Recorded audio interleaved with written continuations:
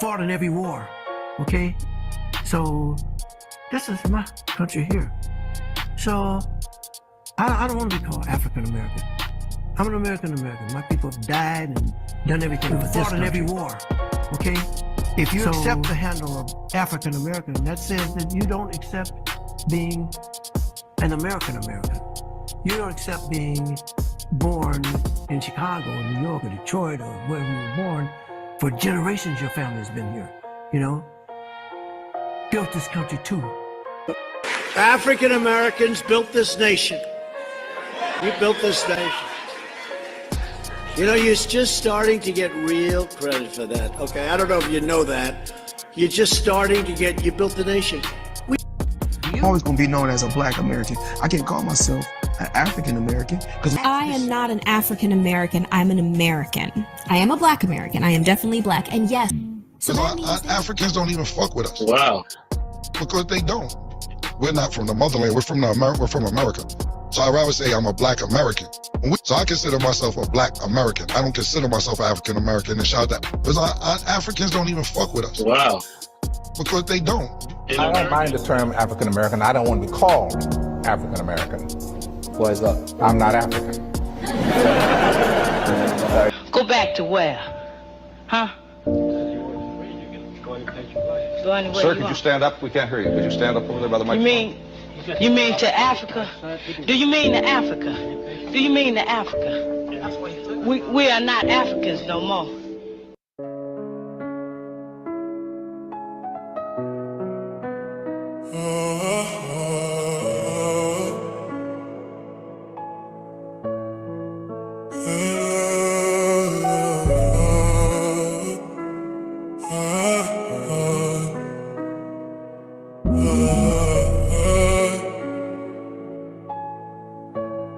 Say it loud, I'm Black and I'm proud. Say it loud, I'm Black and I'm proud. Say it loud, I'm Black and I'm proud. Say it loud, I'm Black and I'm proud.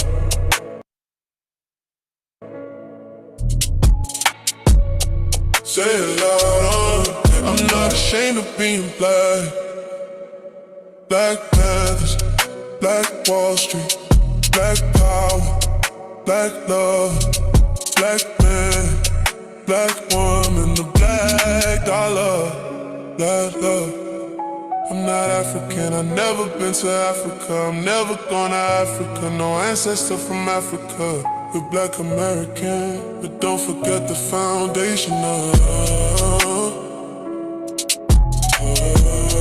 say it loud, I'm Black and I'm proud. Say it loud, I'm Black and I'm proud.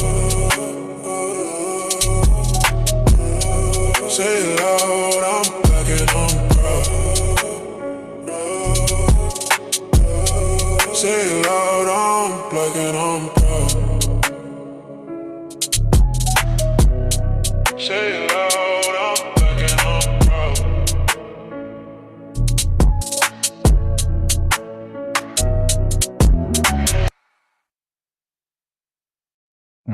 All right. You know what? Let's get some more. We're still asleep. Let me get some more music up in here to get us up. All right. Let's get some anthems in here. We're asleep still. Okay. All right. The Grand Rising. Let me say thank you, Maxwell Jenkins, for the early morning super chat. Lineage Love in the building early. You feel me, Maxwell Jenkins, Lord Maul, Claus Van Dam in the building. Yeah, so people attacked us because they never imagined, for some crazy reason, like they thought we wouldn't get on code and be proud to say we're Black. basically.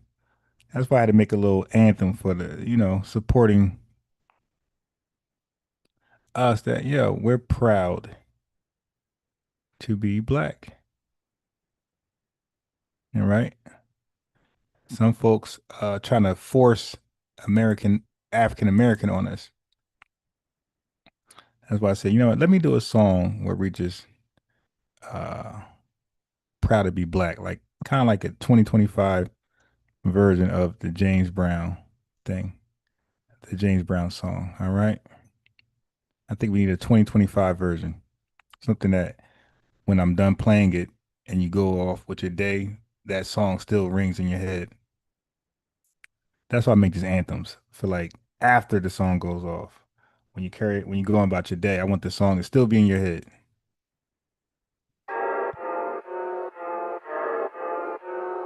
That show me subscribe.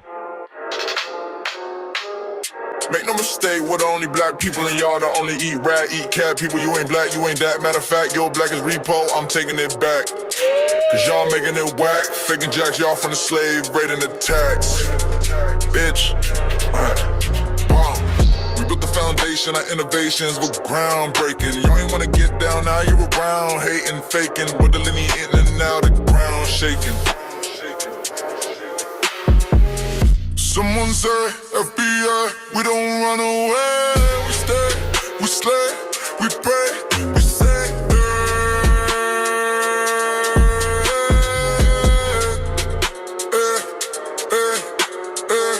Someone say, FBA, we don't run away. We stay, we slay, we pray, we say,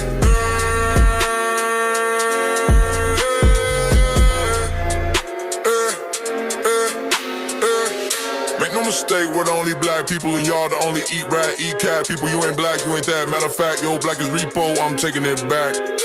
Cause y'all making it whack, faking jacks, y'all from the slave, raiding the tax.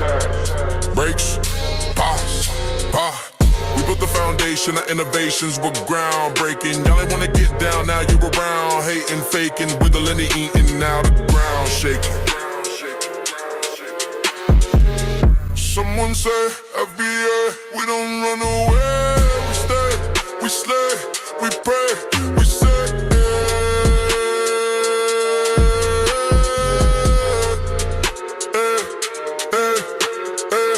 Someone say, FBA, we don't run away. We stay, we slay, we pray, we say,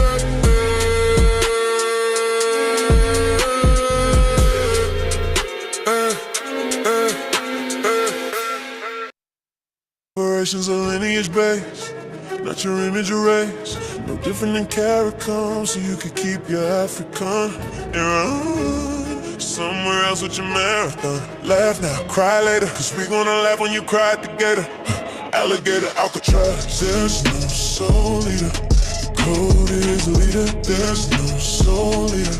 The code is the leader. Subscribe to FBA News and Updates, yeah. Subscribe to FBA News and Updates, yeah. I heard tethers flock together, so if you hit one with a rock, then they'll drop together. Why cosplay? Accept your own and be yourself. When you're left alone, you can feed yourself. There's no soul leader. The code is the leader. There's no soul leader. The code is the leader. There's no soul leader. We gatekeeping the culture. These gates seeking vultures. Drop the colors so someone gotta hold the line, and somebody gotta hold the signs. No coons, no tethers, no room for white supremacists. We fight, we got it. Mayweather, Mike Tyson. We fight, they take flight. They got Spirit, Delta, US Airlines, messed up hairlines. Alligator, Alcatraz. There's no soul leader. There's no soul leader. Say it with me, family. There's no soul leader. There's no soul leader.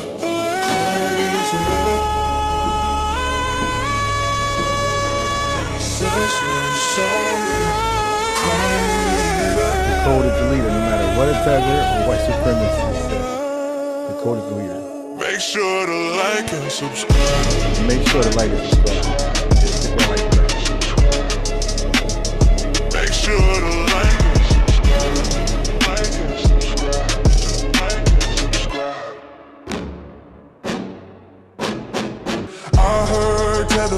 together. So if you hit one with a rock, then they'll drive together. Why cosplay? Accept your own and be yourself. When you're left alone, you can feed yourself. There's no soul leader. Code is a leader. There's no soul leader. Code is a leader.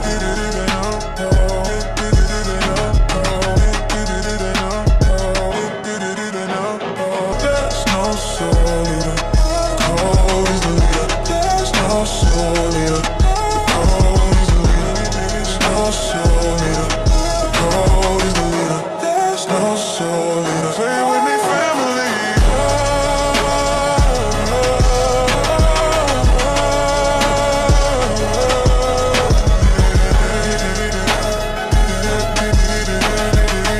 There's no soul leader.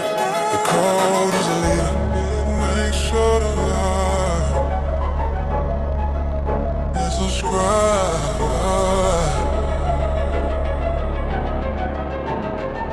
Subscribe. FBA News and Updates. Subscribe. FBA News and Updates. All right, one more. I'm Black and I'm Proud, and we are going to get started with the program. One more.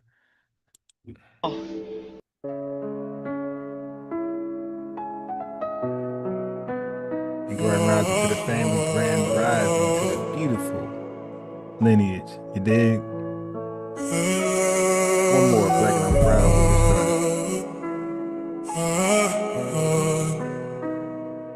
We'll get started.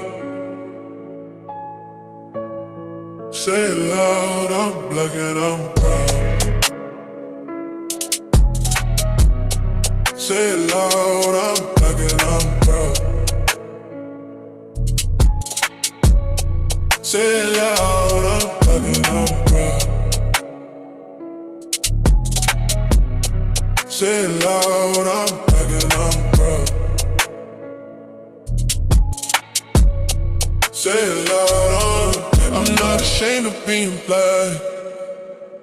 Black Panthers, Black Wall Street, Black power, Black love, Black man, Black woman, the Black dollar, Black love.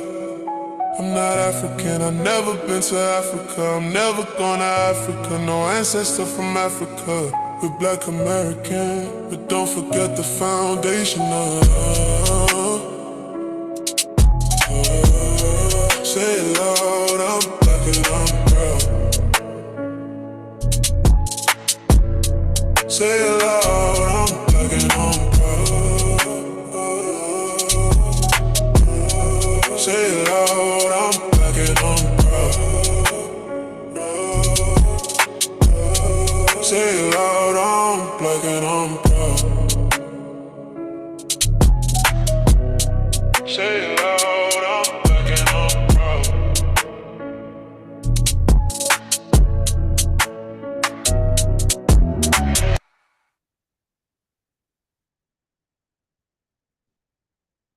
All right, so what I'm going to do today is I'm going to prove that Dr. Maat is purposely trolling and undermining FBAs. All right. Watch this. Okay. She likes to play towards her guests. So whoever her guest is, that's the religion and ideology that she's going to buy into. So when she has Tariq Nasheed as a guest, then all of a sudden she's FBA. You dig? She's pro reparations, the lineage based way, and she's pro delineation. Then she'll have Taharka-Bey on there, and all of a sudden she's a troll. She got Dr. Raymond Wimbush on there, and all of a sudden she's anti-lineage based reparations, and all of a sudden she's pro race based reparations. She's now she's pro global reparations. And check this out. This is video number 1. Look how she purposely, consistently calls herself African American and never Black American, and which is funny because she'll say they're interchangeable, Black and African American, Black American, but she never ever calls herself Black American. Watch this. Case in point. peace to you. I don't know if I did that. Press Trev, I'm sorry. Said, I hope this African Americans don't have culture is addressed. Yeah. Okay. So she has her whole crowd, her whole audience saying, so that's my from the crowd saying African American, but everybody from a panelist to the audience, when they all talk, they're all saying African American, kind of like how we all say Black American over here. But I wouldn't lie and say, nah, I'm African American too. They're interchangeable. No, they're not interchangeable. I'm not African American. I only use Black American. You see, so I could be honest and upfront. No, I'm not African American. I don't use it at all. I'm purposely only saying Black American or Black. She can't say that. Her audience, her chat, every show, she only says she's African American, and she's only Black American when one of her panelists say they're Black American. All right, but anyway, let's get into Darity. All right, educating her on race, on how race-based reparations is a nothing burger, and they must be lineage-based. So she knows. And let me show you the date. Let me see. So this is 2 years ago, and this one right here, this is 4 years ago, family. So when she talked to Dr. William Darity, this is 4 years ago. So when she talked to this guy afterwards, watch this. This is how you know she's a lying demon. Look, and don't deserve nobody respect from the lineage. Watch this.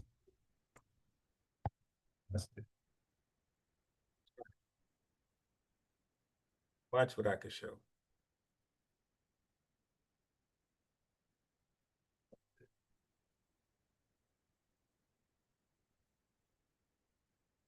You see that date right there? So both times when she was talking to Dr. Raymond Wimbush, it was 2 years ago. So that means that she spoke to, and she was acting like what he was dropping was new. Oh, I didn't know that. Oh, really? But she was already put on game. Hate this damn laptop. Okay, but she was already put on game 4 years ago by Dr. William Darity. So she already knew about lineage-based reparations and why they were important. She was educated 4 years, 2 years earlier before her discussion with Dr. Raymond Wimbush. So she was purposely acting stupid, like she never heard of lineage-based reparations before. Oh, that sounds so stupid. And she was acting like she didn't know that we had to delineate to get reparations, because he was saying we don't. They should be race-based, and calling yourself Black American or freedmen, ADOS don't mean nothing. And when she knew the reason for that proper wording, 4 years ago. 2 years prior. Okay, so I want to take you back right here down memory lane. Look how he educated her. This is Dr. William Darity. Look how he educated her on why it's important to have lineage-based reparations. Does that mean you don't fight for it? And so I really appreciate, your response to that. So my next question is this. And this is based on, it's a lot of back and forth, Dr. Darity, online, amongst African Americans, regarding should we rename ourselves, right? Because they're saying, you do have Black immigrants who do check off that they're African Americans. So a lot of people are saying that our identity has been hijacked because you have Black immigrants, claiming to be African American. So, there's talk of, well, we need a new name. Now it can't be African American. We need a new name that when people hear the name, they know we're talking about the descendants from the Western Central Africans who came here, worked from Kansi to Kansi, and who've been here literally, at the inception of this country. We need a new name for those group of people. And so people, you had some folks calling themselves, FBA, Foundational Black Americans. Some people are saying ADOS, American Descendants of Slaves. And so I ask you this, Dr. Darity, to achieve reparations from the U.S. government, is it necessary for us to distinguish ourselves from Black immigrants? And the question she asked us, who will say lineage-based reparations, when she asked her panelist that takes that position, it's always in a pessimistic way. It's never like upbeat. Now, if that was Dr. Raymond Wimbush, when I played their interview yesterday, everything she was saying was like more supportive of his ideas. Okay. With him, it's like, should we separate from black immigrants? Is that necessary? Like a pessimistic, like kind of contrarian way. To achieve reparations from the U.S. government, is it necessary for us to distinguish ourselves from black immigrants? Well, I think one of the ironies of the use of the term African Americans is that I've actually heard white South Africans who have migrated to the United States describe themselves as African Americans. So, wow. Well, they're white and they're from the African continent. Anyway, yeah, this is what I mean. Look at her energy; it's way off. Wow. Now she knows that. She heard that argument before, and like she's just disingenuous, man. Like with her panelists, her guests, that are not Pan-Africanists. I'm actually a little bit surprised at how this debate has evolved, because I think it really concerns who we identify as being eligible for African American reparations in the United States. And as early as 2003, I did a paper with Dania Frank Francis based upon some ideas that developed with Kirsten Mullen, who is the co-author on the book From Here to Equality. Where we laid out 2 conditions for eligibility for reparations. Okay, so fam, so now she's going to talk about, he said we laid out 2 conditions for eligibility for reparations. Now I want y'all to peep this out. So this conversation was done in March 2nd, 2023, right? Right there. Can y'all see it? Look, right there. You see that date? And watch this. So that means that she had this conversation with Darity before this troll. So when she went to talk to, and then the other video that's 4 years, that's 2 years before these two, right? So that means she talked to Dr. Williams Darity twice before she talked to this clown on the right once. So she talked to him last. And when he was talking about race-based reparations and we don't need to separate ourselves from Africans, she gave him no pushback. She didn't say, well, Sandy Darity,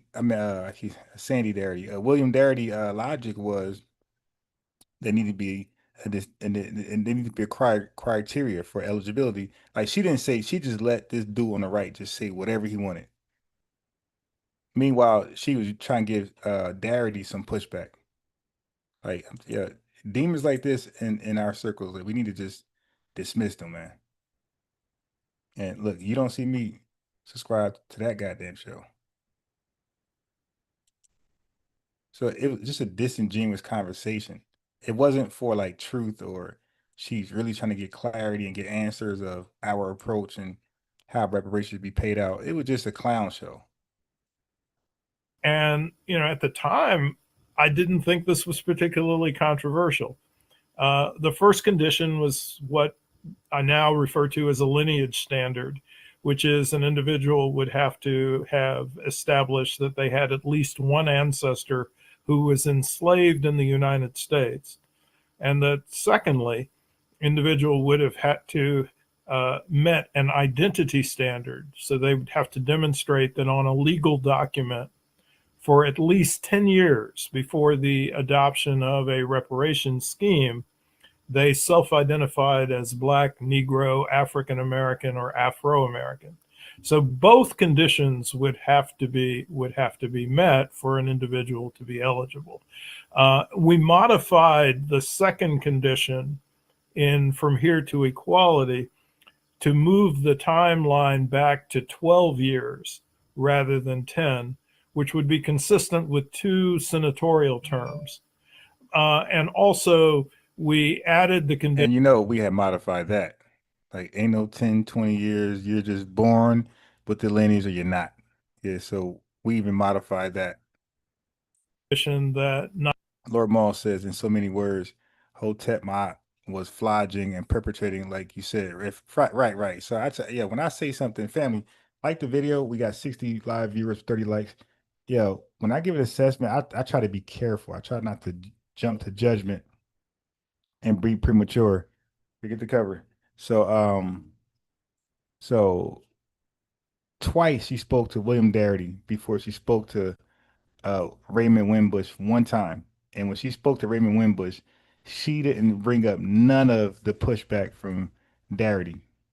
She was acting like everything Wimbush said was just so brilliant. Yes, race-based reparations over lineage-based. Wow, that just makes more sense. Wow. Oh, global reparations push over national reparations push. Oh, yes. Raymond Wimbush, that is brilliant. And her energy when she was talking to Raymond Wimbush, she was upbeat, into it. Oh yeah, because he was doing that Pan-African and shuffle. Now she's talking to a real one. Look at the energy, dry, sour.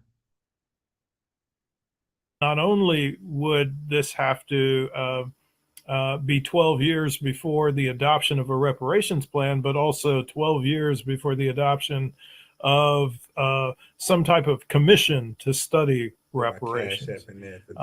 And so the idea here is simply that we don't want individuals jumping up and declaring that they're Black in time to get reparations. But we also want to focus on the community that should be the beneficiaries of U.S. government reparations, which is the descendants of the persons who were emancipated at the end of the Civil War.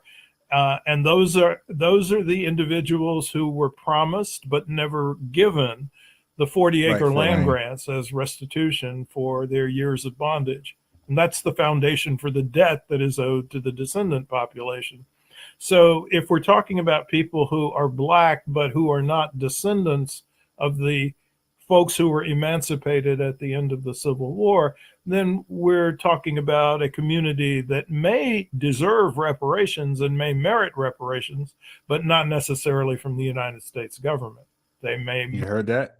May merit reparations, but not necessarily from the United States government.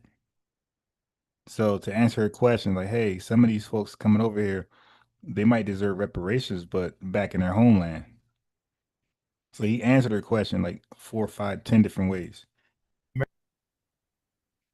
And for her to interview Raymond Wimbush later and don't bring up none of his arguments for pushback, she's a horrible journalist, man. We got Mr. 123 Macabo. He says, "Go hard, bro. Good morning from Long Beach, California, where Blacks are still fighting." Man, salute to you, Grand Rising. Let me give you a lineage wrench, make you a moderator. All right, Macabo, just like the video, subscribe, notification bell. Let's go. We're talking about a community that may deserve reparations and may merit reparations, but not necessarily from the United States government. Right. They may merit reparations from some other government throughout the world that was responsible for colonizing and for imposing slavery on their countries of origin. So I've not really been so heavily engaged in the question of what we should call ourselves. I've been more engaged with the idea that there are two critical conditions that should dictate eligibility for reparations. So he wasn't really worried about ethnonyms. He was focused on who gets reparations and who doesn't. Because he said earlier, hey, I'm an economist. I'm not a historian. I'm not a politician. I don't get into all that. I just know the numbers. Just use me for the numbers. I give you numbers and I tell you who's eligible based on the numbers, and you guys run with that. Do what you want. Ethnonym is on you. Political push is on you. I'm just the numbers guy. I'm an economist. Look at her face. It's dry and it's not so engaging. The same energy she gave Dr. Raymond Wimbush. And if people want to say that that's consistent with ADOS or that's consistent with FBA, that's fine with me. What I do think is the term that may be most useful in this context because it has legal precedent in United States law, is the notion of freedmen. And so we could then talk about United States descendants, black descendants. Now look at her face. She starts shaking her head. Yes, because he said freedmen. Because he didn't say ADOS. He didn't say FBA. She's yes. Oh, that's a better term, ma'am. That's still it's still divisive because your African brothers are not included. All right. Of United States freedmen Donnie P. as the relevant population for eligibility for reparations. Can we unpack that term freemen and why? American peace. He said, keep the debates coming. Chicago loves you, big dog. Appreciate that. Donnie Peace, man. I seen it. Let's Shorty C, peace to you. Renaissance woman stepped in the building. Who else came in while I was talking? Number one switchblades in the building. Lang snuck in here while I was talking. Black Feather Archery's in the building. Okay, I think that's okay. Hampton stepped in the building. Peace to you. Grand Rising. To all the Baker Boy 3, A. McMill in the building. Maxwell Jenkins has sent some lineage love in a super chat, $5. Appreciate that. Okay, let's go. You think that is the best term, Dr. Darity? I'm glad you brought that up. Well, I mean, there was. Yeah, look how she's smiling when she. Now, I replayed this video yesterday, so I'm not gonna play the whole thing. I just want to go down memory lane, right? So the Freedman part, we heard that yesterday. Go watch that. That's just his opinion. And she's so happy. Black soldiers. Absolutely. And Dr. Darity, when you and I were like talking, on the telephone about this discussion, you made a great point. You said you don't agree with us wanting to make a distinction, right, between us and Black immigrants, how that should not be perceived as hate. You know how. Look, what is this? Black immigrants, African immigrants, and FBAs. Well, why is he stuck on that? Yeah, we're not the same. They're coming from their homeland to our homeland for whatever reason, right? That's it. Leave it at that. Like some people, right. They say, well, you must hate me because you want to make we want to, put I don't want to say a demarcation line, but I want to make a distinction between us and them. And so people kind of view that as hate. Could you expound on what you were saying? I think for me, it's not a question of hostility towards individuals who are immigrants. Exactly. For me, it's a question of the historical specificity of what has taken place in the United States and who, as a consequence, merits reparations from the United States government. So, as I said, I think Black people across the diaspora all have a case for reparations. It's just that the reparations are not due to all people across the diaspora from the United States government. Right. So when she interviewed Dr. Raymond Wimbush a month after he made that statement, how come she didn't bring that to him?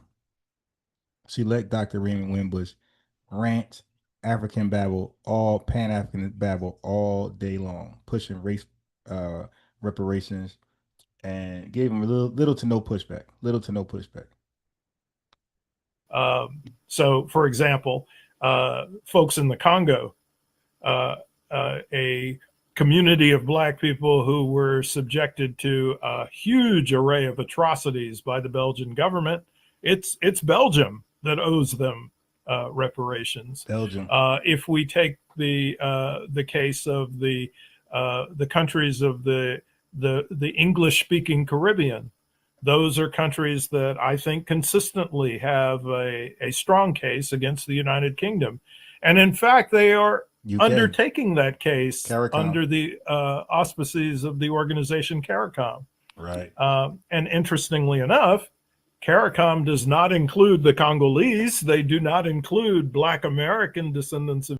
So why didn't she say that to Raymond Wimbush when he was trying to include everybody to our reparations claim?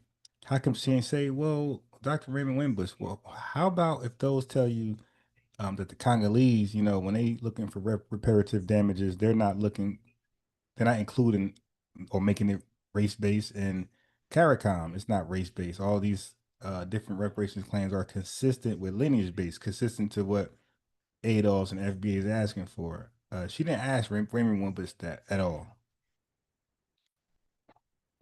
They are undertaking that case under the auspices of the organization CARICOM.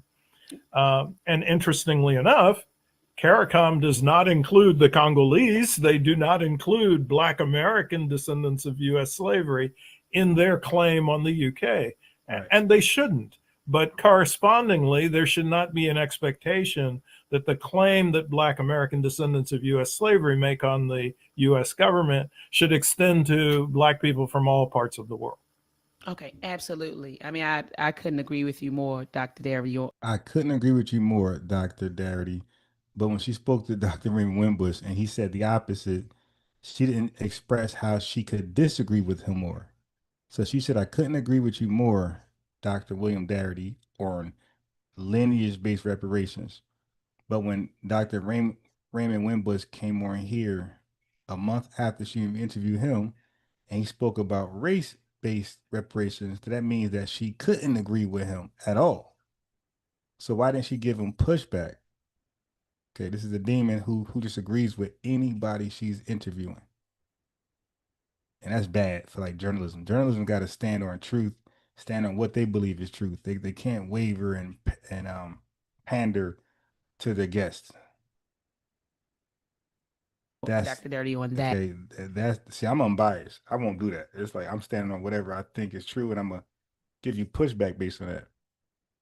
But here she go. And so, Doc, I hear a lot of people, we need reparations. We need reparations, right? So we're all reparations. But I'm like, is there an organized effort? Like, should there be an agenda like that we create, or maybe our leadership or a body of us come together and create an actual agenda to pursue reparations? Like, what do we want? And it's spelled out and it's agreed upon, and then we pursue that. Like, so how do we go about it? So I guess. Okay, so no more of this. I played this yesterday. I'm going. So this is her interview with Dr. Darity 2 years ago, but apparently she had one with him 4 years ago. So I'm gonna play that one. That's the one we didn't listen to. Injustice, or for a set of grievous injustices. And so I think the amends dimension that you talked about is associated with acknowledgement and redress, where from our perspective, acknowledgement means that the culpable party. So Derek says we have $176 trillion and counting as a collective, Black Americans. Derek, you just said something. You got to add some context with that. You said we have $176 trillion and counting as a collective, Black Americans. Derek, you got to ask. I mean, you're just saying words. Like you need to make it make sense to us so we can agree or disagree. Like, okay, so now where are you going with that? And $176 trillion. You saying in America? That's what we. I don't know about that amount, brother. Yeah. A party that has committed the atrocities acknowledges or admits that they have done so, and they also indicate that they recognize that they have benefited or somebody else has benefited from the harm. And finally, they say at the stage of acknowledgement that they will engage in an act of restitution. And so that leads us to the second component of reparations, which is redress, which is the restitution that normally has taken the form of a monetary payment to the victimized community. And this includes examples like the German payments that were made to victims of the Holocaust. It includes the payments that the United States government made to Japanese Americans after their unjust incarceration during the course of World War II. And there are other examples. One in point is is the payments that were made to families that lost loved ones during the course of the 9/11 terrorist. Derek, where did you get $176 trillion from, brother?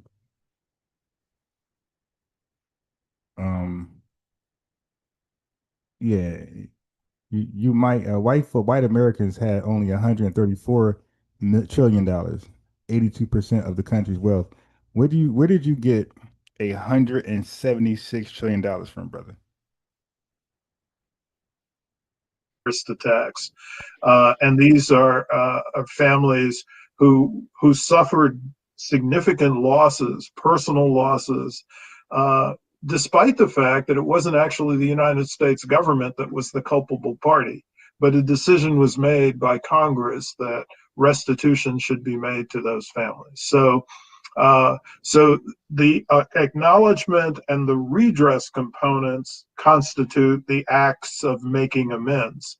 Now, we have a third dimension of our definition of reparations, which is what we refer to as closure, which is a recognition on the part of the culpable party and the victimized community, or an agreement that they reach that the debt has been paid. Or Maxwell Jenkins, again, proving that the super chat does work for those who like to support the channel. He said, caught in traffic, still here though. Oh yeah, I wonder what state you in, because some states traffic is terrible. Let Shorty C says yes, because of the land that was stolen. I don't doubt if it's in the trillions. Yeah, no, it's definitely in the trillions.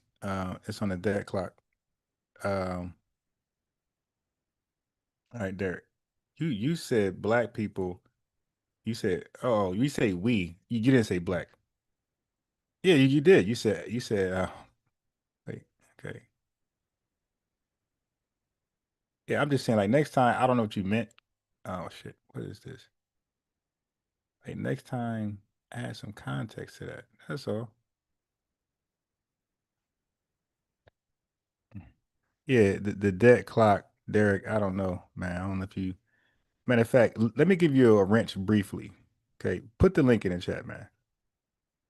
Because we don't know if you're FBA or you use some type of tether causing confusion. So Derek, I gave you a wrench temporarily. Go ahead and put the link in the chat. You said the debt clock, right? Well, go look up the debt clock, go copy the link and put it in the chat. Let us all, I'm gonna share the link to your debt clock. If it's right, I'm gonna give you flowers. If it's wrong, then you're just wrong. Or that the bill has been met.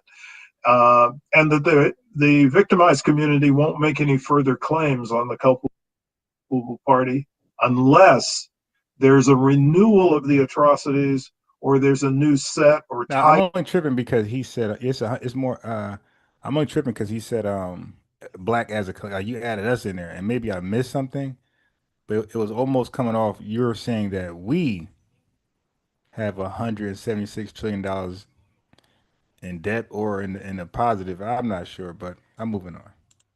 Type of atrocities that takes place, but otherwise the account is settled. So what is it that we have to take into account for the purposes of establishing black reparations in the United States? Well, we argue in the book that there are three phases of atrocities that have to be considered. And I think one of the points that I'd like to make at the outset is I have real reservations when people use the phrase slavery reparations, because the implication is that the only atrocity that's relevant to the case for black reparations is the horror that was associated with slavery. But that's not the case in the U.S. context. So the first phase of atrocities is, of course, associated with slavery, but that's the crucible that creates the conditions for ongoing white supremacy in the United States, which is something that has beset the lives of Black Americans for years and decades on end. So the second phase of atrocity. More lineage love in the chat. Let's get it. 004.99 FBA. We are the only black people. 100% facts. That succeeds the period of enslavement is nearly a century of legal segregation in the United States, what we colloquially refer to as the Jim Crow period. But I think it's important to also recognize that it's during that period of time that there was a wave of white massacres that took place, starting with the end of the Civil War, carrying through at least into the 1940s. And these massacres were typically directed at communities of Black people where some degree or measure of prosperity had been established.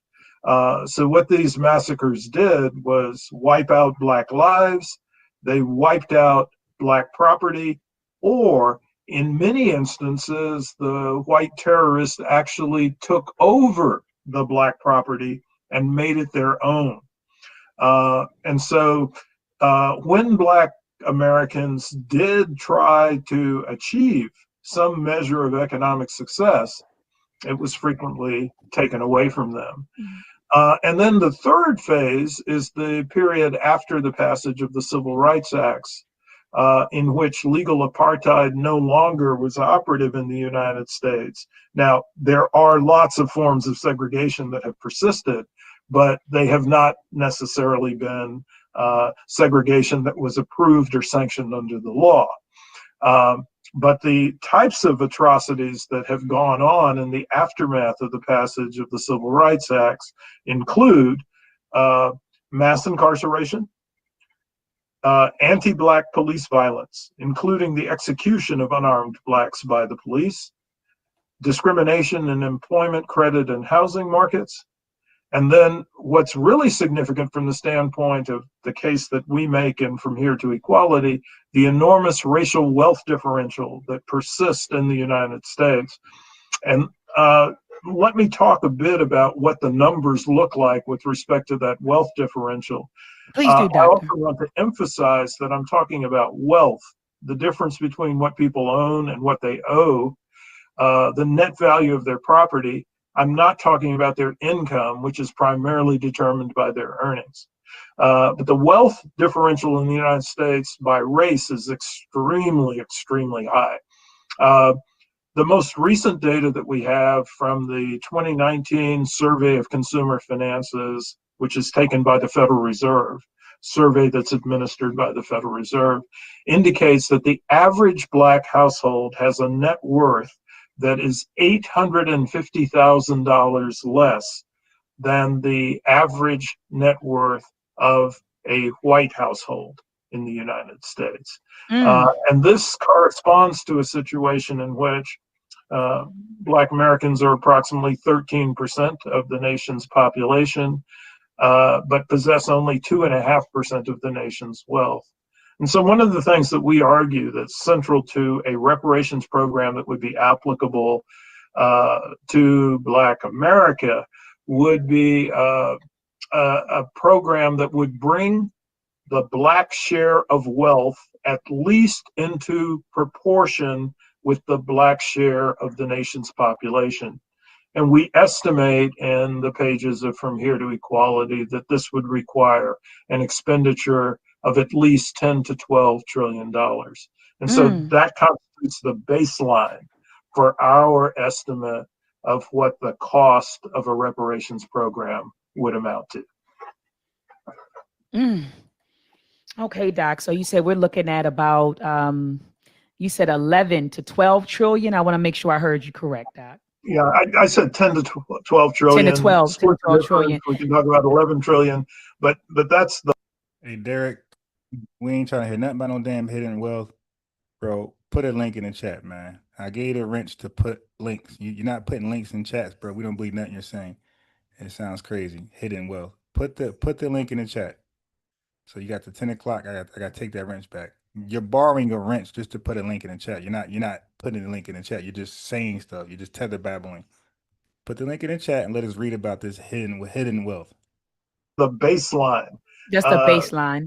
That's the baseline. There could be justifications that people could offer for making it higher. I don't think that there's any justification for making it lower. Absolutely. I mean, absolutely. And so thank you for that, Doc. And I'm glad that you mentioned when you were talking that there were multiple massacres, because typically when people think of the massacre, they think of Tulsa. And I tell folks all the time, you know, we had more we had other Black Wall Streets. It wasn't just Tulsa. There were other massacres that took place. I believe there's a documentary on YouTube called Wilmington on Fire. And so you had that.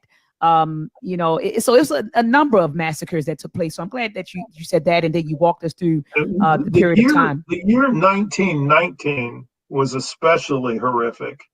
And I think as a Red Summer, the number, that's what they call it, the Red Summer of 1919, because it was so bloody.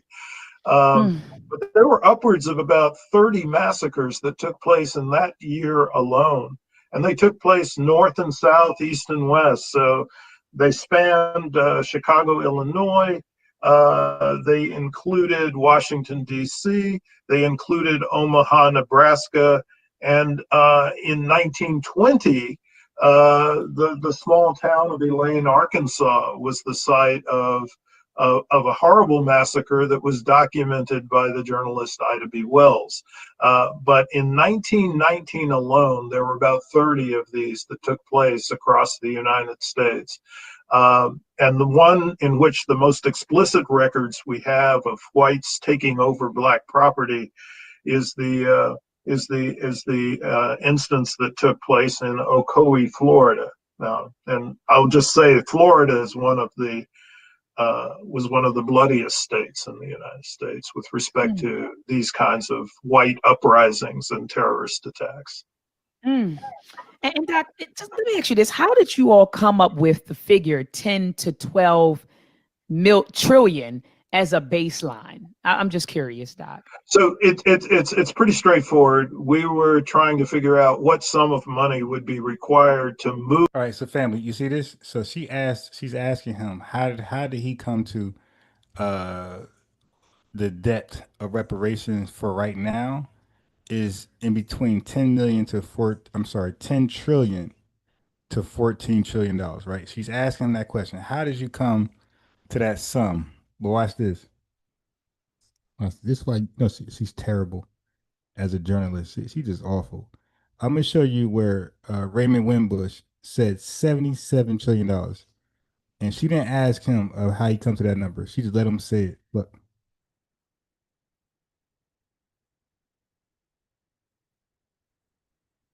And by the way, she had 2 interviews with Sandy Darity, Dr. Sandy Darity, 2 years from each other, and she asked them both about the $1 trillion figure that he came up to. Twice she asked him that. But when she's talking to this,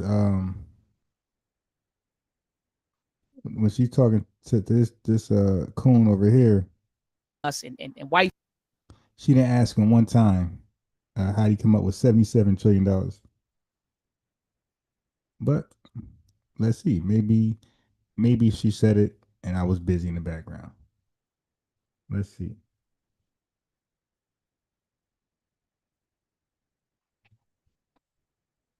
Let's see. Okay. All right.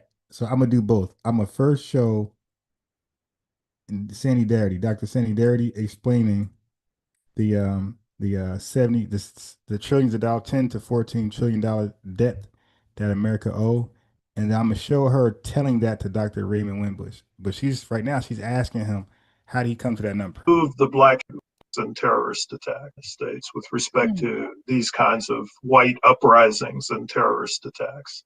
And Doc, just let me ask you this: how did you all come up with the figure 10 to 12 trillion as a baseline? I'm just curious, Doc. So it's pretty straightforward. We were trying to figure out what sum of money would be required to move the Black share of wealth from 2.5% to at least 13%. So that it would be consistent with the Black share in the nation's population.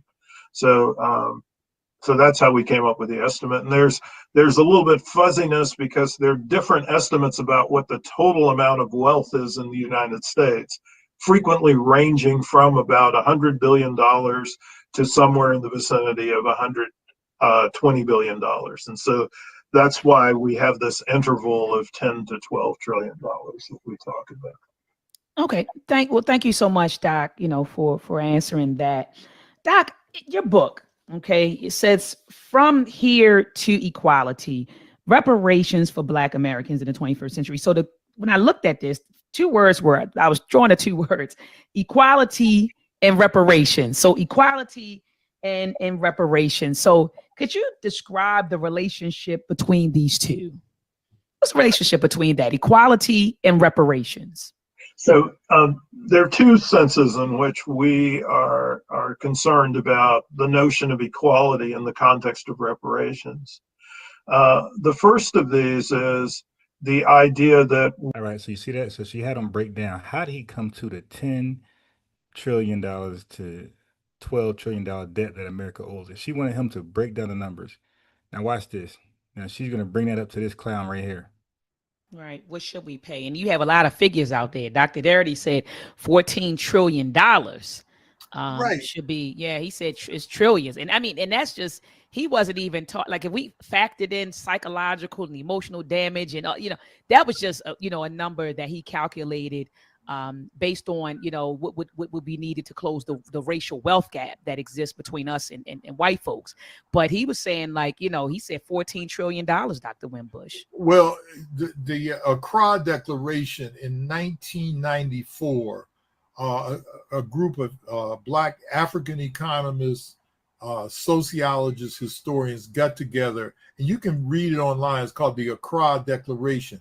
They said that the cost of enslavement, colonialism, the extraction of minerals out of Africa like gold, diamonds, oil, mahogany, all of this, the displacement of at least 60 million Africans taken during the transatlantic slave trade, that amount came to $77 trillion.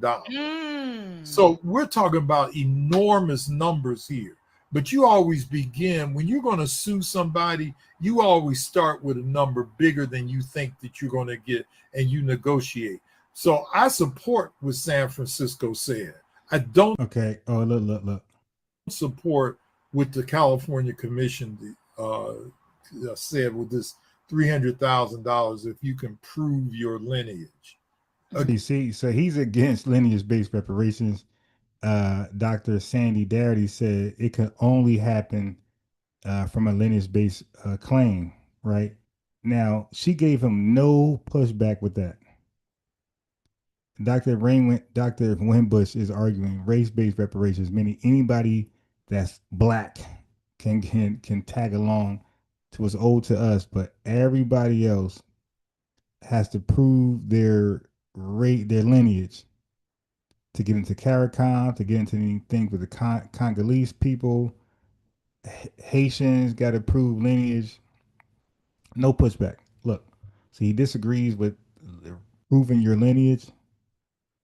Again, this is something that the Johnny-come-latelys to the reparations struggle have come up with. And I could... Interesting, because Dr. Sandy Darity is 2001. So how is he a Johnny-come-lately? And look, she didn't even say nothing about that. It's like, well, wouldn't because she referenced, he called Dr. Sandy Darity a Johnny-come-lately, and he's dated before her. So I mean before him. So why didn't she say, no, actually he's before you, Wimbush? Name names, but there's some of them online right now because I can see. Hold on. So Derek still trolling? Hold on. Let me see what Derek said. I might just get him up out of here. Yeah, let me get you out of here. Derek, you can troll the next somebody else's live. Yeah, trolling. That's all. They're trolling. They are. Yeah, they just trolling, Doc. Okay, so now look at her. So she jumped on the bandwagon that the chat is trolling Wimbush when the chat is getting on him by saying that we are Johnny-come-latelys. He said that. So he's poking first. We're Johnny-come-latelys. The money is $77 trillion, and he disagrees with lineage-based reparations. So of course the chat was cooking them. They're not trolling; they're cooking them. I let the trolls be the trolls, coming in here saying saying stuff we ain't even say. Yeah, saying stuff we ain't say. So anyway, Dr. Wimbush, how do you feel about people framing the fight for reparations as a moral debt? I've been hearing Okay. people. Anyway. So he's all over the place. He's against lineage-based reparations. He referenced some clowns, some commission that calculated $77 trillion from the start of the transatlantic slave trade. And listen to his language. He said the Africans who were taken. And he is consistent, and most Pan-Africanists, most Africans, most tethered are consistent with that language. They'll say that we were taken, stolen, kidnapped. They would never say we were sold. So there's some things I point out, family, that other folks didn't point out because we attack this thing in different angles. But I point that out. I'll make that very clear. They do not ever say we were sold. Because once you say that, you're holding Mother Africa accountable. Now you're asking Mother Africa, hey, where's that debt you owe me? So they got to keep saying taken, kidnapped, stolen. That's like a wink, wink to Mother Africa, like their Mother Africa. Wink, wink. We got you. You ain't gonna owe nothing. The hell you ain't. Sold. Okay, we were sold. We were not taken, stolen, kidnapped. We were sold.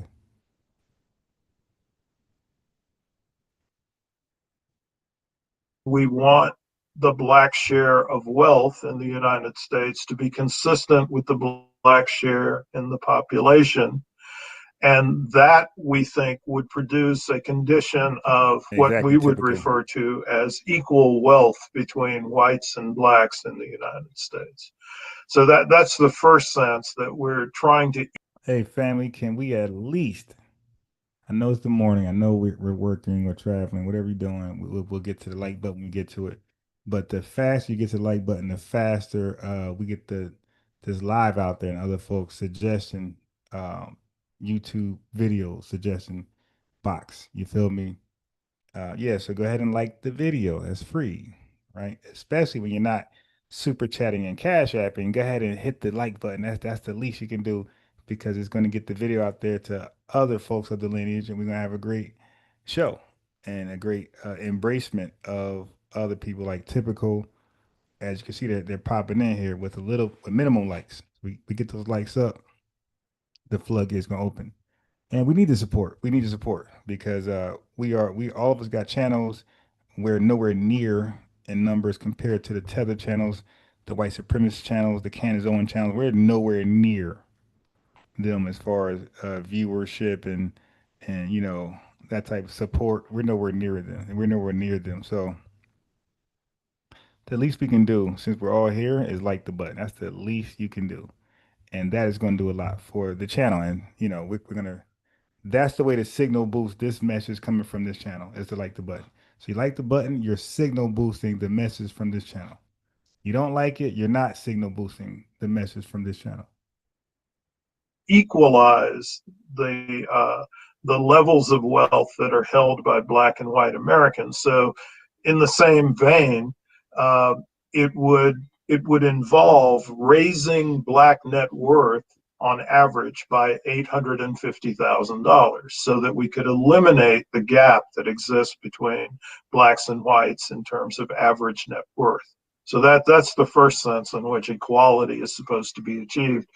But the second sense is something that I think is a little more subtle, which is in the plan that we advance, we favor making essentially equal payments to all eligible recipients of the reparations fund. So that's another sense in which equality is relevant, because if you were to make equal payments of the amount of funds that would be required to bring about equality in household wealth between Blacks and whites, if you gave all Black recipients an equivalent amount, you would have a high degree of equality in wealth within the Black community. In fact, we estimate at one point, and this is not in the book, but it's in an article or report that we did for the Roosevelt Institute, we estimated that if you were trying to calculate the ratio of the median level of wealth, which is the middle household to the mean level of wealth, which is what we customarily think about as the average for the Black community. If we looked at that ratio before we had a reparations project of the type that we're talking about, that would be about 13%. And that's a very wide disparity. That suggests that there's a very unequal distribution of wealth among Black Americans. But if you were to give every individual Black American the equivalent of, say, $250,000 to $300,000, which would be required to bring about equal household wealth, that ratio of median to mean wealth within the Black community would rise to 87%. And that would be unprecedented in terms of thinking about equality among Black people themselves.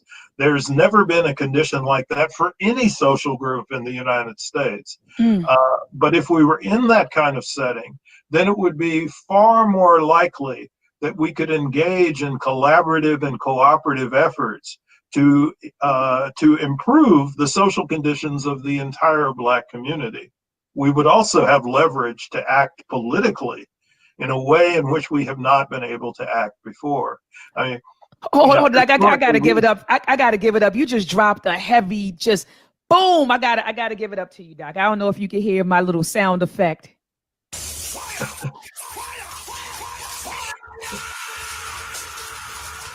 That sound effect is so garbage.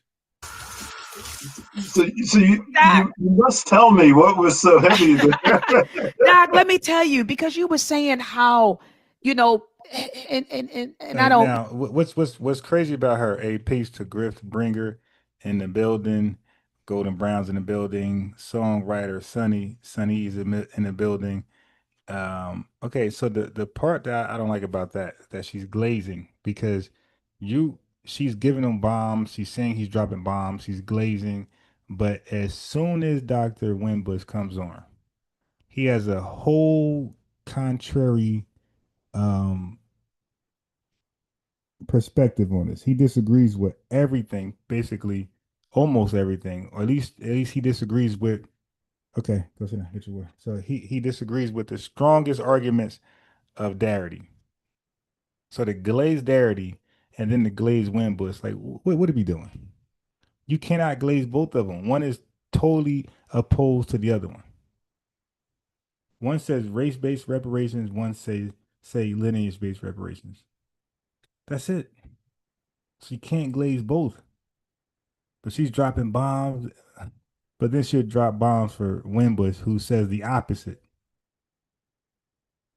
You know, I'm not going to quote you verbatim, but in a sense, you're saying, well, you know, once we get equality, right, and we have, you know, the wealth, we have the economics, you said then we can really participate the way we would want to politically.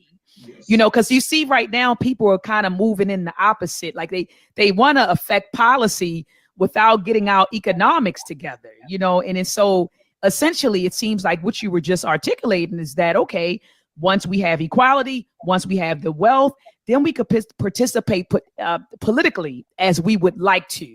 And it seems like that's what you were saying, Doctor.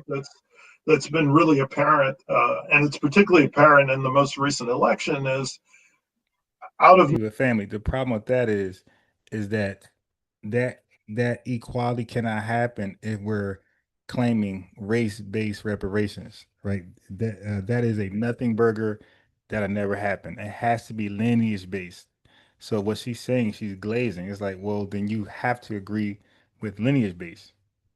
But she doesn't. Because when Raymond Wimbush was pushing race-based reparations, she was glazing him.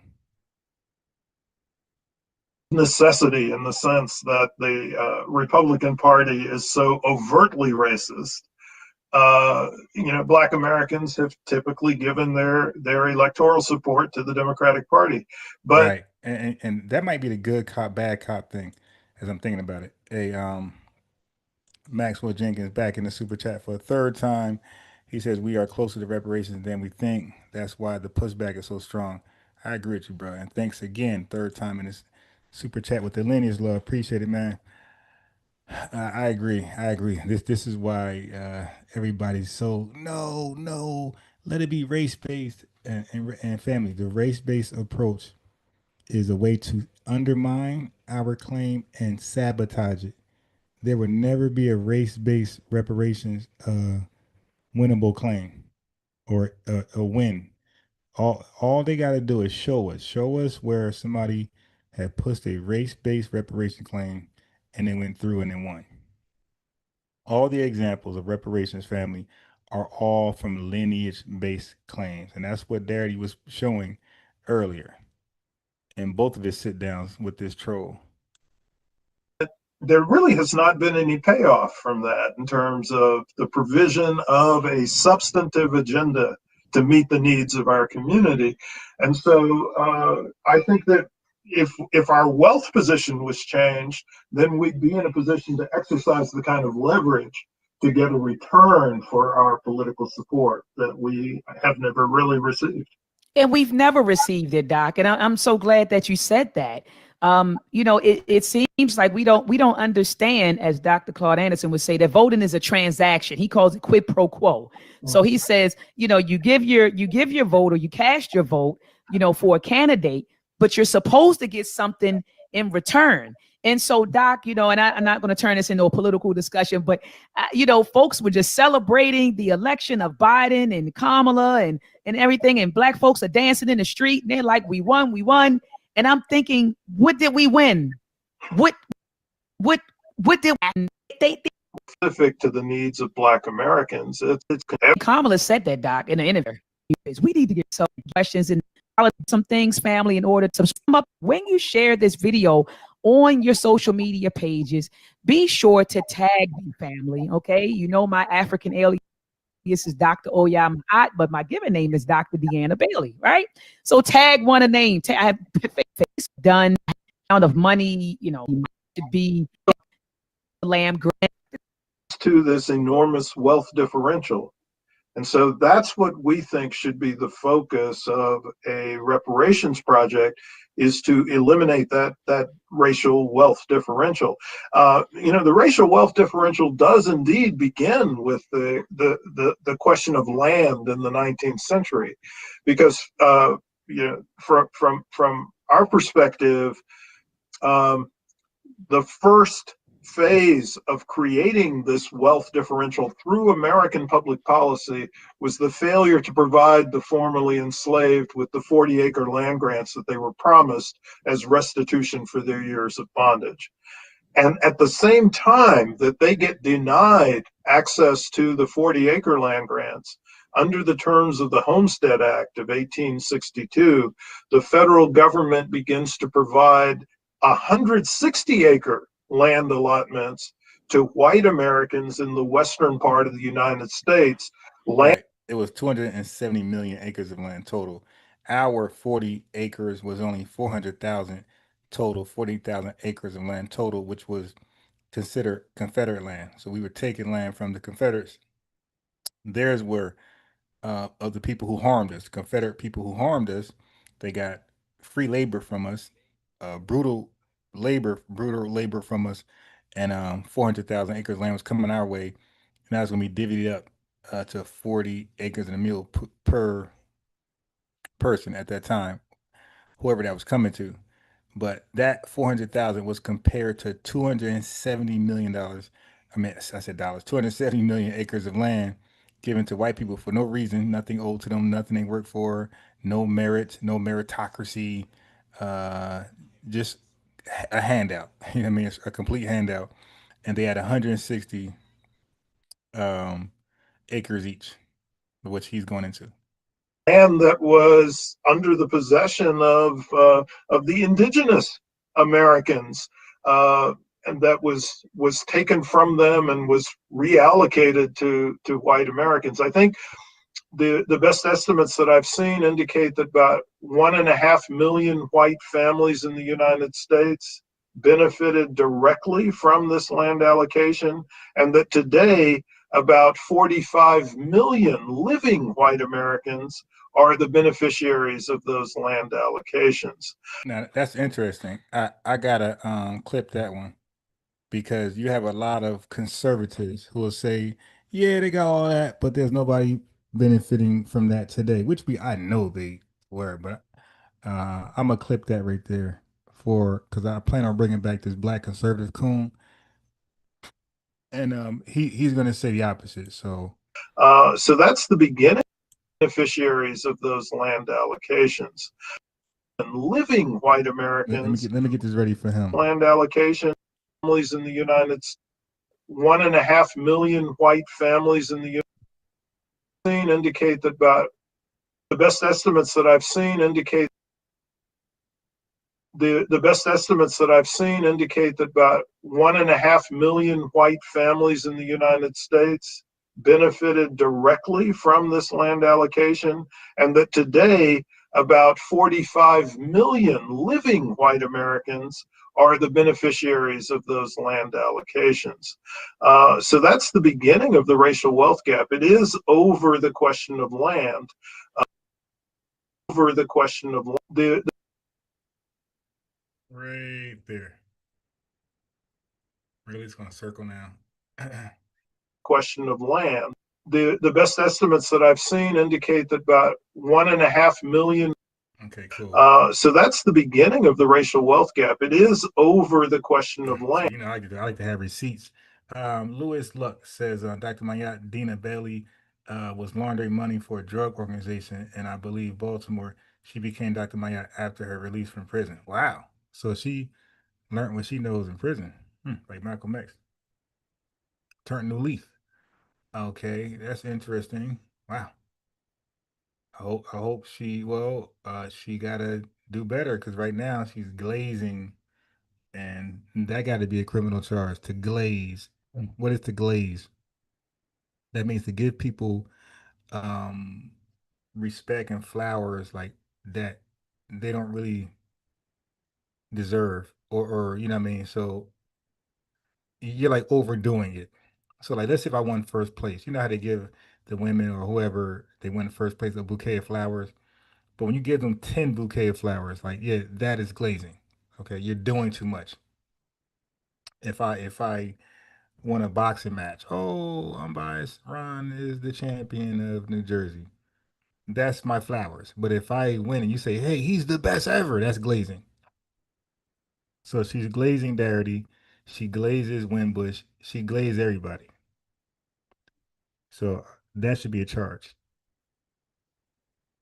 Land, the denial of land to Black Americans and the provision of substantial tracts of land to white Americans. But in the 20th century, there really has been a shift towards a focus for the average or middle Black household and white household on possessing. Right. Songwriter Sonny says to glaze is to pander disingenuously. Right. That's what I'm trying to say. It's like it's no need to do that. Wealth in the form of home ownership. And there were a host of public policies that promoted white home ownership to the detriment of Black home ownership. This includes, I think he's talking about the HOLC of 1933.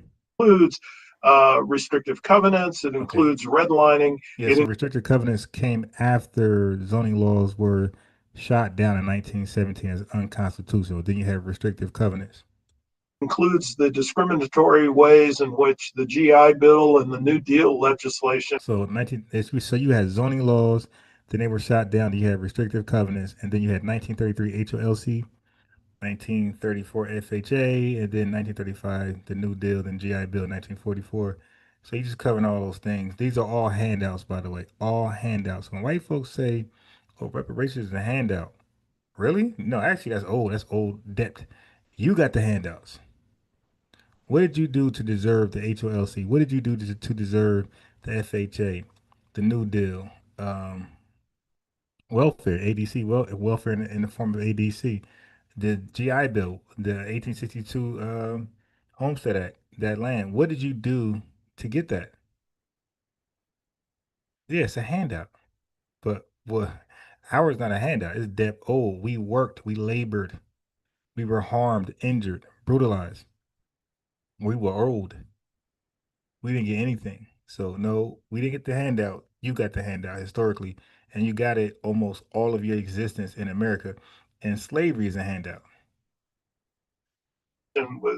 Was activated, and so so if we're thinking about at least the first half of the 20th century. Yeah, so Lewis Luck said they get this African bullshit from prison. Interesting. The capacity to increase wealth by home building rather than land acquisition per se was also distorted in such a way that it was. But thank you for the lineage love $5 super chat. Lewis Luck, he just became a subscriber, got his lineage rich, and immediately supported the channel. And but the likes are still behind, so that's what I'm trying to say, family. Like we really got to get on code on something, and I'm just saying likes. Let's get on code with the likes. Let's just like the video as soon as we see it, because again, it does so much for the channel, and it doesn't cost you $1. A super chat will cost you $1, and a Cash App donation will cost you $1. I understand everybody's not in a position to donate $1, but you're in a position to like the video for sure. Unevenly applied between blacks and whites. Then in the latter part of the 20th century, the focus has largely been on building wealth through the acquisition of financial assets, stocks, bonds, and the like. Now, our viewpoint is that we should give individuals who are eligible to receive reparations the funds and let them choose what to do with it. For those who want to purchase land, fine, they could do that. For those who want to purchase stocks and bonds, they could do that. For those who want to purchase a home, they could do that. Or for if you want to smoke your reparation money up, you can do that too. those who want to start a business or expand an existing business, then they could do that. And in fact, if we think about the business opportunities, the world becomes a very different one if Black folks have an initial amount of wealth that would permit them to make their business operations more secure and stable than the existing businesses in the Black community, where in the midst of the pandemic, it looks like we've lost at least 30% of them already. Good gracious, Doc. You can add mine to there. Maxwell Jenkins, a fourth time, he said, you have hate watchers, you arrived. Yeah, I see. We definitely got the hate watchers. That's why I say like the video, because we always smother them with the love, the lineage love. The hate watchers, what they're trying to figure out is how did this dude, Unbiased Ron, make this channel like in basically February, somewhere this year, and surpass them already with live viewership with nowhere near the subscription base. How this guy got 108 folks in here live already, you dig? And they've been online for thousands of years and can't get more than 50 people to watch them live. Yes, there's a lot of hate. They're mad at the lineage love. They're mad that we on code somewhat. Like the video, we really on code. We start liking this video. And I would like for one day where we all could come support the channel at one time to really show strength in numbers, really show, really put pie in their face. Because right now, I'm trying to pick a time. I go live a lot. I'm trying to find a time where we all are available to pull up for the live. So I go live in the morning. I try to go live 3, 4 p.m. Eastern time, and sometimes, 8:30 EST. I'm trying to find a time where we all can come at the same time to support the live and really get it lit. Salik Bay, $49.99. Wow. I'm like, am I reading that right? I really appreciate Sleek Bay. $49.99 lineage love in the building. Super chat lineage love. No message, just for the love. And that's the support that I appreciate. That's what keep me going. That make me consistent. Because when I first started this channel, I was not consistent at all because the love wasn't strong. But everybody wants to be loved. People join gangs because they feel like that's where love is at. And they be dedicated as hell to that gang.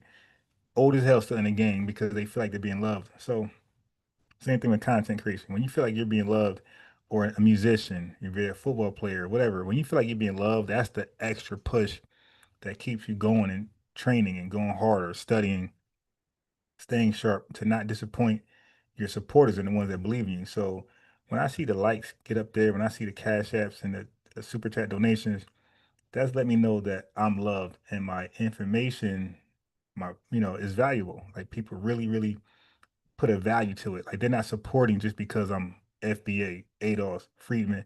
They're supporting because they really believe that I have some value in this space.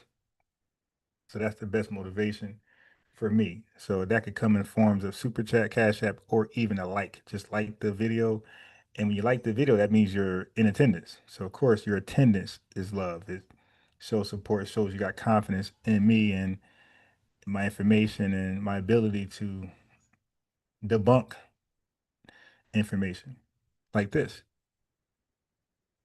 Yeah, so I appreciate the lineage love from Salik Bay, 49.99. All right, so let's continue. Okay. All right. All right, Doc. So my next question is Salita, American Indian, said something I concluded like 2 weeks ago or 3 weeks ago. She said, people are not feeling these grifters anymore, right? All the FBA hate from Taharka and this woman and whoever else, look at their views. Their views are going down. From when they first started, they were popping 10,000, 10K, 20K. Look at them now. Like they're near me. They're near me. And I just got started. And these folks been around for 10, 20, 30 years. Their views are dropping. All they talk about is Tariq Nasheed all day long, FBA, ADOS, all day long, reparations, and it's getting tiresome. So people are like, you know what? If we're gonna listen to FBA news, ADOS news, let's go to the news and updates channel. Why go to the haters to learn about FBA? Go to the people who live FBA. Go to those people. You dig? And we are the ones who are giving you the news and updates. So we got some lineage love in the building. We got Mr. AMG just showing some support. I appreciate it, man. Carlos Magus, lineage love in the building, showing love and support to Ron, the lineage and new black media facts.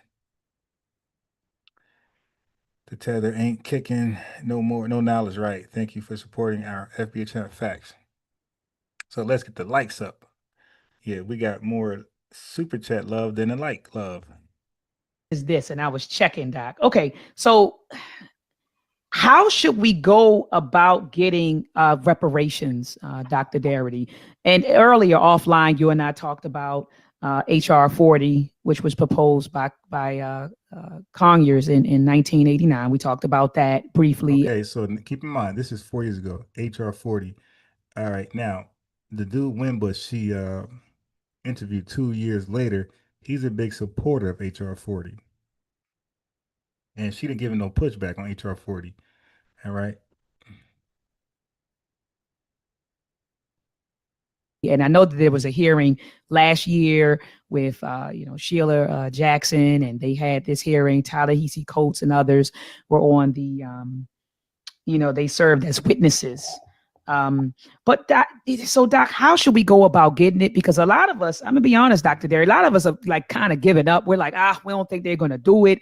I know we've been fighting for it and we want it, but we're like, will we get it? I mean, we've been talking about it. Will we see it in our lifetime? Will we see it in the next generation? So how should we go about getting it? Because the Native Americans, they've received some.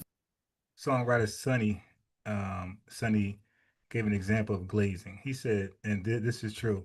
He said, so imagine a person has a mole on their face and you're about to engage in conversation. You'll say this to him. You'll say, hey, I actually like that mole on you because I used to hate having a regular face and always wanted to have moles to distract people from seeing it. Oh man, you're so lucky. That's glazing. Right, right, right. Just flowers for no reason. That's pretty much what glazing is. Flowers for no reason. So you're just overdoing it. Oh my God, the moles, you look so good. Those freckles. Oh my God, I always wanted freckles. Like, stop. Form of reparations. The Jews, even though the Jewish Holocaust didn't happen on this soil, they okay, now look at the question she's asking him. She's saying, how are we going to get reparations? And she's naming different groups of people who got reparations. The problem with that is this. The problem with that question is this. Okay, hold on.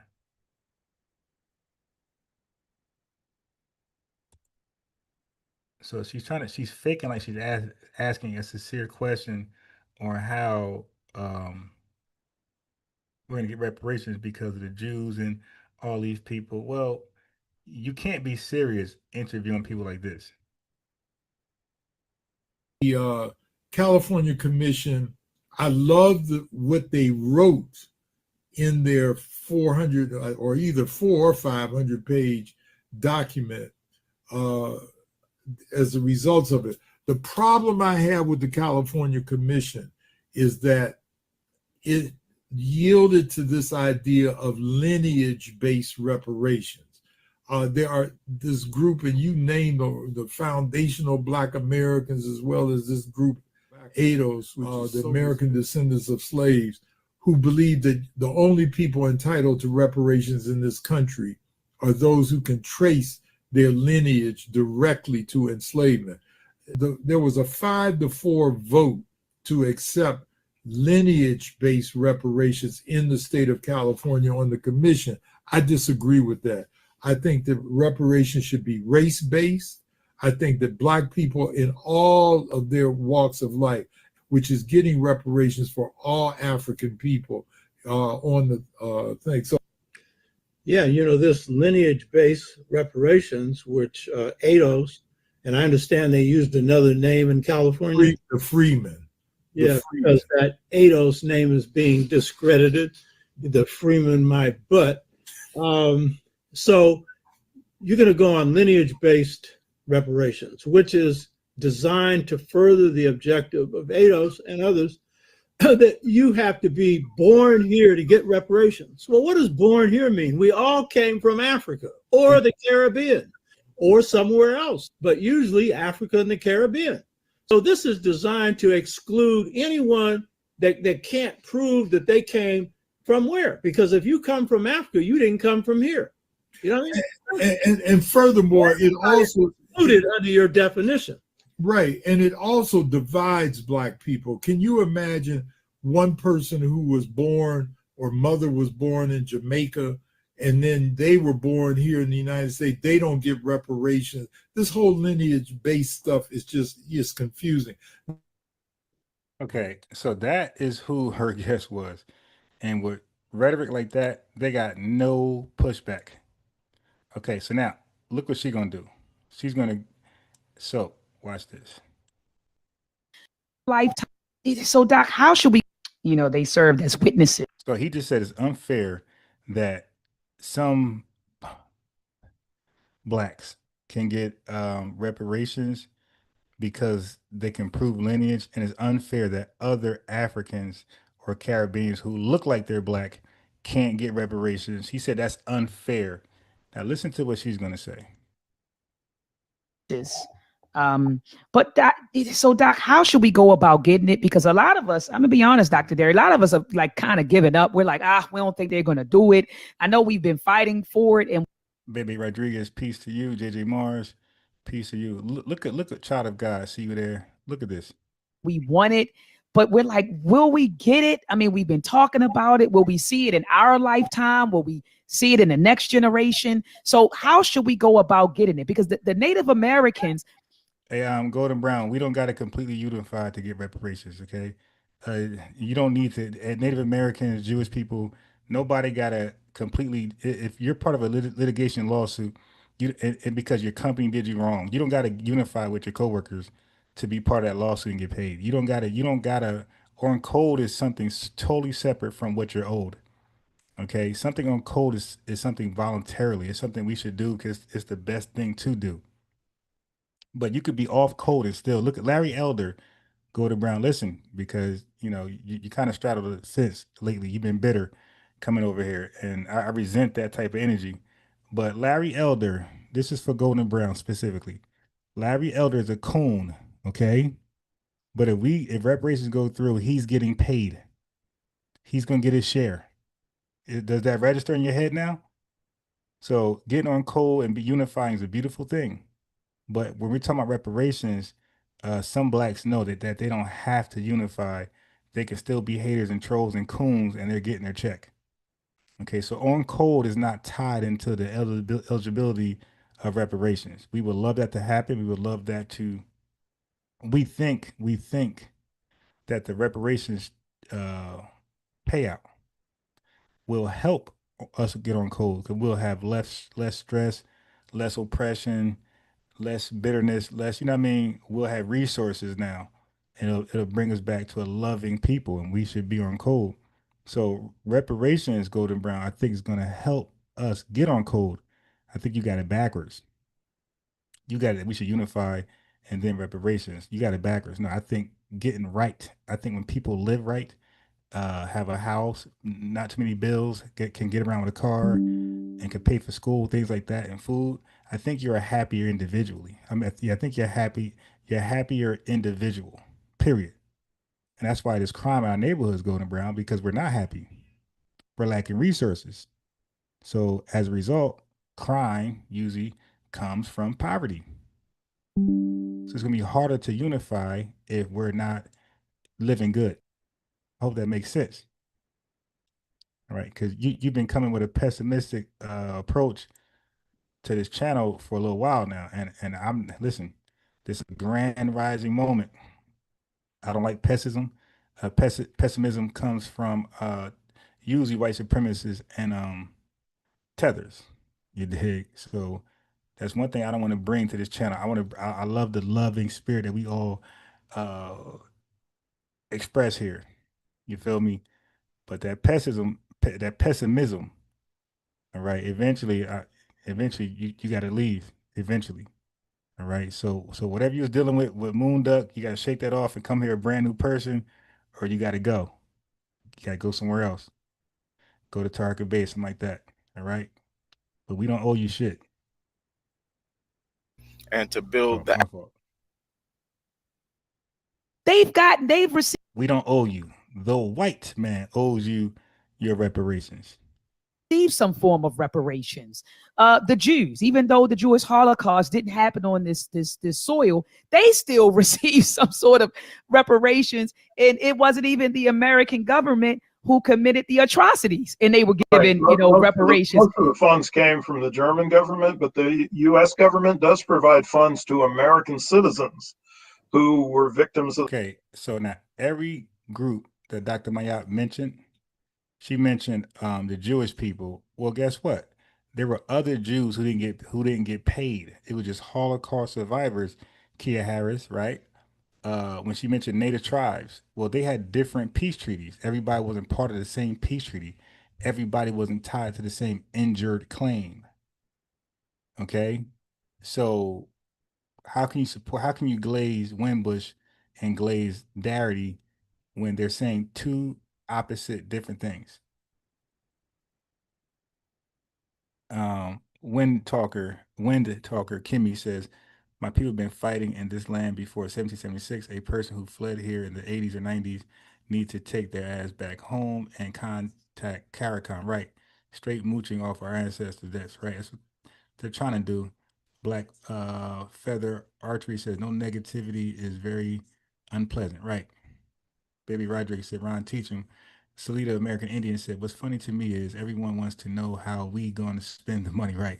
But never want to ask those other people's, what will they do with their bag, right? Why you worry about us? If we want to blow it, that's on us, man. JJ Morris said, tethers are pushing that crab and barrel mentality. Yeah, they pushing that thing heavy. The Holocaust, or their heirs. Yeah. Absolutely, Doc. So how do we go about, Doc, getting reparations? Do we wait for HR 40 and Sheila Jackson, and how do we go about it, Doc, as a collective? Well, so there's a sense in which we've been waiting 155 years, right? Since the end of the Civil War, since our ancestors were denied the 40-acre land grants. So I guess I would ask people to be willing to continue to settle in for the long game. I'm not sure that this is something that's going to happen very quickly. That's another thing. You have people with the in vogue mentality. Never going to get it, never going to get it, never going to get it. It's like, well, you can say that, but they said that was said about civil rights, right? That took about 100 years to get, and then freedom from slavery. That's a couple hundred years. So maybe reparations is gonna take a couple hundred years. We don't know, but we're not fighting just for us. And if we don't get it, then we abandon mission. That's what tethers and white supremacists hope we do. It's like, nah, we're fighting for it to come to somebody that's of our lineage. So it might be us directly right now and on this chat. It might be your children, your cousins, your nephew, but you're fighting for your lineage. Your lineage is going to win at the end of the day, whether it's us or somebody 100 years from now. That's the bottom line. We're fighting for the lineage, not for Ron Harrison, not for Kia Harris, not for Salida American Indian, not for Lord Maul 3, not for Bebe Rodriguez. We're fighting for the lineage. Somebody from the lineage is going to get paid. That's the bottom line. It's going to be a W. I remember that when I first came to this topic, and it was about 30 years ago, it was around the same time that Representative Conyers introduced HR 40. In 1989, I was a reparations skeptic. And I was asked to write the introduction for a book that was subsequently called The Wealth of Races, which was a collection of essays that a collection of essays where economists were attempting to measure how big the reparations bill ought to be, an African American reparations bill. And the person who asked me to do this is a gentleman named Richard Franklin American. Yeah, that's what unusual. His last name is American. But I told him at the time, well, I think this is something that will never happen. So why should we waste our time putting together a volume like this? And he said, I want you to write the introduction. You can say whatever you want to say. If you want to say that this is an insane or absurd idea, you're welcome to say that, but I want you to write the introduction. And I guess he knew that the content of the essays would have an effect on me. He must have anticipated that, because they did. The more I read, the more I became convinced that if we were truly going to address racial economic inequality in the United States, we would have to do something along the lines of a reparations plan. And so it was at that point that I said, even if the odds are extremely long that this is something that's going to happen, it's so much the right thing that needs to be done that I'm going to commit myself to being an advocate and doing serious research on the topic. And so that's how I came into Right. He didn't become a hater or a coon. The reparations project, with an awareness that it might not actually happen. And so I would ask the younger folks today in our community to recognize that this is something that we have to fight for, even if we don't actually see it occur in our own lifetimes. Because our ancestors never received the 40 acres, but that doesn't mean that they didn't deserve to receive it. And it doesn't mean that there were no adverse effects for subsequent generations of the failure to receive it. All it means from my perspective is the bill just keeps getting larger the longer the United States waits to meet it. And so we have to engage in a struggle to make this happen. And we have to make sure that our community is unified in supporting the reparations plan. So I think it's estimated that there's about 30% of Black Americans. So Pambo Kelly says, statistically, people who win the lottery, they lose it all, and they're even in a worse position when they started. That's a fact, Pambo Kelly. That's a fact, but you just said lottery, right? Usually, so I could take that further. A lottery win is different than something you earned. Like, for example, let me use myself. And when I was younger, if I borrowed your car, I never took care of it the way I would take care of my car. So if I borrowed your car, I might, if I'm eating chips, I might drop some chips in there, and it's like, oh well. But when I had my own car, Man, I vacuum that thing out every day. So I'm saying to Pombo, that tether. Matter of fact, let me time you out, Pombo, for 30 minutes. Next time it's gonna be for 24 hours, right? 30 minutes, Pombo. Okay. So the difference between unearned income and earned income is that you tend to cherish earned income more than unearned income. Like, for example, you got the silver spoon babies. This is why they a lot of them be on drugs, because they didn't earn the money. It was given to them by their dad or their mom. But a lot of times when you got to go out there and make something of yourself and you become successful, you usually appreciate your spot better. Like, your position better. Same thing with money. When somebody give you money, just a gift, you'll go shopping with it. But when you earn your own money, you might not go shopping. You might invest it. You might treat it better because you earned it. Reparations is earned income. It's not unearned income. All right. So that's all I'm gonna say for that. Who actually oppose Yeah, reparations? winning the lottery is unearned income. It's not earned income. So that's why people go broke, because it's not something they earn in the first place. So they don't look at it like I did something to accumulate this wealth. So they take it for granted. And I think that that's something that we have to address to move forward with a unified movement to make sure that this is something that happens. Now, will it happen through the adoption of HR 40? I have some strong reservations about the actual text of HR 40 or the content of the legislation. And I think people have not given it the kind of detailed attention that it requires. But the general idea of the formation of a commission to make the case for reparations and to provide proposals that should go to Congress for legislative purposes. Just 1 second. The Mandalorian $2 super chat, love. Thank you very much. And I just want to say I am going to do next. I'm going to do this troll right here. That they would. Okay, but I think we should be serious before trolling, right? So let's be serious with this discussion, and then once it's over, then we can have some fun getting on that bird, that do bird. That's a good idea. But yeah, thank you, the Mandalorian super chat, Lineage Love. He says peace and reparations. Thank you. I don't think that we're going to get the on behalf of the lineage. That's right, reparations. Right kind of report. That's a good idea. I don't think that we're going to get the right kind of report that needs to go to Congress out of a commission that's established on the basis of HR 40. So we have to re-examine HR 40 in a very, very serious and comprehensive way.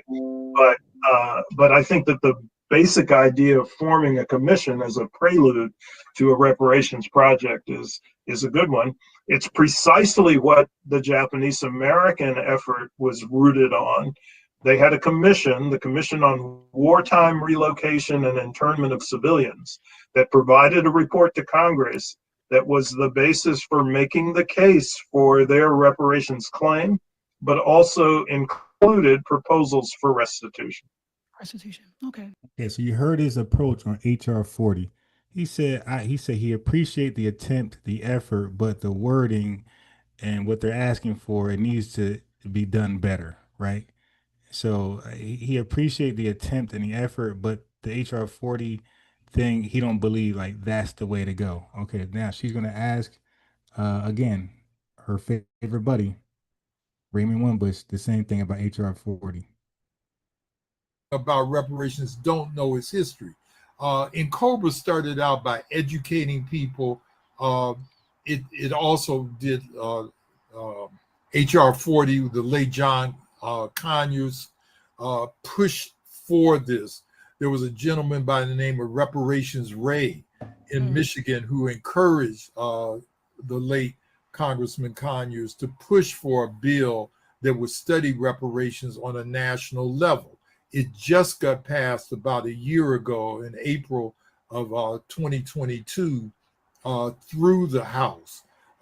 You have groups like in the Caribbean, CARICOM, the Caribbean nations who have united around the issue of reparations in 15 countries. I gave but it was lineage based, you liar.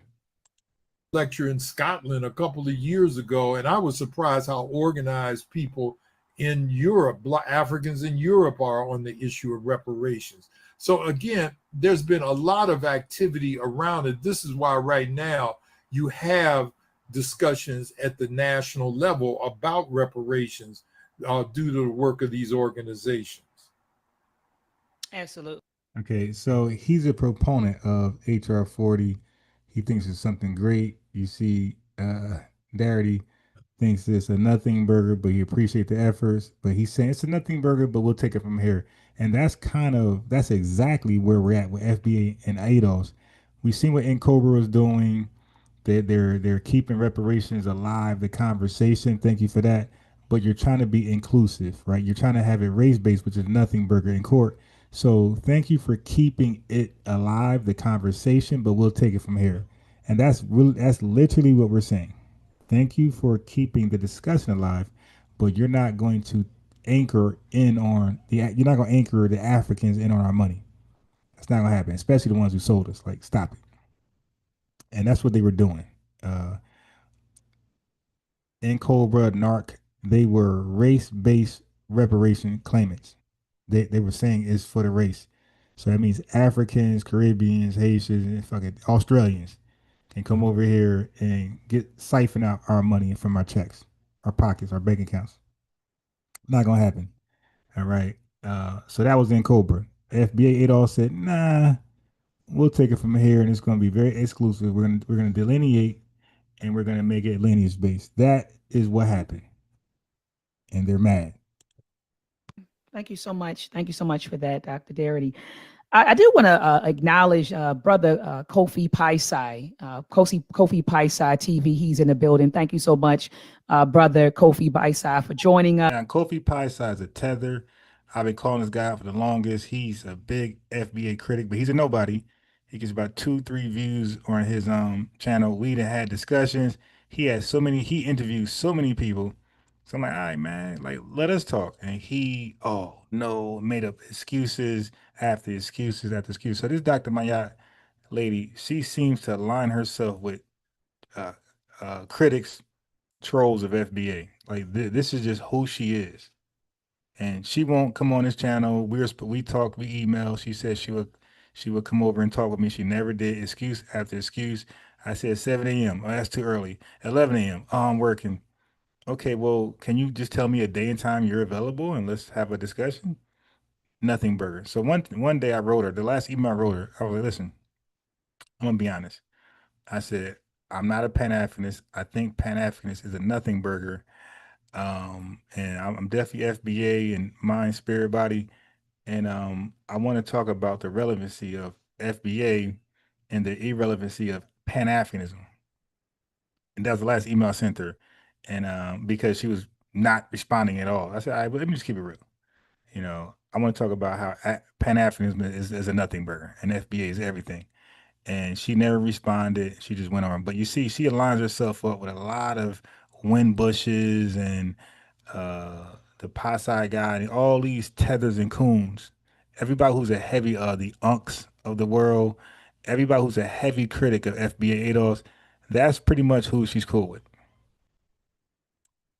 Us also want to shout out to. And by the way, in about another hour, I'm gonna take this to the diner. I'm one of those people who are claustrophobic. I cannot stand staying in the house for too long. You dig? So I'm gonna take it to the diner. So to do that, I'm gonna need some of y'all help.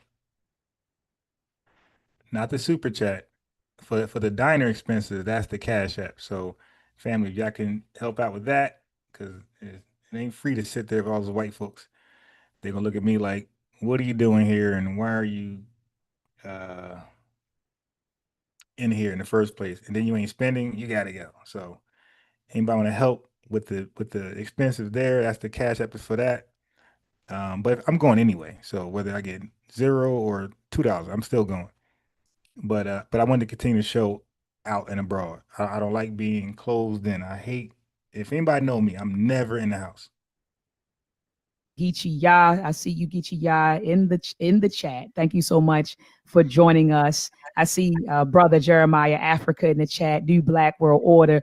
The Queen Mother Althea. I see you. I see a lot of you in the chat. Thank you so much for joining us tonight. I see my French-speaking brothers and sisters all the way from France, in the chat room tonight. Thank you so much for joining. Again, family, tonight we are discussing From Here to Equality, Reparations for Black Americans in the 21st Century. All right. And tonight I will be giving out 10 copies. I think I'm down to 5 copies at this point because I have 5 winners.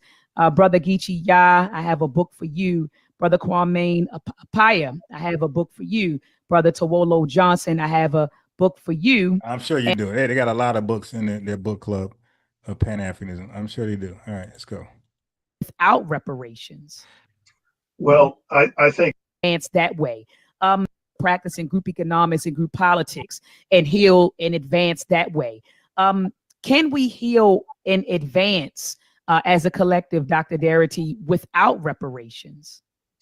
Well, I think to the extent that we haven't received reparations, we have to do the best we can. But can you imagine how group economics might operate if the average Black household had $850,000 more in wealth? I think people don't really visualize how different our opportunity and our economic security would be if we had those resources that we merit. I mean, you see, so what she's doing is that's called tether babble.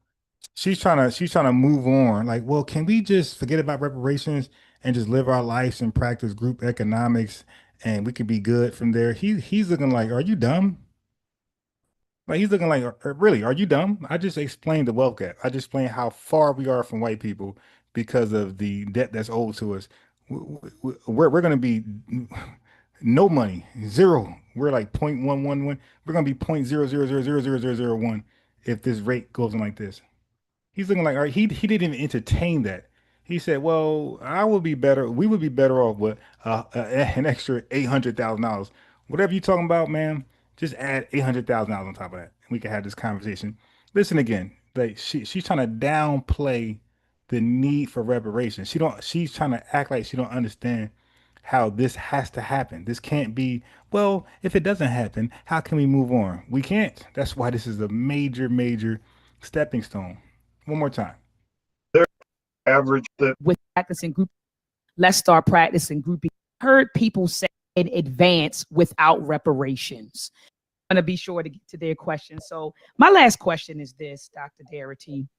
Can the Black community heal in advance without reparations? I've heard people say, look, we shouldn't be focused on reparations. Let's start practicing group economics, group politics, and try to heal in advance that way. Because people are saying, well, I don't know whether they're going to give it to us. I think it's uncertain. And so I don't want to put my energy there. I'd rather put it into practicing group economics and group politics and heal in advance that way. Can we heal in advance as a collective, Dr. Darity, without reparations?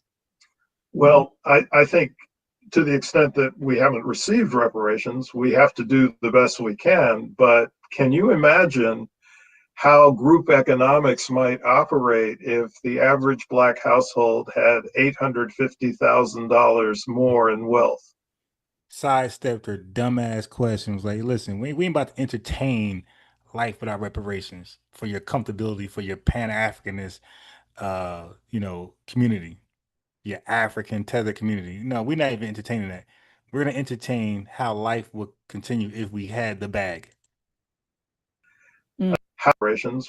Advance as a collective, Dr. Darity, without reparations. Well, I think to the extent that we haven't received reparations, we have to do the best we can. But can you imagine how group economics might operate if the average Black household had $850,000 more in wealth? I think people don't really visualize how different our opportunity and our economic security would be if we had those resources that we merit.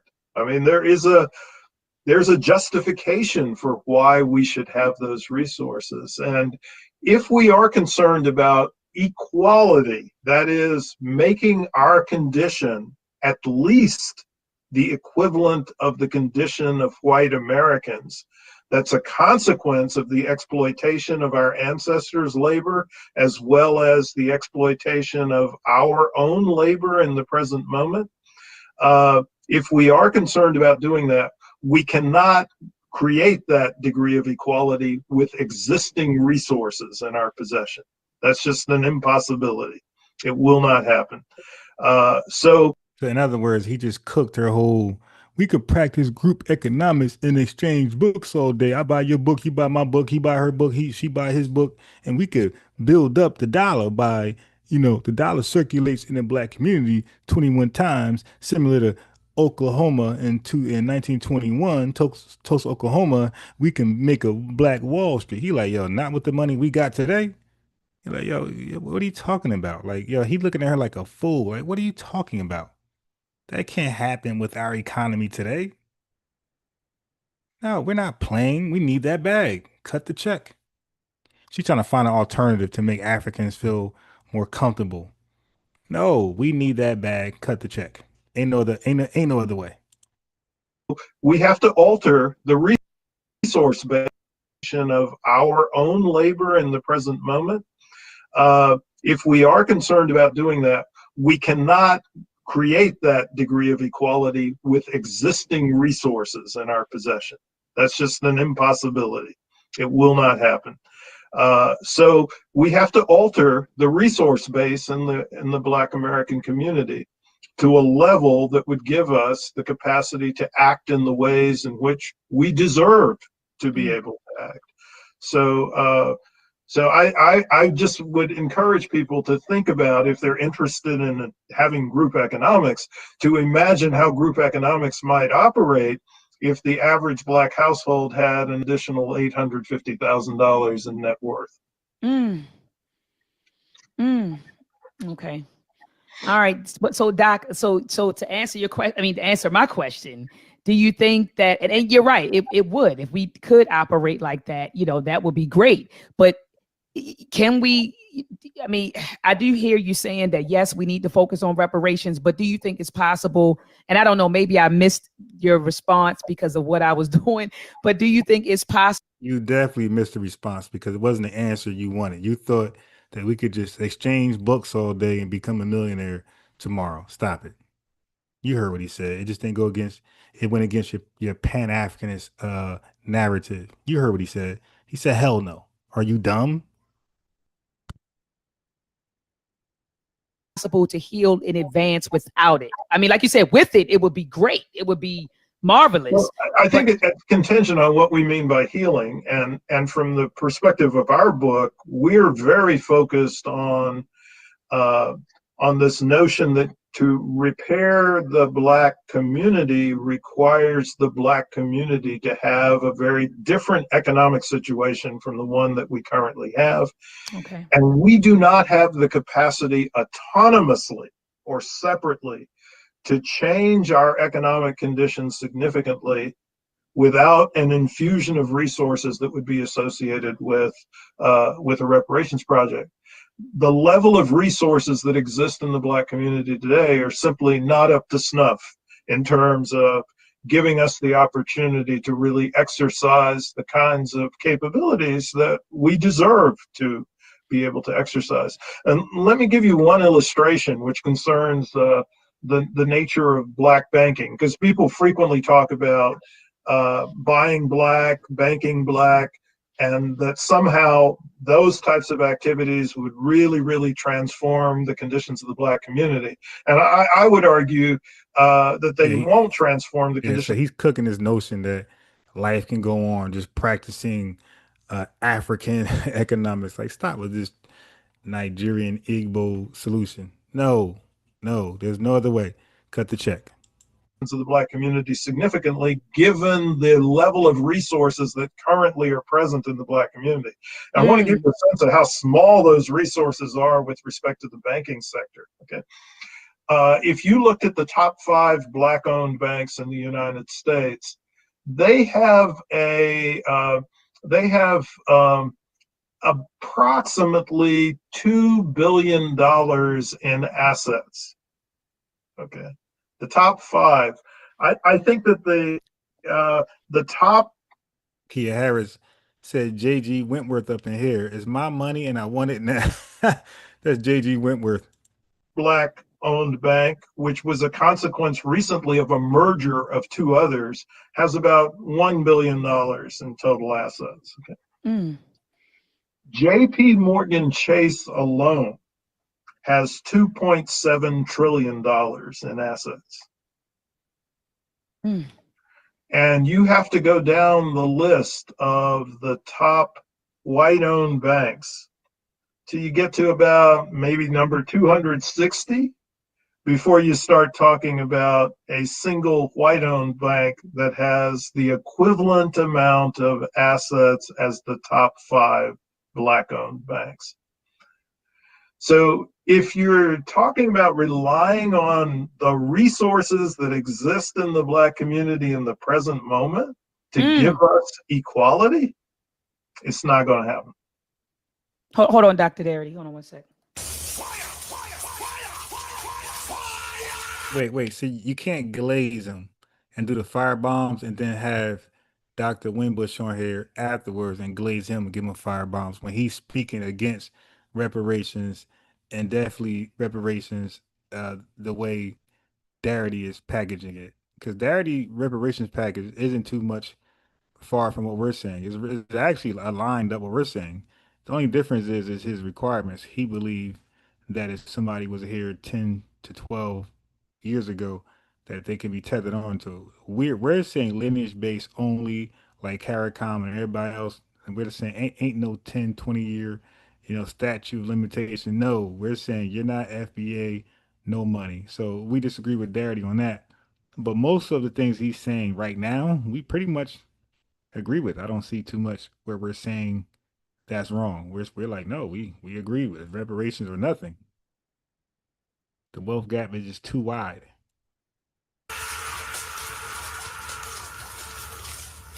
Ooh. But because Doc, that's what but the glazing she's doing for him, and then go ahead and glaze Wimbush, who's a hater of reparations, lineage-based reparations, is just unbelievable. Like that's literally like listening to Jason Black, interviewing Jason Black, and like, wow, brother, you're hitting on things. Wow, brother. And then later on, I interview Larry Elder and say he's hitting on things too. It's like, how's that possible? How can I give Jason Black credit? Like, wow, brother, you kicking knowledge, and then interview Larry Elder and be like, yo, damn, brother, you kicking. It just cannot happen. One of these guys are off. Okay, as a journalist, you got to give pushback. You got to get the best answers out of your guests, and she's not doing that. She definitely didn't do it with Wimbush. There was a discussion that, and actually that question came from Brother Geechee Ya. We were talking about that on Facebook yesterday. There was a brother that put up a post and he said, can you imagine if instead of Black people standing in line to vote, if we stood in line he said, if we stood in line to support a Black-owned business, he said our economic problems would disappear overnight, and I wish it was true, but it's not. That's coon tether babble. It's a fantasy. And so Brother Geechee Ya, he came on the post and he said, I understand the sentiments, of the post and what the brother's trying to say. But he said, I think, Dr. Maat, you need to ask Dr. Darity about that. If we just started supporting Black-owned businesses, would all of our economic problems just disappear if we just practice group economics? And clearly, Doc, you're saying, no, that's not it. We're relying on the resources that we have now. I'm all in favor of practicing group economics, but I think absolutely, that if we want it to be really effective, we have to start with a different base in terms of our fundamental resources. Absolutely. Let me see. Okay, absolutely. And so I do want to announce some winners. I have 1, 2, 3, 4, 5, 6, 7 winners at this point. So we have Brother Geechee Ya. Brother Geechee Ya, please be sure, sir, to inbox me a mailing address. Brother Kwame Apaya, please inbox me, sir, mailing address. Brother Tawolo Johnson, please inbox me your mailing address. Shadi Wap, I don't know if it's male or female, I don't know. Okay, but send me your shipping address. Brother Curtis Chambers, please send me inbox me your mailing address, shipping address. Sister Janet, and I was so happy when a sister got in here. Sister Janet Belton, sis, please inbox me your mailing address so I can get a book to you.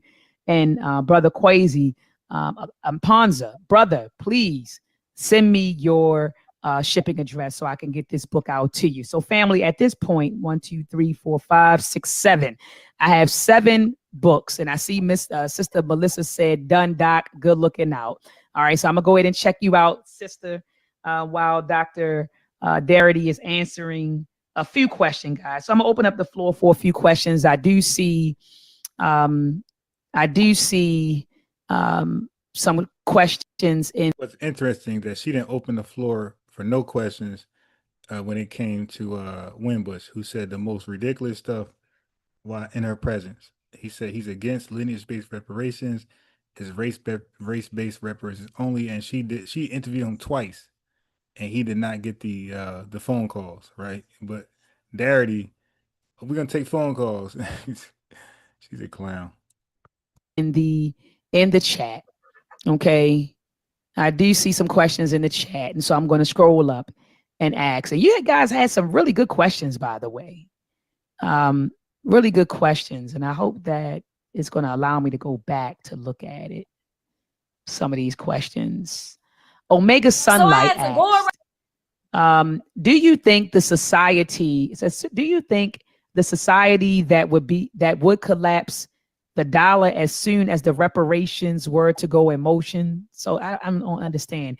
Do you think the society understanding is that society would collapse the dollar, or like basically that they would do away with the dollar as soon as the reparations were to go? I want to just add in, like, a family, that's a Tether dream, a Tether's wish that if once we get our check, Tether's wish that the dollar collapsed right away. Like, so I guarantee you that was 100% African or Caribbean question, 100%. Go in motion. So I think that's what Omega's trying to articulate. Mm-hmm. That's a good question.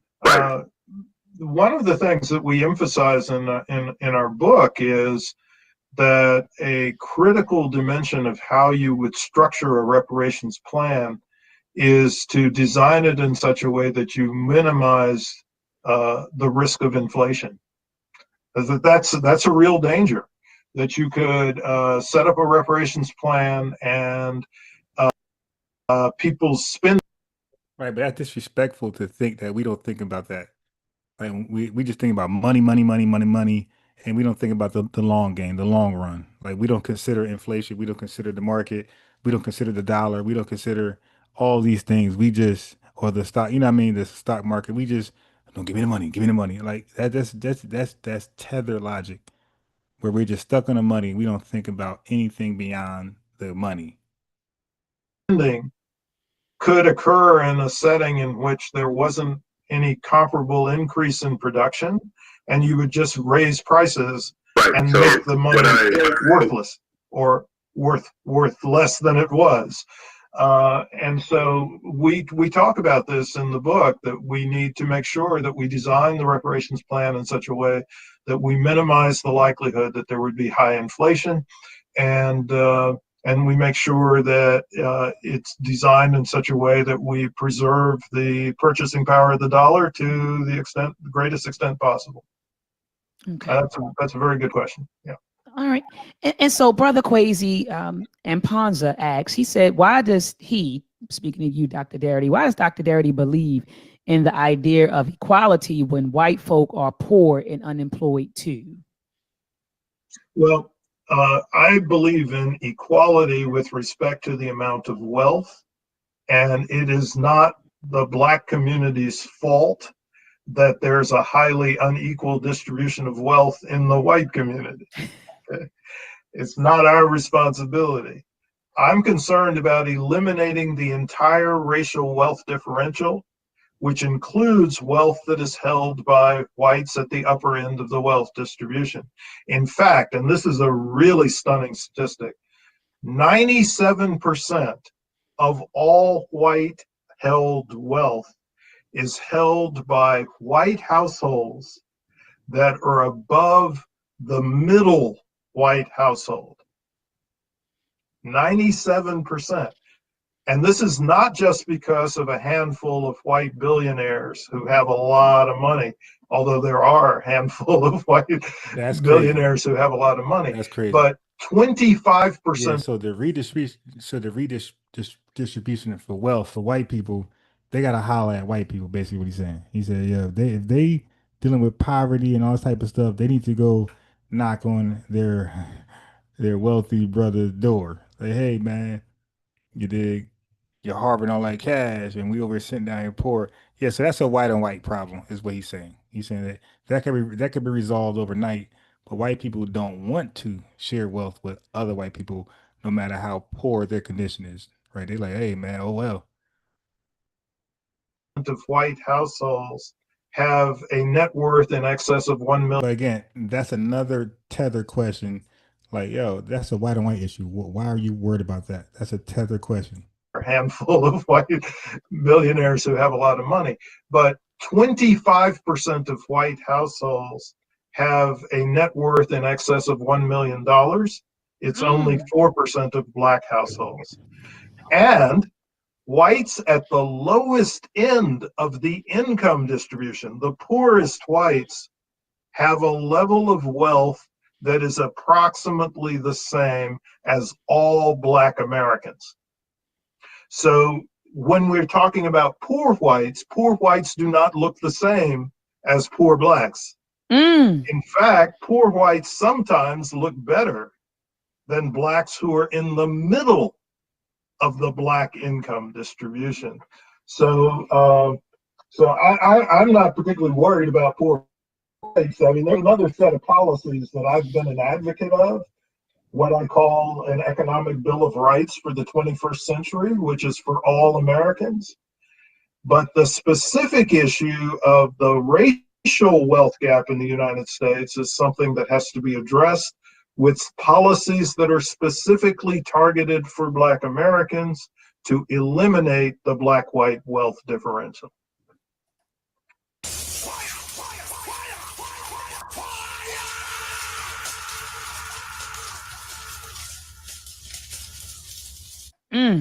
Thank you so much, Dr. Darity.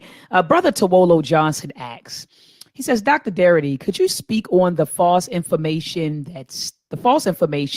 that states that wealth created from slavery no longer exists today? Some American whites believe they don't benefit from American slavery today at all.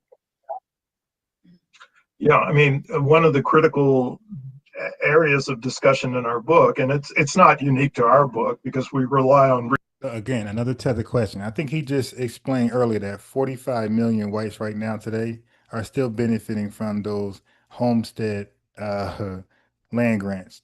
Okay, he just said that earlier.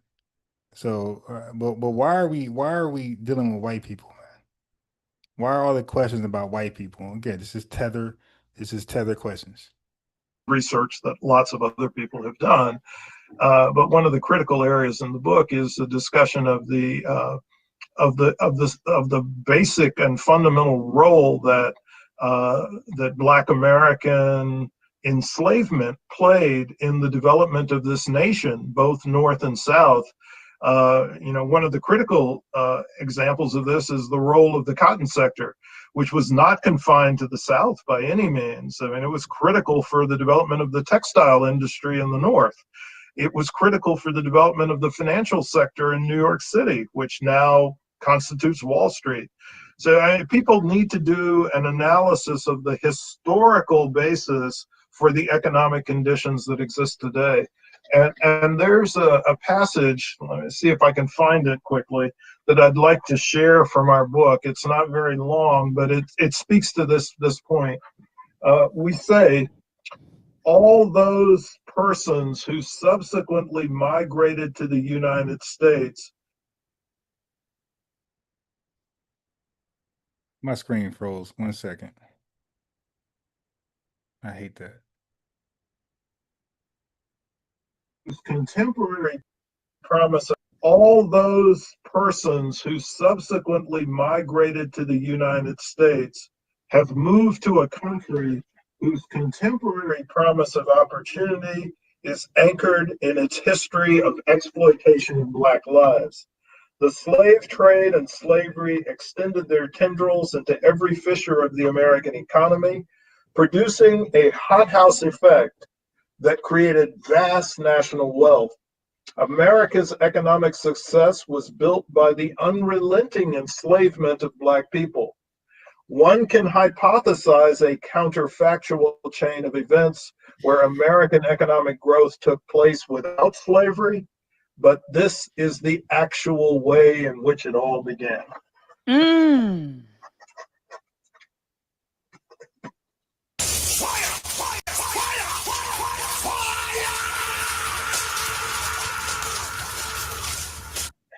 Doc, this is my read next week. I'm reading right now Mind Control by Baba Kidi Awadu. I'm reading that right now.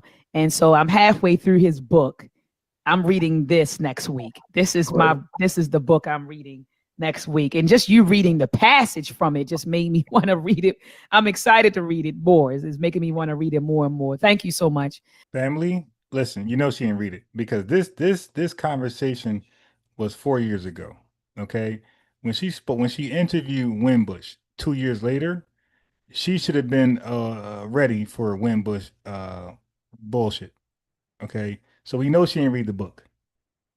Because when Wimbush came with his, because she interviewed him 2 years later after this interview. This is 4 years ago. Had she read the book, she would have had more pushback for Wimbush and his race-based reparations bullshit, his global reparations bullshit. She would have had more pushback. So we know she didn't read this book. For that, Kwame Apaya said, please ask Dr. Darity, is that the reason they won't give us reparations because of the reasons he just explained? So earlier in the show, you were talking about how reparations would empower us, essentially. It would empower us economically and politically, and we would be.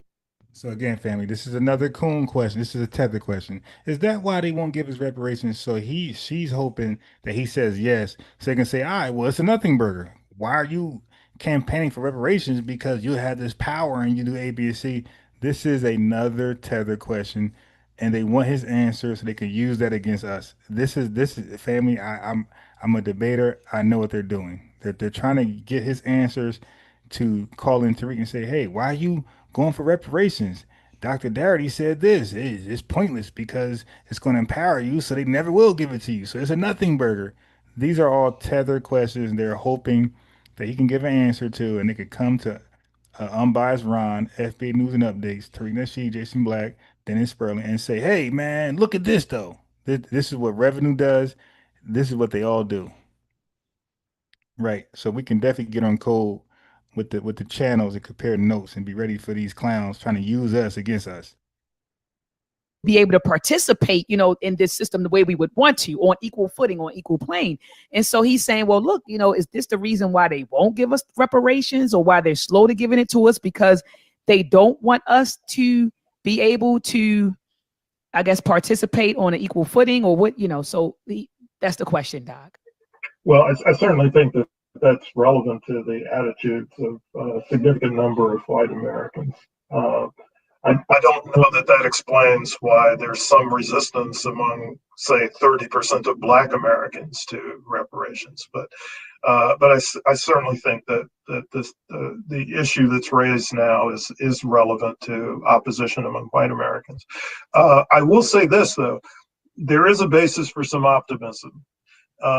In the year 2000. So again, he sidestepped that tether question. Like, yeah, I'm not gonna give you an answer. And now you can say, all right, well, it's a nothing burger because they're afraid to do this. See how he sidestepped these tether questions. Michael Dawson and Ravana Popoff, two Black scholars at the University of Chicago, did a survey of American attitudes towards reparations. And they found at that time that 4% of white Americans were in favor of reparations for Black Americans. By 2018, that percentage had risen to about 15%, still somewhat low, but considerably higher than 4%. And in the aftermath of the coronavirus crisis and the visibility that was given to the murder of George Floyd, it seems now that the most recent surveys suggest that about 30% of white Americans are willing to endorse reparations for Black Americans.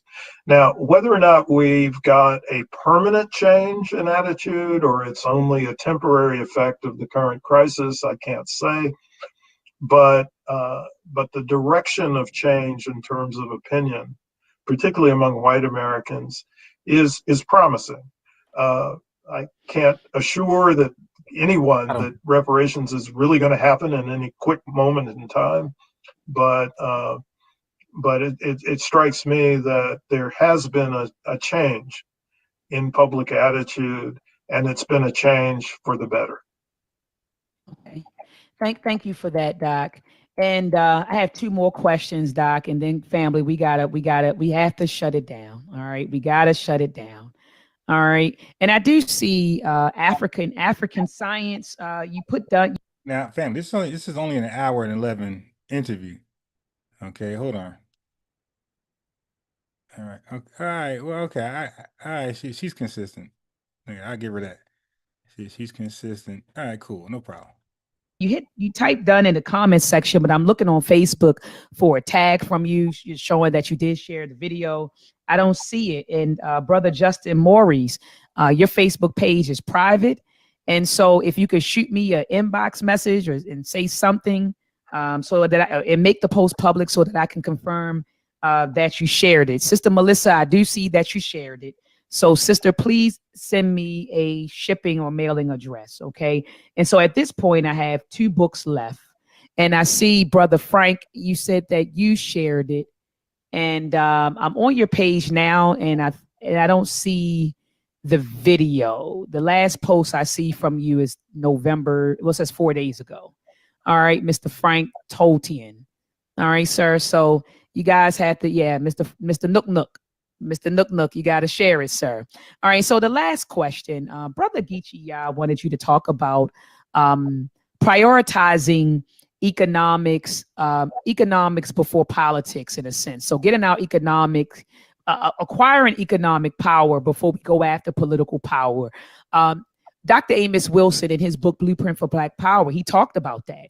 You know, he said, get the economic power, and then you'll be able to get the political power, in a sense. So he talks about that in his book. And so, but you have some people saying that we should be seeking political power before economic power. What are your thoughts about that, Dr. Darity? Well, so before you answer, I'm going to let him answer this, and then I'll be making my way to the diner. Like I said, the cat, it's not there. He put it back there. All right, so family, anybody want to contribute to, I'm going to continue live over there. Damn, hold on. I can't see. That ain't smart. Okay, here we are. All right. I gotta make it white so we can see once I post it. Shit. Yeah. So I'm gonna play a Diaspora War until I get to my diner destination. Then we'll continue the live, and we're gonna cook on Taharka-Bey. He's debating a FBA person, and his counters is so corny. He couldn't deal with the FBA person at all. So all of his counters start to go towards Tariq Nasheed personally. Okay, he checked out of the debate on FBA, and he started to just attack Tariq Nasheed directly. So I'm gonna even defend Tariq with the personal attacks, the anecdotal attacks. I'm still because those were whack and easily debunkable. So I'm gonna do that. But I'm gonna do that at the diner. So the Cash App is there for anybody want to support my diner expense, but I will be there for a large part of the day, like cooking on Taharka-Bey, the Mountain Dew guy, the Doodoo Bay. Taharka-Doodoo-Bey is what I call him. And so that's there for that. So I'm gonna let him answer his last question, then we're out. I'm gonna play a Diaspora War until I get to my destination, then we'll resume the live, and we keep the vibe going. The chat should be litty. The chat stay litty while the Diaspora War holds me down to my destination. And yeah.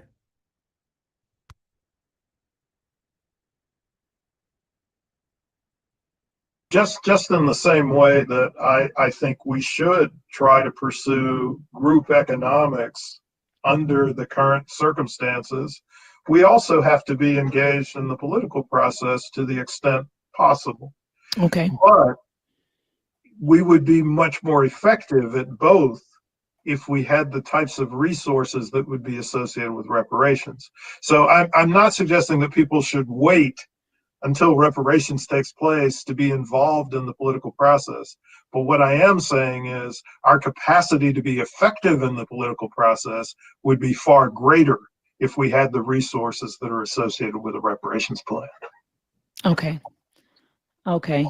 Thank you so much for that, Doc. And I believe my last question, I thought I just saw it, Doc. Let me scroll up. And I think it was a question by African Science. African Science, okay. Will reparations have a negative effect on U.S. economy? Okay, so African Science asked, would reparations have a family? This is another. She took all tether questions basically. Oh, will the economy crash? This is a tethered white supremacist question. Yeah, but we pay out reparations, the economy gonna crash. So therefore, unfortunately, we can't pay out reparations. Sorry, niggas.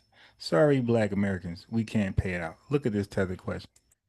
Negative effect on U.S. economy, Dr. Darity? I don't see how it would. I don't necessarily make the claim that it would have a beneficial effect on the economy. It might, but I don't see any reason why it would have a negative effect on the U.S. economy, particularly if it was designed in such a way that we reduce the likelihood that there would be an inflationary effect from the reparations plan. Okay. Okay. Thank you so much for that, Dr. Darity. Thank you so much for that, Dr. Darity. And let me give it up for you, Dr. Darity. I got to drop a fire for you one more time, Doc, for coming on the platform and dropping all of this good information.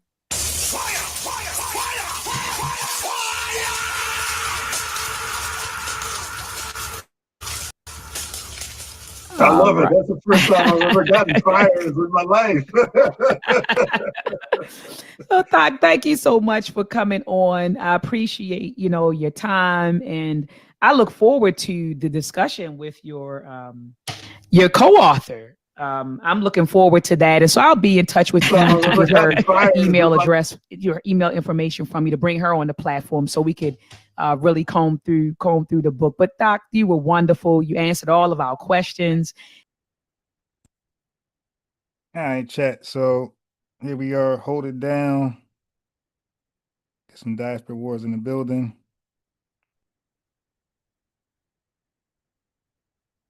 Okay, I'm gonna hold it down till I'm gonna continue what I'm doing once I get to my destination. So hold it down with this. That they were released from. It was a different kind of servitude of two different, completely different cultures. So let's hold it down. We got to hold the line still. Stay in attendance. We got to hold down the line. This is part of holding down the line. You dig? So here we are until I get to my destination. We're gonna cook some more. And even the letter that Robert Johnson wrote, the first president of Liberia, to the chief that he intercepted that was still engaging in the slave trade in the 1800s, that is a rebuttal to that. That is an absolvement of, and that's somebody that. No, I literally. Yeah, and that's what I was taught. His family that held power in that country before they were overturned and had to flee. Right? You can read Helen Cooper. She's a journalist from, I believe, CN. Yeah. Right. So she actually was a part of that ruling family before the Civil War broke out in the 1980s, and she had to flee for her life. So that would be a separate instance. That would not be slavery. I understand what you're saying. Yeah, I understand it completely because I'm Liberian, and my mom, she has sat me down, told me the whole history. So you're not wrong. I get what you're saying about the president and everything, because I know all about that. Yeah, because I was under the impression that, you know, they went back as like some sort of like, you know, we're gonna have to make unity and have unity. I wasn't aware of like, you know, the conflict that they had once they got to that. There was conflict. Yeah, that's what I was trying to say, but he got on here and kind of explained it more, articulated with me with the facts and everything, so you guys can understand, because that is actually what he's saying is actually what happened. Okay, quickly, I want to say this. I'm going to start rotating people. All these people in the request, I need them to speak. I do not want it to be just everyone here, except from the people that are here, co-hosts, and the people that have been here since 2 days ago. But everyone else, we're going to be switching out, and yeah, thank you. After you speak. So we got Siobhan, and Imperial Girl, and then Reliant. Oh, sorry. I didn't know if you were saying me or not, because I've been waiting. No, yeah, I know you're. Okay, so let me, just to go back to what I actually have a list, so I'm going to be as succinct as I can. So to go back to what Kane was saying, because I don't think everybody understood, he was responding to Percy saying that African Americans and Africans have nothing in common. And what Kane was talking about was that he was born in America. He was born in New York. So what he was trying to say, and I have a very close friend, and y'all can correct me if this pronunciation is wrong, but she is Eritrean American. So her parents are from Eritrea, and then she was born here in the U.S. What her feeling is that she is part of both cultures, because she was born in the U.S., so she's part of African American culture, and then her parents were born in Eritrea, and so she's part of Eritrean culture. So that's what he was trying to express, I feel. And everybody that I know, that I've met that is a first generation American, would say the same thing, that they feel that they are part of both cultures. So that's what he was saying. He wasn't saying the experience is exactly the same, we're all exactly the same. That's not what he was saying. Percy was trying to say, you don't know anything about anything, which doesn't make sense for somebody that was literally born in America. That's what he was saying. And then to respond to something that you said, Leon, a long time ago, you were talking about like older people in age and you can't teach them anything. As I've said in this space before, I'm 38. I learn something new every single day. I'm unlearning things every single day because a lot of the things that we've been taught are not correct. And this is going back to what Sandy said earlier. What it is, it's a unwillingness to learn. It's not about that you can't learn. It's that you're choosing not to. Every single person that's here in this space, you have access to the internet. If you have access to the internet, you can learn. If you're choosing not to know something, if I don't know something, I'm going to go Google it and look it up. Every single person that's here that said things that I didn't know, I went and looked it up. When Percy was talking about St. Louis, I literally went and looked up the black population of St. Louis. Because my friend that I just told you about, I met her at work. I met plenty of people that are first generation Americans at work. I went to college with plenty of people that are first generation Americans. So I didn't understand where he was coming from, where he was saying, oh, I've never met anybody, da-da-da-da-da. Yeah. Please. Can you hold on? Because I've been waiting for so long. Oh, I thought that was Leon speaking. Sorry, Storm. It was. Oh, yeah, can you hold on to this? I've been waiting for so long. Please. So I didn't understand where he was coming from with that, because the population, well, I just Googled for the population of St. Louis, the black population is 45%. So it didn't make sense to me that he was saying, oh, I never met anybody that's African. I never met anybody that's first generation American. That didn't make sense to me. So these people are choosing not to educate themselves when they're presented with new information. That's a choice. It has absolutely nothing to do with age. So then what also you were saying about, like, you didn't know that race was only in America? It's not that race is only in America. It's that race is a social construct. So what that means is when you go to a different society, race changes. So for like example, me, I'm a light-skinned black person. If I were to go to Brazil, I would not be black. I would be whatever their name is or what my skin tone looks like. So that's what it is. And so, like, you know how people have these debates on Twitter all the time, oh, biracial people are not black. So in America, if you are biracial, white and black, you are treated as black. In the UK, you're treated as biracial. They're different because the societies are different. So that's what it is. It's not that race is only America. It's that it changes when the society changes. Yeah. Wait, hold on. I just have two more points. So then when we were talking about that guy that was talking about like, oh, you know, in Africa it's a majority black country, you should be able to do all this, you should be able to do all that. So let me tell you, I live in Atlanta, okay? Atlanta has not had a white mayor for like 50 years. It might even be longer than that. So we have a black mayor now. Her name is Keisha Lance Potter. With COVID, what happened with COVID, she instituted a mask mandate for Atlanta and Fulton County. COVID, as we know, we're still in the pandemic. Things were going on. She wanted to extend the mask mandate. You know what happened? Our white governor, Brian Kemp, sued her because he didn't want her to have the mask mandate anymore. So even when you have a large black population, even when you have a black person in power, it's almost like that power is illusory because America is a white supremacist place. So there's only so much that a white people are going to let you do, because it's absolutely ridiculous that a governor would sue a mayor in his own state. That makes absolutely no fucking sense. But he didn't want her to have the mask mandate, so he said, you know the fuck what? I'm going to take taxpayer dollars and you're going to bring your ass to fucking court because I don't like what you did. So that's that on that. And then to go to the lady who was speaking about what we really need to be fighting is white supremacy, I 1000% agree. We need to get this stuff worked out. We need to come together because it's in furtherance of white supremacy and what white people want for us to do this, and we need to stop doing white work. Because if the entire African diaspora, not even all people of color, just the African diaspora were to come together, them hoes would be done in 30 days. And you know it's true. And that's why they don't fucking want it. So we need to stop. We need to figure our shit out, work these issues out, and come together. And I'll end it there. Thank you. You ate that, love. You said, and I wanted to say, like, also, I wasn't aware. I want to say this, like, I understand that social constructs change, like, everywhere that you go. I was just not aware of how strong, like, tribalism was in other places. You know, I wasn't aware of that. And I'm just saying this as somebody that's 22, you know what I'm saying? Like I said, like, just being American and you only learning about African American history, it, like I said before, it shows how close off you're in. A lot of what I know now, you guys, I just know a lot of this off of my own research, off of my own wanting to know. And I will say this, it speaks to what I am around, and it speaks to my community and environment. You know, I'm in a place that's very diverse. So being that I'm in a place of diversity and I'm around black people of all different shades, colors, ethnicities, I want to know more. You know what I'm saying? Because we all look alike, but I'm curious as to know, you know, I want to know more. It's interesting. But sometimes I will say this, I think when people come from a certain environment, everybody is not willing to understand, or their understanding is not, it's very vague.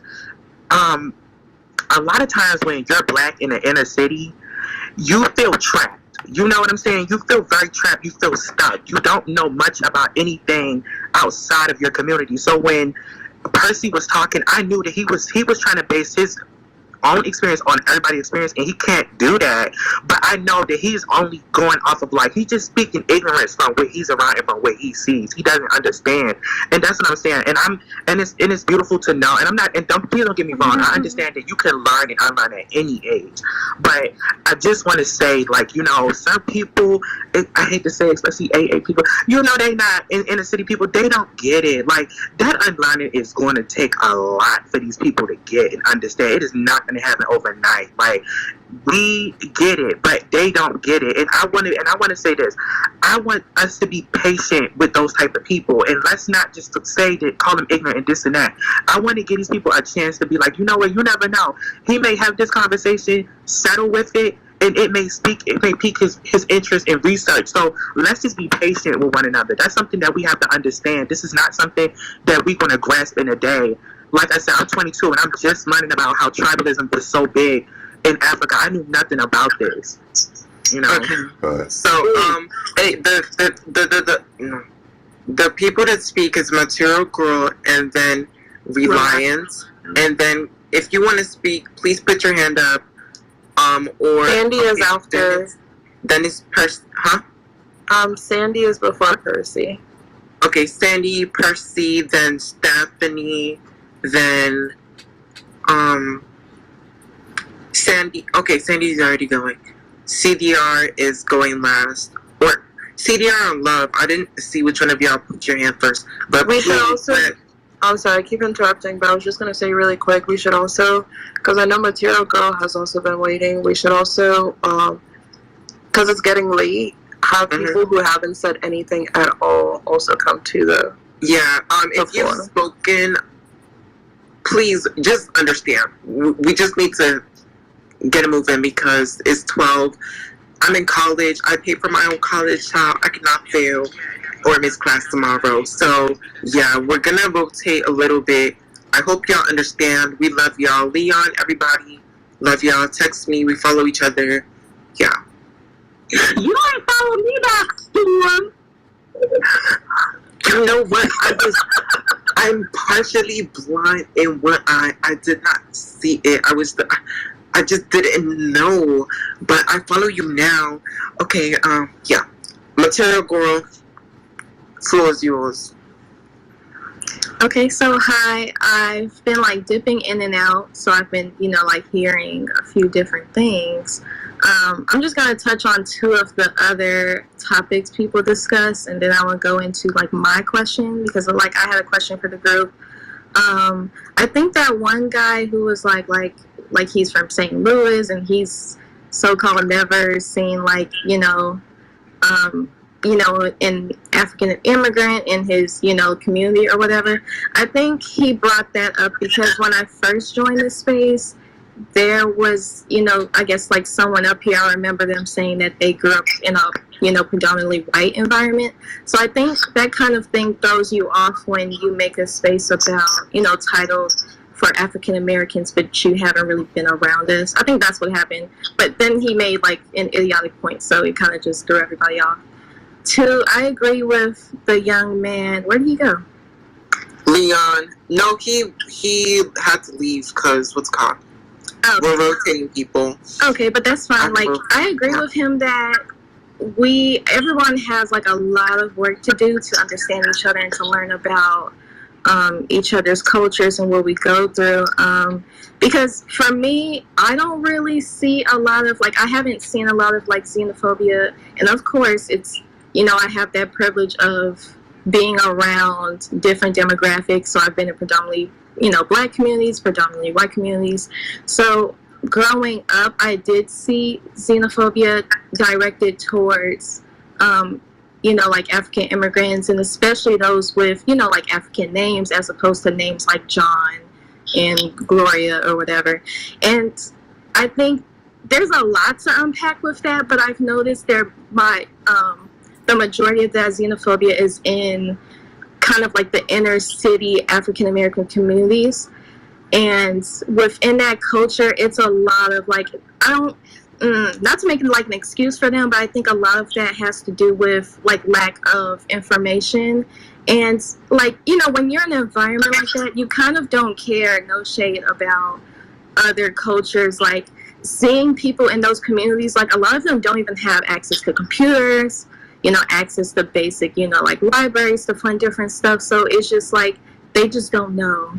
And I think I've seen them get attacked for that. And I'm not saying whether that's right or wrong. I just wanted to point that out. But as I've gotten older, I've definitely seen I've seen a lot of acceptance towards people in the African diaspora. So I just wanted to ask, that's a good segue into my question, I guess, is that why I've noticed it's kind of a pushback whenever African Americans mention that we do notice that Africans benefit in this country.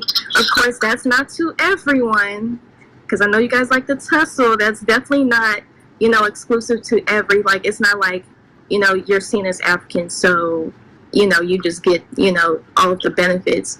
But I've noticed a lot, and even with my other peers, most of them are, West African, for instance, so for context.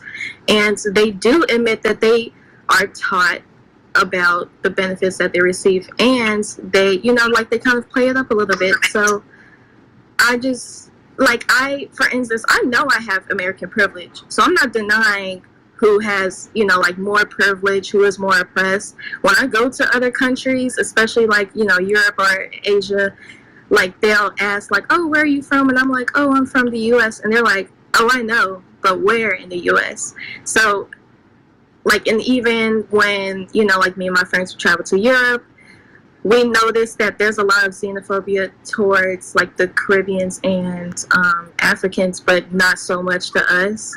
I wanted to ask, how do you not see that as opposed to in America where we don't, like, yes, we have privilege, but we're kind of seen as like the lazy ones. Like, we don't have any quote unquote like positive stereotypes. Like here in America, like, to be honest, they see Africans and Asians as like the hard workers. Like, how is that offensive? Because I think that's a beautiful thing to be able to, like, they see the hard work that you put in. They see that you fought all this way, you know, to make your, you know, to be successful, because who doesn't want to do that? And especially, I think it's beautiful how I see a lot of times, and I know y'all get annoyed at this, but I do give credit where it's due, that like I see like your, you know, family on like WhatsApp or whatever, like, hey, can you bring back textbooks and pens and money and shoes? I think that's so beautiful, because especially in the African American community, we don't really get to do that. And if we do, that can cost us our lives. We don't go back to our communities to give back a lot. Like, the dollar in the African American community only lasts 5 hours. 5 hours, y'all. I would love to answer. Okay. Oh, go ahead, Storm.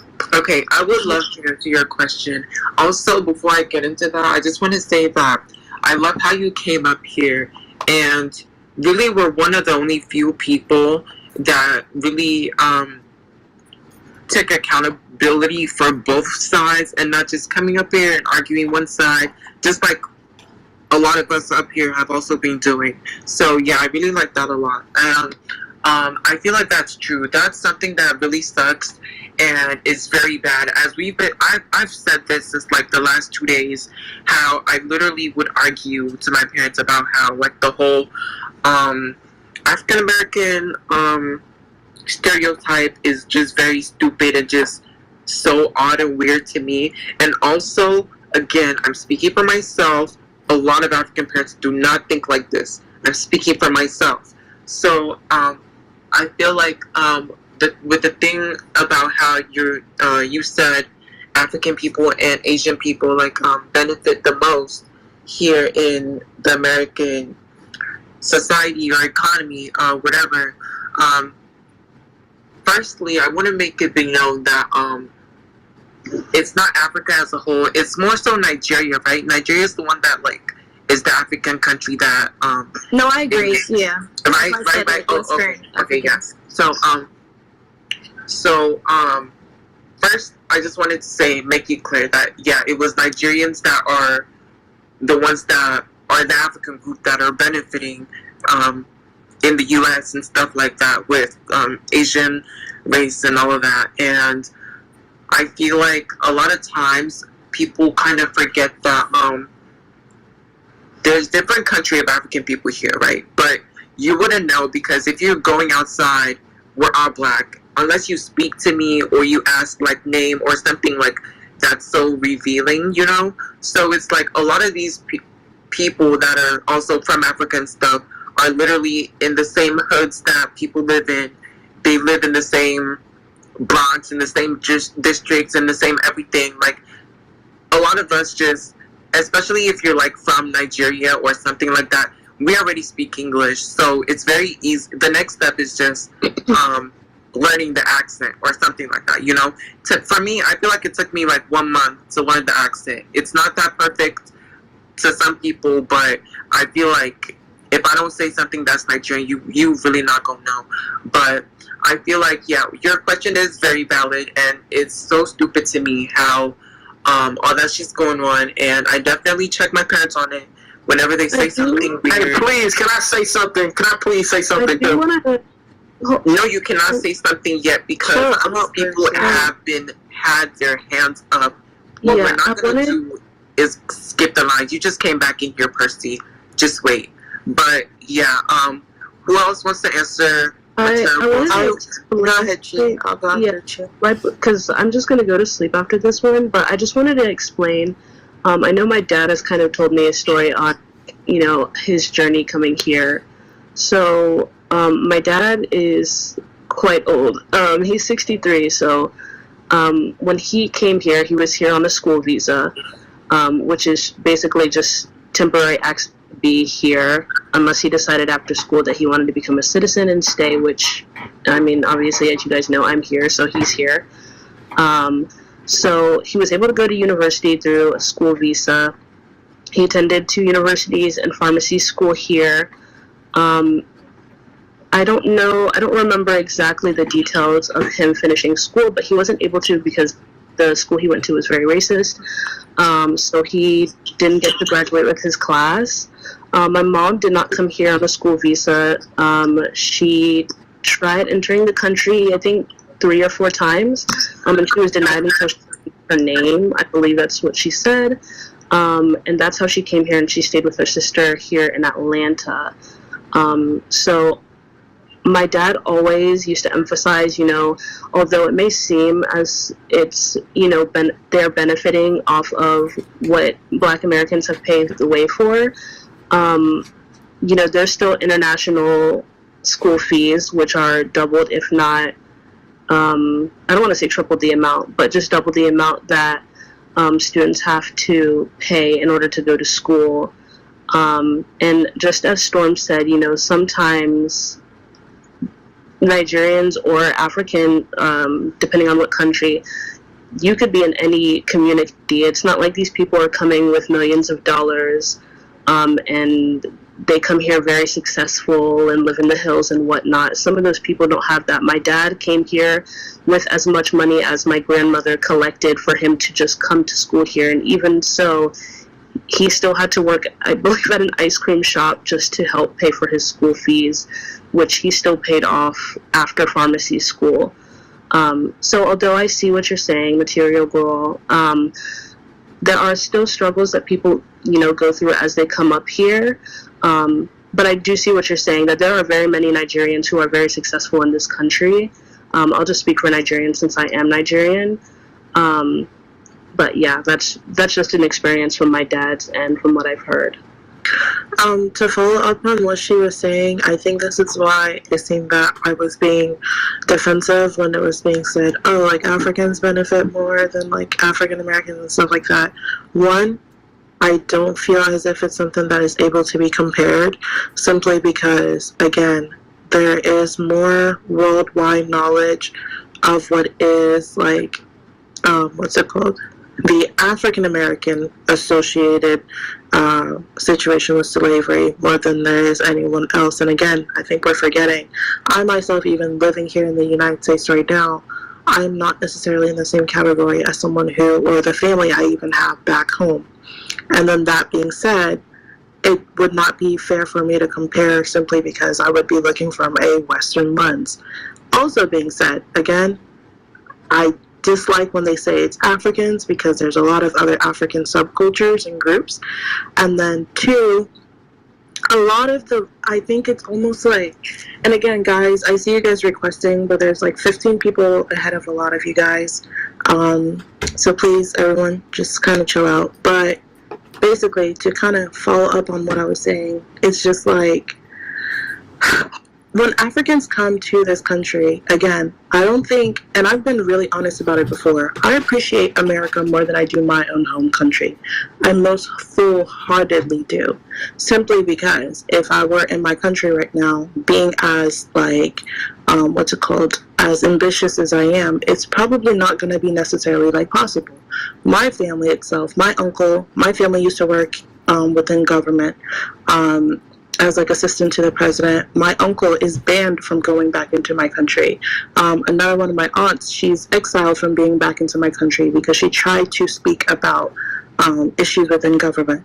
So of course there are a lot of elements of Africa, like America, that I benefit from, but these are the same elements that I would benefit from in Britain and anywhere within the Western Hemisphere. That's why there's also a lot of Africans who go to Asia. So so it's like, that's why I really dislike when they're like, oh, it's just because it's America. No, it's just because it's somewhere other than Africa, and that's simply put. And then two, when a lot of our families like come here, we work here to send money back home, to feed people back home, because our governments aren't shit. So it's not like, oh, it's not something we want to do for it to be a benefit. So to call it a benefit is almost an insult sometimes, simply because a lot of these things we're doing, we shouldn't have to do. And also, again, this is why our cultures, I think it's so, down on your throat about school, simply because school is the only upper hand we have, even if we were to go back to our country. So it's not as if, oh, we think we're better. It's literally because things are so fucking shitty that this is the only access of something other than that we do kind of have. And I full-heartedly stand on 10 toes and admit that. But I do think it's almost ignorant to then assume, oh, because like Africans are coming here, like, oh, we're taking up people's resources and stuff like that, because the way Africans get access to a lot of these things are on two different roads. Like there's like she was saying, the school fees are different. The exams needed to be taken and stuff like that are different. That's why I would say a lot of Africans now are actually just going to Asia. Like it's not like this fairy tale life that Africans live once they come here. And again, I'm not one of those people to excuse like the ignorance that is in our community, but I feel like part of these conversations are just like so redundant and fucking irritating, because everybody wants to act like one group is like the victim to the other, and it's really agitating. Let's all grow up, right? Take the panties out of our ass. So that's just literally what I wanted to say. Yeah, okay, thank you for that. Reliant, it's you, then it's, who is it next? Openly, and then it's Sandy, and then it's Steph, and then it's Ty. I hope I said your name correctly. But yeah. All right, appreciate it. Been here pretty much, I think the majority of the time, so points have been made. Quickly, before I go into my point, I think what Percy said, he can explain for himself, saying that he didn't see any African or Caribbean people growing up. A lot of people who were probably African Caribbean, I didn't even find out that they were where I grew up, which was Dallas-Fort Worth, until I got older and saw them on Facebook with the flags and different things like that. I didn't even really know that they were that. They didn't say it, they didn't really do anything traditional from what I saw, from where I was. In an area that I was, you really couldn't. Jokes was at least you were, if you was like an outcast, people would just get at you. That's just kind of how it was. But I think the biggest thing that I haven't heard tonight was that while there could be some stuff back and forth on each side, we as Black Americans do not go to different countries and undermine the people. Now, that's not to say a lot of the people on this call, like a lot of low-level people, but a lot of people in politics, and a lot of the celebrities, and even some of the journalists and writers that we see on Twitter with the blue checks, and they undermine. And a lot of them are from other countries. You got your Candace Owens, you got your Loveys, you got a lot of these people who are first and second gen, who go to college, mostly PWIs or even Howard. They get a little internship or a writer's job, and now they become like ambassadors on the culture, and a lot of times they don't be doing it justice. And we see a lot of this, a lot of politicians who are mostly on the Caribbean side. I think the actors are more so the underminers are from Africa than it is the politicians. And I think this is where in the last 5 to 10 years where Black Americans have been distinguishing ourselves, because we didn't even know it was a distinction until others let us know that it was. And I think that now that we are aware of how people have felt and how they have moved, for the most part, we've been doing it for a while and we're a little behind. But a lot of Americans are upset that feel like we got played. But a lot of people that we were, especially our family, fought to get them here with the Immigration Act. They came right after the Civil Rights Act, and people that we had in politics, and a lot of people who were, I guess, margin fought for that, for them to come over here, and to see that them are undermining us now, and we don't go to their country and do the same thing. I think a lot of people are upset, somewhat hurt. So, yeah. Respectfully, that's not fully true, because there have been a few, there are different, again, I'm not disregarding the fact that the statement that you made is true. I am simply saying that the narrative that is being painted as if, like, Africans do not go to Africa and disrespect Africans, I think that is very false, simply because I myself have a friend who was African American who, like, she went to Togo, she loved it there, she enjoyed it. She was a group of 24 people who went, but of the 24, 10 of them left simply because they said they could not deal with the poverty or the type of stuff there. She was one of the few who actually wanted to stay. So again, I do think that I really just know. I'm saying not liking a country and then going to another country and undermining the main black class, two different things. That's literally the example that I just gave, though. That's just people going to a city and not liking a country. No, they went to a country. Literally, they went to a country, and then once they got to that country, they were disrespecting the people. And I know you're saying, like, but see, here's the thing. You're measuring it in regards of, like, these artists and, like, politicians and stuff like that. Africans, when it comes to politicians, right, the politicians that we have right now are not the type of politicians, one, that I would say speaks for anyone. And then two, when it comes to a lot of celebrities, again, a lot of these celebrities have, like, they're successful because of their connections to the politicians. So I think part of what is being, like, misconstrued is the fact that a lot of these things are intertwined in regards of how. I acknowledge what you're saying, but I'm just saying it's like there are some people who allow themselves to be used by certain politicians and by certain industries to undermine us, and they'll take that. But it's true. Yeah, that's most of the celebrities, simply because that's how a lot of people get up in these countries. It's simply that. So I just feel as if when you say, like, oh, well, we're not going to other people's countries and, like, messing it up. Well, like, at least we're not going to other people's countries and talking about them and belittling them. I'm saying that's not what. Can I comment on what you both are saying? Politics. Other people there. I said we don't go to their country, get in politics, or talk about their politics, tell them that they don't need reparations like Lovey has done, how Roland Martin, who's like second generation Haitian, a lot of these people are in politics. There were so many African Americans here that we're talking about why we haven't fixed Africa yet. Named Cobra, who has recently received the We're not in Africa. I don't necessarily believe that's the point. The point is both sides at all even talking about something that they're not necessarily fully aware of. But as for, like,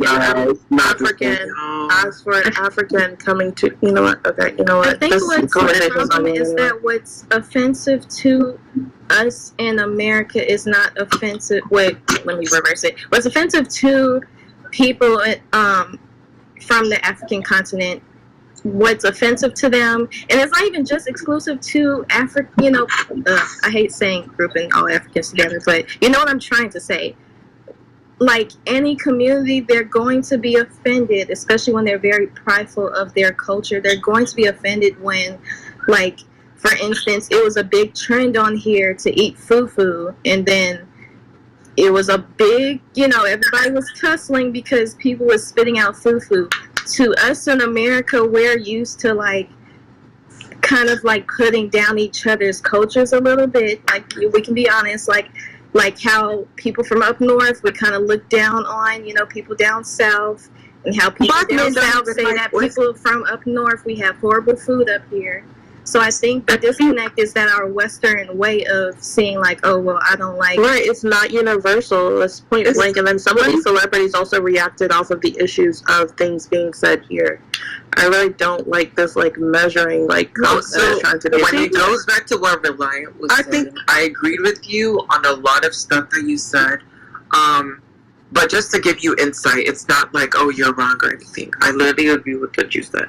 But to give you some insight, I feel like, again, when you were talking about the actors and politicians that are not African American but speak on African American issues, all of us in here are either that are speaking right now are either African or African American, and none of us here are Caribbean. So I don't know anything about the Caribbean people in politics.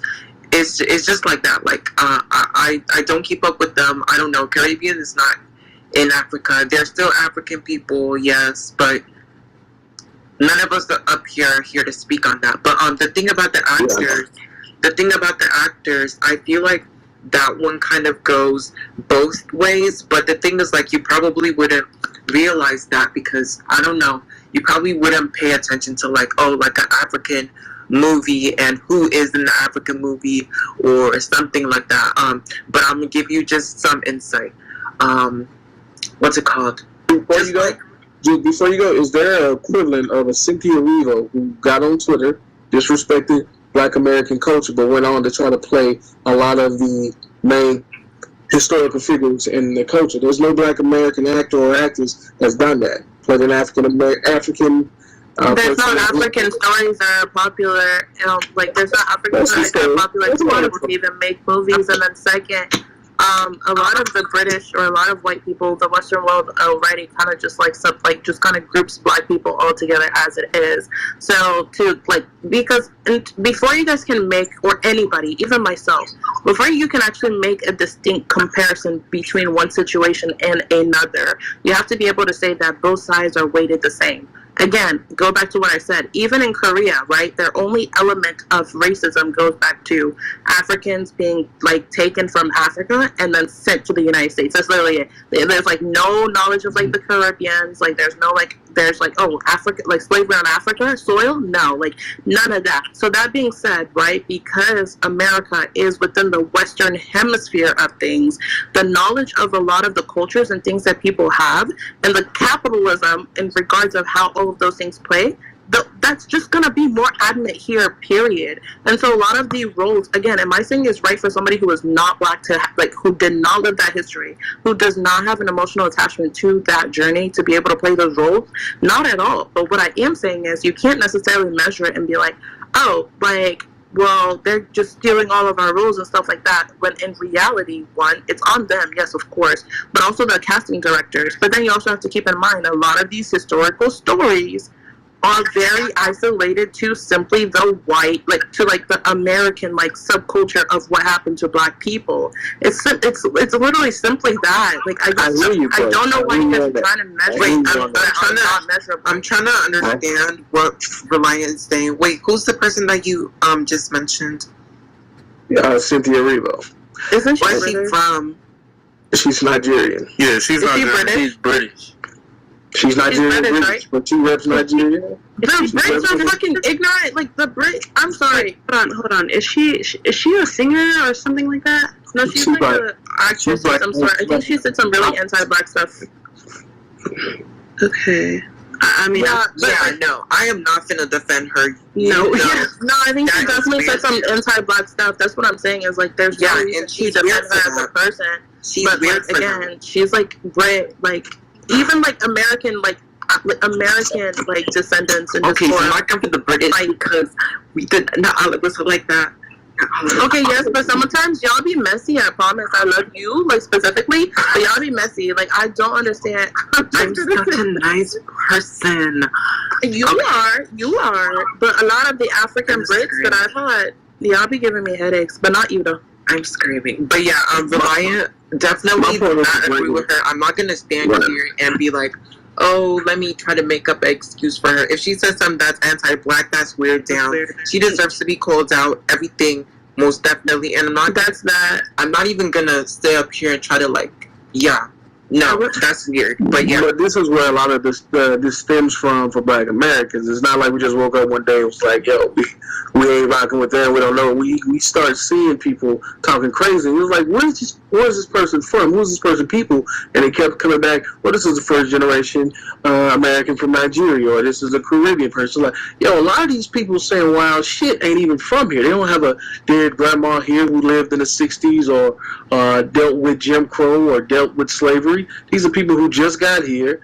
They deal with slavery, just not in America. Let's be okay, but we're in America, though. We're in America. Okay, but again, slavery. Let's stop. Okay, I'm talking about that. If I was in Africa and I was dealing with slavery, you would have been mad. Okay, this neither here nor there, but it doesn't matter. My biggest point was we don't go to Jamaica, we don't go to the Caribbean, we don't go to Nigeria, these other countries. Like, you know, let's get into their political affairs. Let's talk shit about this shit. We go there, we have an experience, take some pictures, and we leave. We don't go there and fuck stuff up, or I'm black too, so I should get whatever they get, or we all black. It's flat and black. I should Somebody in this chat literally already said that, though. But I'm just gonna say this. I'm gonna say this. Look, I'm gonna. Like, a lot of people before you that spoke literally said that exact thing. Like, oh, why don't we have dual citizenship in another country? Somebody else was also saying why. Like, literally, like, people are allowed to buy land in Ghana. Like, that's what I'm saying. Is like, you're speaking from. No, wait. Okay, so you're speaking from one.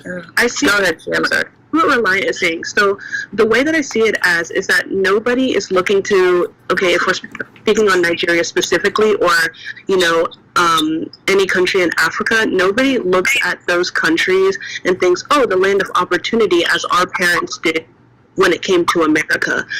America or the UK or, you know, those European countries are sought after as countries that will give them opportunity because the government or politics in their country are just diminished, or trash, or whatever. So they find that they can find opportunities elsewhere.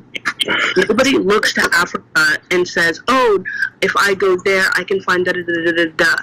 Nobody has the inclination to go down there anyway. I'm not saying that that you guys don't have the right to go there, because if you do, if you want to seek out history there or do whatever you want. I'm not saying that. I'm saying that at the same time, you have to understand. You guys have to understand that. Go visit. We're not going to sabotage it. And the only reason why America is appealing to come is by the Black Americans did. Like, a lot of people, but even so, even knows how the money was made and how America got so rich. It's because of slavery, and Black Americans still. Yeah, but a land of opportunity, but then what happens? They stay in the UK, they stay in China, they don't go back home. So how? Because a lot of us are not able to go back home. America, so that is about to go back to that country. If you, a lot of us can't go back home. I feel like I also had said like my uncle and certain family that have worked within government with Africa, they're literally banned from going back home. And then there are people literally literally even my president itself, like the last time somebody tried to do anything, any subtle change, right? He woke up literally people woke up the next day with his head on the ground. Like, he literally got beheaded. There's still a lot of capital, cruel on capital punishment. So that's what I'm saying. Like, in the effort to compare, right, the advancement of America as it is, to then the continent of Africa, not all of Africa, of course, but the limited subgroups of Africa and their access to some of the things that they are able to do. One, I feel like that itself is an ignorant approach, because I would also call myself out on that. I can't. That's literally why I just think that most of the time, this is why these conversations are just so fucking redundant. And then because there's so much content that's just. Can I wait. Really quick, I'm gonna say this, y'all. As I said before, I'm a college student. I pay my own college. I cannot be as awake for hours on hours or till 7 a.m. like yesterday. So I'm gonna make it that everyone has 3 minutes to speak, please. And the next person to go is Openly, and then Sandy, please. And then it's Percy, and then it's Ty, and then it's the black. I'm gonna just say that. I don't know. Okay. Okay, cool. Thanks, Storm. So I haven't been here the whole time, but from what I'm gathering, it seems like there are two very skewed perceptions going on in terms of how each group views each other. But I think that it's kind of like, I hope I say your name right, Hogo. Like, it's very redundant because if we look in present day, both groups are still suffering immensely from slavery. I mean, I don't know, like I just keep hearing people say, well, Africans come here and they do blah, blah, blah, but like it's millions, hundreds of millions of Africans in Africa, yet there's not even, I mean, if we go look on the census, I'm pretty sure there's not that many Africans who even get to make it to America. So already the perception that you have of Africans is inaccurate because it's a very minor amount of Africans that even make it to America, point blank. And then if you look at present day Africa, I mean, aside from Nigeria, there's many countries within Africa where they're even going to great lengths to get to Nigeria to have a better life. And Nigeria is having so many tribal conflicts. I mean, the government's corrupt. There's so many things happening where there's people who do go to school and do all of these cool things, and they can't even get jobs. And they can't even get a visa to go leave the country because of things like Boko Haram and all of these other things that label most people in the country as terrorists and make it hard for them to even get a visa to go anywhere else. And then on the other end, if we look at it in America, I mean, there's so many social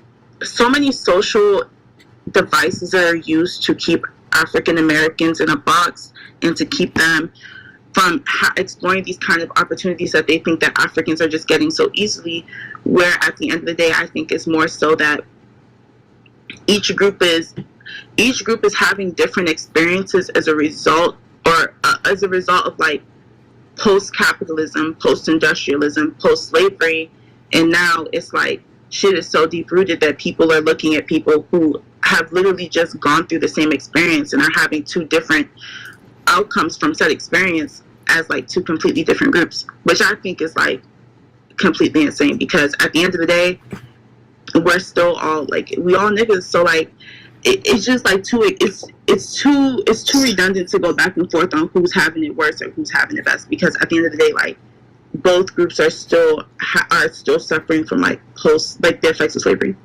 So yep. Oh, sorry. I'm sorry. I did that too fast. But yeah, thank you so much for your insight on that. But that also leads me to this question, because earlier, I don't know how long y'all have been here, but a lot of people, ADOS people were talking about how if you're African, you should not be saying the N-word. And that's Negrophobic. Can we touch on that for like a little bit? Yeah, can I fighting you? No. Yeah, no, I mean, yeah, I'm not gonna. No. I feel like at the end of the day, right, before any African or American opens their mouth, the first thing that a person perceives is their appearance. At the end of the day, when Africans were being taken from Africa and brought to other countries as slaves, many Africans stayed in Africa and suffered at the hands of like colonialism, resources ripped from them, all of this stuff getting R-worded. And at the end of the day, those same white people who was in Africa was calling them the N-word.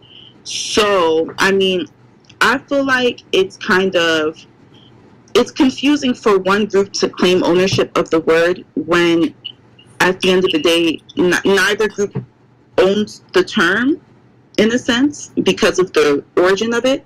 So, I don't know. I don't think any group has the right to determine who can use the word.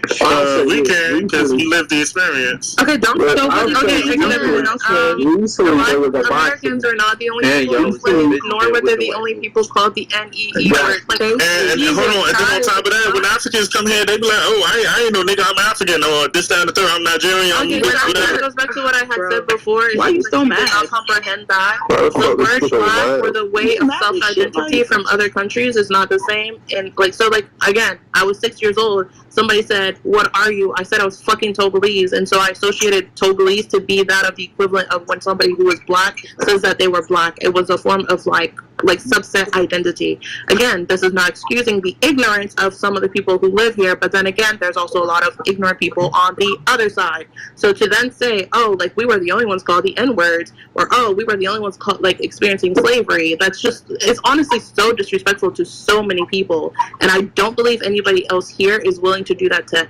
any African American or anybody who went through their own history there. So please, respectfully, don't do that to a whole continent. Thank you. I would say that I didn't really think, I wasn't really tripping on it, but recently there was a cruiserweight boxing match, and the guy from, I believe, Nigeria, he was like, well, not to say, I'm not a nigga like him, and this was a big thing before the fight. It got publicized really, really big, and this was like an undercard. Nobody really wasn't thinking about it prior to, but that did bring up a lot of shit, because people was like, nigga, you look just like him, how you gonna say you're not a nigga? So... Because that's not a word that like to be called, but there's African Americans like in a whole nother country. I don't think you're like. I think that's what's like not clicking. It's like you can't necessarily. It's kind of like if I feel like they want to know what the reason is, and I feel like the reason is because y'all know, as I said earlier, in American society, when someone looks at you first, they're like, oh, that's a black person, that's a white person, that's a Hispanic person, that's an Asian person. In Africa, the society is different. Nobody's looking at you as, oh, you're black. That's not the first thing. It's more so about like your tribal, like, oh, you're this tribe, you're that tribe. Y'all know what I mean, right? And Reliant, I feel like the thing with that is, yes, he was definitely wrong for that in a way, but I feel like him saying that, I feel like I also kind of had that mentality before. Associated with an insult. Yeah, because I feel like I had that mentality too before, so I understand where he's coming from. And that mentality is, I thought nigga was the word, like the R-E-R word. Yeah. I didn't even like other black people calling it to me until like I grew up to that's not what I'm saying. I thought nigga was like that's what Black American people are called, as like your tribe. It's just like how Yoruba people have their own tribe name and stuff like that. So if someone is calling me another tribe's name, I'm like, no, I'm not that, I'm this, until African American people or African people in America would be like, don't be dumb, like this, that's not what that means, and would take the time out to be like, oh, okay, this is what it means, because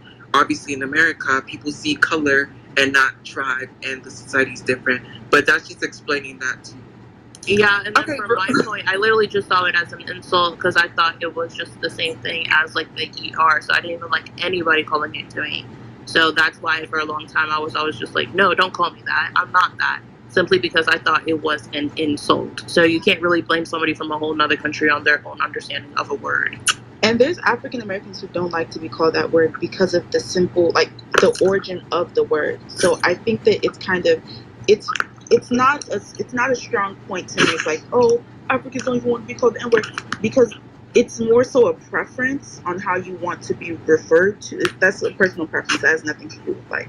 And also, I just wanted to say something real quick to the black. I don't know the rest of your name means. You can just call me Mark. My name is Mark. You can call me Mark. Okay, so Mark, you didn't get to finish your point, but where you were going with it, it was kind of to the point of like basically to summarize what I'm trying to say, I just feel like there's a lack of understanding here about how bad colonization was in Africa. Like people have this perception that like if you weren't, a slave, like if you weren't an enslaved person or your families weren't enslaved, then it was just all good and everyone was just chopping life, like we were just living like coming to America. It's not like that. Like people were calling us nigger for hundreds of years. Like we was going through shit in our own land. Like people were getting raped. Like it was the same thing. People getting limbs cut off. People having to work on plantations. Like we've been through the same shit. And someone else, I think it was Reliant, was talking about how Africans come here and you don't see them going to other third world countries and doing X, Y, Z. The reason people come here, not just Africans, but other black immigrants come here, immigrants period, is because of colonization. Like white people destabilize. What? That's not what I said. I said you don't see black Americans going to other people's countries countries and undermining their politics. Well, yeah, because of Okay, but you didn't just say, colonization, they can't go tell hold on, them. but you didn't just say politics. You also brought up jobs, correct? Because I remember you saying No, I said that some people will take jobs who are exactly. first So what do you? Okay, so let me finish my point because I knew I heard you right. Let me finish my point. Don't talk over me. Okay, all right. Don't talk over me. Thank you. So my thing is, no one's taking anything. You can't take something that you're qualified for. That's number one. And number two, the reason people are leaving is because our countries were destabilized by white people. Revo wasn't qualified to play. You can't take, anyway, don't talk over me. Don't talk over me. You can't steal something from somebody if you have the certifications, if you've studied, if you've worked hard to get here. Don't say we took stuff. Don't even do that. That's not, I didn't bring it up. Be That's respectful. Be respectful. Be respectful. You're talking about an actress. She's talking about academics or and like don't other talk people. about Exactly what she's talking about. How come y'all don't use the knowledge y'all got from America? So like I was saying, we got destabilized by white people, which is why we're leaving our countries. We've been going through war, going through famine, going through deaths. Like shit is still going on. It was not all good. I really want to abolish this idea that we're just chilling and y'all went through it. Like, of course you went through it. And I know I sound angry because I am. I don't like that. Like, you have to think outside of yourself. And I feel like it's kind of like American exceptionalism to think that you're the only one who went through something. But y'all chose to come here. We didn't go. Yeah, y'all chose to come here. That was y'all choice. You're kind of like almost making it seem as if like, the rest of the world always gonna be all Africans all night telling them how they feel. Why is it's about Africans telling us how they feel? This man can't even get a whole conversation going. Damn. For the love of God, like you said what you needed to say, You've and then you been left, talking right? the whole time. Then go talk to yourself, make your own chat. Jesus Christ. Damn. Okay, anyway. You just want to hear this little you just want to hear about some African make you feel better about yourself. You don't want to hear about nobody else's side but your own side. All you're doing is talking over people, man. Get the fuck out of here. This is a circle jerk of Africans trying to feel better than Black Americans. Like one of y'all even said we ain't got computers. Who the fuck ain't got computers, bro? Why you just y'all let this girl Girl is the way the girl that said that is literally Material Girl, and she's American. I'm pretty sure. Right, and so that's exactly why I put them. Yes, I'm being like rude. I don't give a fuck because like you're not gonna come here and then just be like, because I do believe everybody is literally on the same page about one. We have both experienced disrespect on both sides. Yes, okay. Two, again, I hate this conversation that is going on as if, again, like NN said, we were all just living life in Africa. Everything was nice. We're all just, like eating and just living our life and nothing was wrong. Mind you, again, we were literally railroaded through multiple countries. Germany, my little country alone, Germany and France, Germany again, and then France. People were enslaved. People have been, like, Arabs have come to Africa, taken our people, taken them back to be like servants in their country. So I feel like there's this feeling of conversation almost as if like, oh, we didn't care enough to fight or something, or we didn't care enough to try to make change when that's just not the matter. Y'all don't look at each other as the same. What? We don't what? Bro, what? Y'all don't look at each other. Wait, at first, before y'all go forward, Material Girl, I know what you said was misinterpreted, interpreted. It sure was. So I need you to clear your name because now all the people is going to drag you in the hashtag and talk about they don't have to clear your name. Okay, first of all, are you trying to say I didn't get why he was mad that I said like a lot of poor people couldn't afford computers. They couldn't. The fuck? Also, are you American? That's just something I've noticed. And that's just one of the things that was a barrier between me and other African Americans, or even just poor people in general, is that I had certain access to different resources and they didn't. So you sound classist and egregious. Babe, we all have. She's literally African American. We all have privileges in our own right. I grew up I don't understand how you're saying. How is her saying the statement? I had access to. So may I say something? I'm gonna leave. I'm gonna leave. Can I say something? Go ahead, Black. I'm sorry. I think all we're saying is that y'all here, and like, you know, we've been here for like 500 years, and we kind of feel like y'all trying to dictate the rules of engagement, and, you know, telling us how, like, what we should do, how we should do this, that, and the third, when I don't think that should be the case. Like, you know, we, you know, like, you know, it's been said a lot of times, but like, we paved the way for y'all to come here and eat good and, you know, enjoy the fruits of our labor, you know, going to HBCUs, getting these good opportunities, getting these good scholarships in the closeness of blackness, you know what I'm saying? Like, so it's just like, y'all honestly, y'all need to bow at the altar. Like, y'all need to like show some respect. No, I think that's just disrespectful to the fact that Africans y'all need to bow at the altar. Y'all need to show some respect. I think that's a bit disgusting. And if y'all not supporting us get reparations, then like, I don't think it's really. I think it's almost offensive, really, to then just be like, wait, who said anything about not supporting African Americans? I'm so sorry. I'm just saying, like, if y'all not advocating for us to get anything, like, because it just seems like think Africans didn't do anything. Like, you guys like paved the way for Africans to come to America, and then all of a sudden we get Asian stuff in classes because you did. Like, that's not making sense to me. I don't want to apologize for anybody because I'm not here to do that. I'm not about to be an apologist for nobody. Thank you. I think Leon said this. I think this is all a trauma response.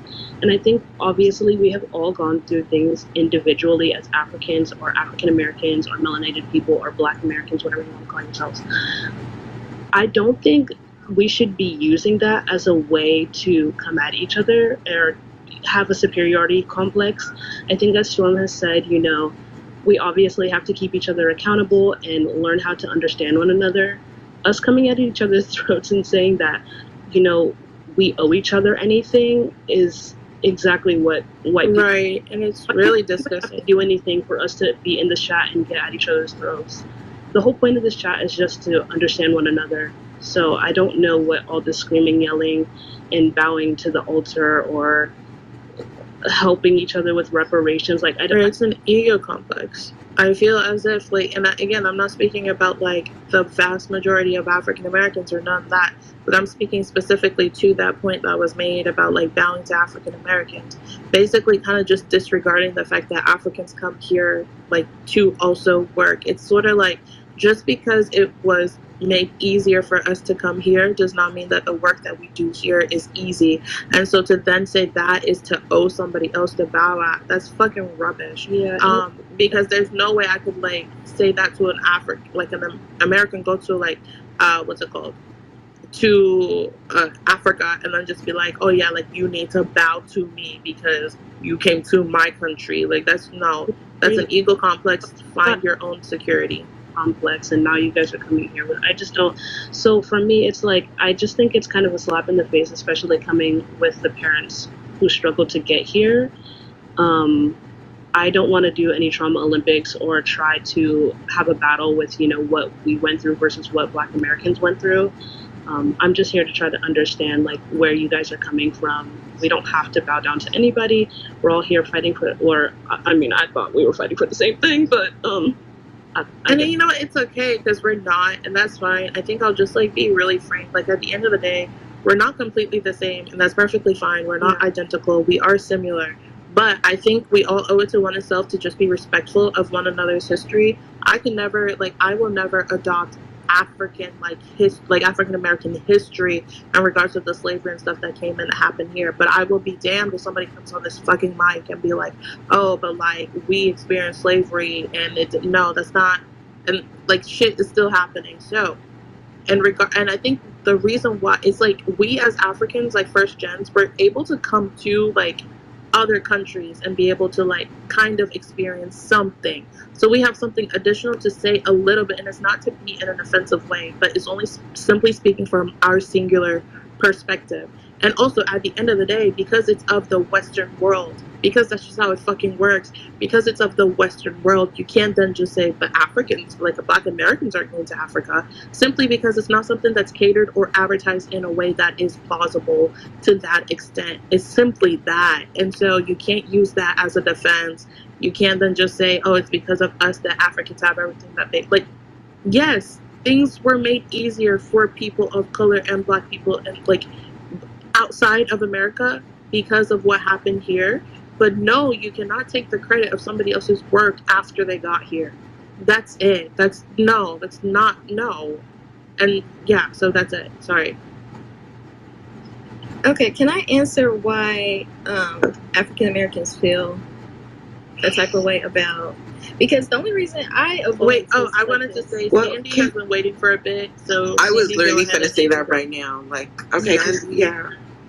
I'm so I'm gonna sorry. go to bed after this. I'm so tired. But I think this whole conversation does need to go back to immigration and the rules that the United States of American government put into place about immigration. We're getting after each other about this immigration thing over what the U.S. put in place. The U.S., when they put in the immigration policies and laws, and they were,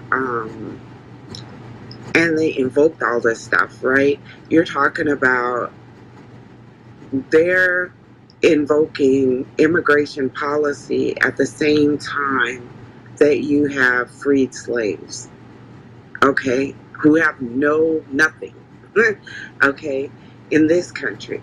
And so I think where some of the backlash comes from is that because of the rules, because of what immigrants are entitled to as benefits to set them up, right, or to assist them in their transition in this country, I think that's where a lot of the backlash comes from, is because we're looking at it and we're going like, hey, we went through all of that slavery, right? Multi-generation, hundreds of years of slavery. Then once we did get free, and even after slavery was it was abolished, you still waited years before you even advised some of the states, right? So people were still under slavery, not knowing that slavery was abolished. Even after that, you had Jim Crow, right? And so you have the separation.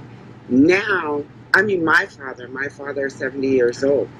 My father grew up in Jim Crow, born and raised in Jim Crow. Could not go to college because of Jim Crow, right? So I think that these are all the rules of the United States of America. Jim Crow were laws put in place. The immigration policy and the benefits that come out of immigration for migrants, right, it was a big spit in the face to African Americans, to freed slaves, right, which still are in place today. And a lot of these laws, policies, they're kind of all still in place in certain areas. So I think African Americans do get defensive in the fact that we keep getting screwed over by our country, right? But I think we get mad at the wrong people. You can't get mad at the immigrant, right? Don't get mad at, don't be mad at the player, get mad about the game, right? Or however that goes. But you have to, the United States government is the thing that you got to get mad about, because they're the ones that wrote the rules. The African that comes over here, or the European that comes over here, they didn't write the rules. So and yes, everybody had their own thing and everybody went through their own trauma, but there is just the sense, because they almost set every immigrant, it doesn't matter whether it's African, whether it's an Asian, whether it's an Indian. We complain all the time about how people from other countries can come over, set up shop, and there you go. They got all these stores and all this other stuff, right? What we don't get is we're never going to get the story, just like the one girl was saying, hey, yeah, I might get these benefits, but half of the benefits that I get, I have to send them back home. Nobody's getting that story. So please don't be mad at people don't be mad at the people that are upset because they're not getting the other side of that story. Unlearn to relearn. But we can't keep getting upset at each other and gaslighting each other up on stuff we're not understanding. We're not understanding that I am the first generation in my family that actually has all of my civil liberties supposedly in accordance with the United States Constitution. Supposedly, okay? It's debatable. But I really literally am. So please understand that, right? Also understand that we are going to be defensive, because we always are on the fight for everything that we do. And your fight and how you fight might be different than our fight and how we fight. So everybody fight for their own ethnic group. Everybody's, yeah, and the U.S., but it is the government that sets it up. But you don't have to disrespect another ethnic group to fight for your own, and you don't have to disregard. Yeah, but we never asked for nobody help. What? But there were countless people here before you that were, you know what? Okay, Sandy, I'm so sorry for interrupting. Please continue. You're saying a lot of education. Okay, because I'm getting ready to go back.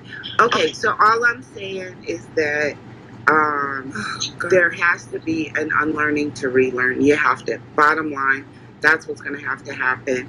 ADOS, I don't think ADOS is dangerous, and I don't think that ADOS, by any chance, in regard to the organization, that organization stemmed from trying to get the reparations, right? The debt that's owed to us. And in order to establish the debt that's owed to us, now I can't speak for anybody individually, but on the principles, I can speak to say that, you know, that debt that is owed to us has been owed to us for a long time. And everybody else seems to get all these reparations, except for us, right? But I also want to say that reparations is a global thing. If the United States of America can get reparations, everybody's going to get the reparations, because we're not the only ones that were enslaved, right? The people of the Caribbean, it was just where you got dropped off, all right? And then, obviously, in Africa, you had slavery. But that means that France, England, Germany, all of the countries that participated in slavery is going to have to pay. Please stop the narrative that Africans are the reason why, like, slavery started. Africans sold other people. That's oh my gosh, please, literally, that was not the majority of the reason why there was literally slavery. Some of these places, first off, that would just be a false fact off the bat, because a lot of African communities live, okay. I think a lot of African communities. Either way, it happened. A lot of African communities. Oh yeah, Sandy didn't finish. I'm so sorry. Go ahead. She's been here for 5 hours. She deserves. Yeah, no, she was saying a lot of stuff. I'm sorry. Okay, so anyway, globally, there is a debt owed, right? Because all of us are descendants of some type of slavery at some point in our generational history. You know, all I'm saying is that it is so much better if we could all kind of pull it in to be able to be one solid voice on that. Because I mean, we can nitpick back and forth about who slavery was worse. All right, that's like, hey, it's 90 degrees. Is it hot? Is it a dry heat or a wet heat? It's damn hot. Okay. It's horrible. Slavery is fucking horrible. And that debt of slavery needs to be compensated for. It does. Right? Most definitely. Period. So that's all I got. I got to go to bed, y'all. But I love all y'all. I'm so glad to see all these black faces together. And I hope this conversation ends on a positive note. Have a good night. Thank you so much. Thanks, Sandy. I just want to make it clear that I am very pro Black American, African American, and pro y'all's reparations. I have never denied nobody of that. I just want to get that out there. I also do think it needs to be addressed that we are not the ones in charge of getting you guys reparations, simply because we don't have that power. And two, please stop blaming Africans for slavery, because that's just not the truth of how it happened. Because also just like logistically with how things are within Africa, a lot of the countries didn't even exist until after like maybe like the 50s. Like and then also on top of that, Lane, please, on top of that, a lot of these people lived in compounds or areas that were very isolated from one another. So to assume that one continent, like one country and one side like knew exactly what was going on in the other compound, like just a bunch of miles after, is very no. A lot of people were bombarded, their areas were bombarded. So to then say that Africans owe you reparations, you would have to be able to point out which West group Africa you're was, talking about. Wait, and DNA proves it. can I ask Sandy a question real quick? Because first of all, I want to say you were making so many good points. Thank you so much for speaking on behalf of African Americans. I really appreciated your point of view. I definitely agree. African Americans do deserve reparations, and of course, the Civil Rights Movement made it easier for other Black immigrants, of course, because we have those rights thanks to people who protested. But I'm sorry, that whole thing, the U.S. government doesn't really assist immigrants. I don't know where that narrative comes from, but we don't really get assistance. We don't get anything for coming here. If you come here, it's usually... You don't see what Biden doing right now? What is Biden assisting doing? immigrants? Okay. Please enlighten me. Well, it depends. Okay, so I'll have to, let me backtrack a little bit. So, if you go back into history, right, when you had this flood of immigrants that coming over here, oh my God, better because we got our independence, all that other stuff, right? So you have this flood of immigrants, right, and they were primarily European immigrants that came over, right? They got the full setup shop, all right. The initial that came over, they got the full setup shop, land grants, free land, handed out, given to them. Then you had, mind you, we have freed slaves not getting nothing, sharecropping. That's like debt life forever, right? And then they would get also, they had the land grants, and then they were given the land, and then they were taught how to till the land and how to work the land. So then you had a system of, hey, we got all this agriculture. And I live in Alabama. Dead middle of the Black Belt, okay? Yeah. And all of that, those Black landowners, right, or the white landowners, they are still here. They are still doing their thing. But now, from the process of immigration, right, the wealth that was built is still here in white pockets in Alabama. Now you have, just like Joe Biden, what the gentleman was saying, Joe Biden was saying that the immigrants or the migrants that were coming over from our southern border, right, not from Africa, but from the southern border, they were coming in, they were separated, children and parents, right? So now the ACLU stepped in and said, hey, that's not right. You're gonna have to compensate for that error. The United States government. I'm so sorry, Sandy, I don't mean to cut you off, but sure. When I was asking, because we're speaking about Black immigrants specifically, but when I asked what assistance Black immigrants get from the government, you brought up an example, and I'm not trying to be rude, I'm actually genuinely trying to understand, but you brought up European immigrants, and when that happened, that was a minute ago, and that was European immigrants, for Black immigration and for immigrants period now, as it is, because I don't even think European immigrants get grants as of this year. But not to you have to prove income. You have to prove income to be able to. Yeah, I don't.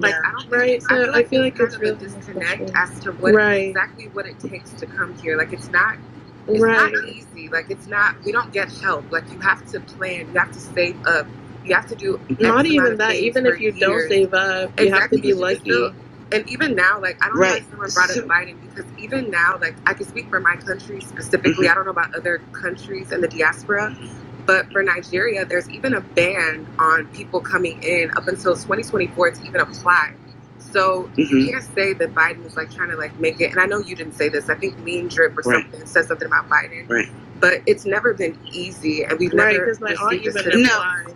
4 times and still has been denied for the past There's no 8 years. assistance for immigrants, period. So if it's hard for just regular immigrants to come here, it's even double hard for Black immigrants because this country hates Black people.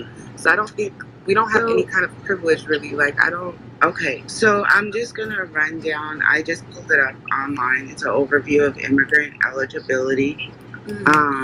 And so they get supplemental security income, right, SSI. They get supplemental nutrition assistance program, that's SNAP. They get assistance for... Okay, but I'm so sorry. SNAP is income-based. I'm so sorry. Yeah, all of this is situational. Yeah, it's not based on immigration status. That's based on your income. Right, and so it could also be accessible to anyone. Like, it's not just Somalians in Minnesota. Somalis come as asylum. You can't just be using a subset of Africans for all of They that. can stay multiple families in a household, and there used to be a Black tower in Minneapolis, and it used to be all Black. Somalis came and don't fit that, so they do get this stuff. They come as asylum. That's so different from regular immigration. So, like, what do you? But I just wanted to. Let me just say real quick. I'm sorry. Like, I'm not trying to talk over you, Sandy, but everything listed, that's all stuff that's available to American citizens. Like, that's not specific to immigrants. And when you were speaking earlier, it kind of came from a place of we have access to certain things that y'all don't, and that's just simply not the case. Especially when to get most of these benefits that you listed, you have to be a citizen, and a lot of people who come here aren't even full citizens, so they can't even get these benefits. So it's just not true. That's just not accurate. So none of these programs that they identify are you able to get because of your immigration status? Because this to me, and just hear me out just a second, this says that as long as you're a qualified immigrant, that you're able to participate in all of these programs. I'm not. But Sandy, you have to have somebody who is a citizen to be able to like indicates vouch. That's not right. It's not. You also, for some of them, you have to literally be in the process of like immigration, like for being a citizen. Like, so like that's the thing. It's a lot of the. You have to have somebody who is already here to be able to give you like any type of like. It doesn't work that way. Like you're not getting grants. Right. So the block grants come here. It doesn't work that way. Block grants, none of those things either. Those are not grants. You guys aren't entitled to block grants. No, because a lot of one's entitled to anything, and plus it's on a situation. A lot of these grants and stuff. We're not given a list of things that we have access to when we come here. And so that also being said, I just almost think it's like you can't necessarily like hold someone accountable for a type of grant or resource that they might be able to have when they have no idea that grant or resource is there. And then generally a lot of the things that we do have access to is due to either like family vouching, family getting for us because they are citizens, or like somebody who is an American vouching for us. But a lot of a lot of these grants that I feel like it's being assumed that we just like we come here, we live free, and I want to hear another thing. Yeah. I feel like a lot of people forget the fact that a lot of like ways that some African people, well, I feel like it's a number, well, at least from my perspective, because almost every Nigerian that I know here or African has gone through this route, but they literally like to go to college or send your kid to college, stuff like that. Most of them join the military and are fighting all these wars, going to all these places for America, and or getting the military benefits. But exactly, and that's all. Sorry, I don't mean to cut you off, Storm, but I'm just saying everything, all the benefits that you're listing, this is stuff that's accessible to Americans. So it's accessible to African Americans. It's not stuff specific to immigrants. That's just the point I want to make. No, I wasn't trying to say that it's specific. Not all of these are specific. Okay, so I'm my point was that the way that it's presented to us, okay? And I'm just telling you how it is being presented to us and how it ends up looking on our end. And I could be dead wrong. I'm just looking at the table and the table has all the eligibility criteria and all that stuff in here. And what it's saying is that, hey, if you come over here because you're getting immigration, right? If you're qualified as an immigrant, an asylum seeker, or if there was one other criteria on there, these are the programs that you are eligible for. And included in that was block grants, right? And I'm going to tell you, for us that live here, it's really hard to get grants. Like, I'm not saying that it's not, but this is kind of like, for us, it hurts because it's like, you can come over here and your process seems like streamlined to get this.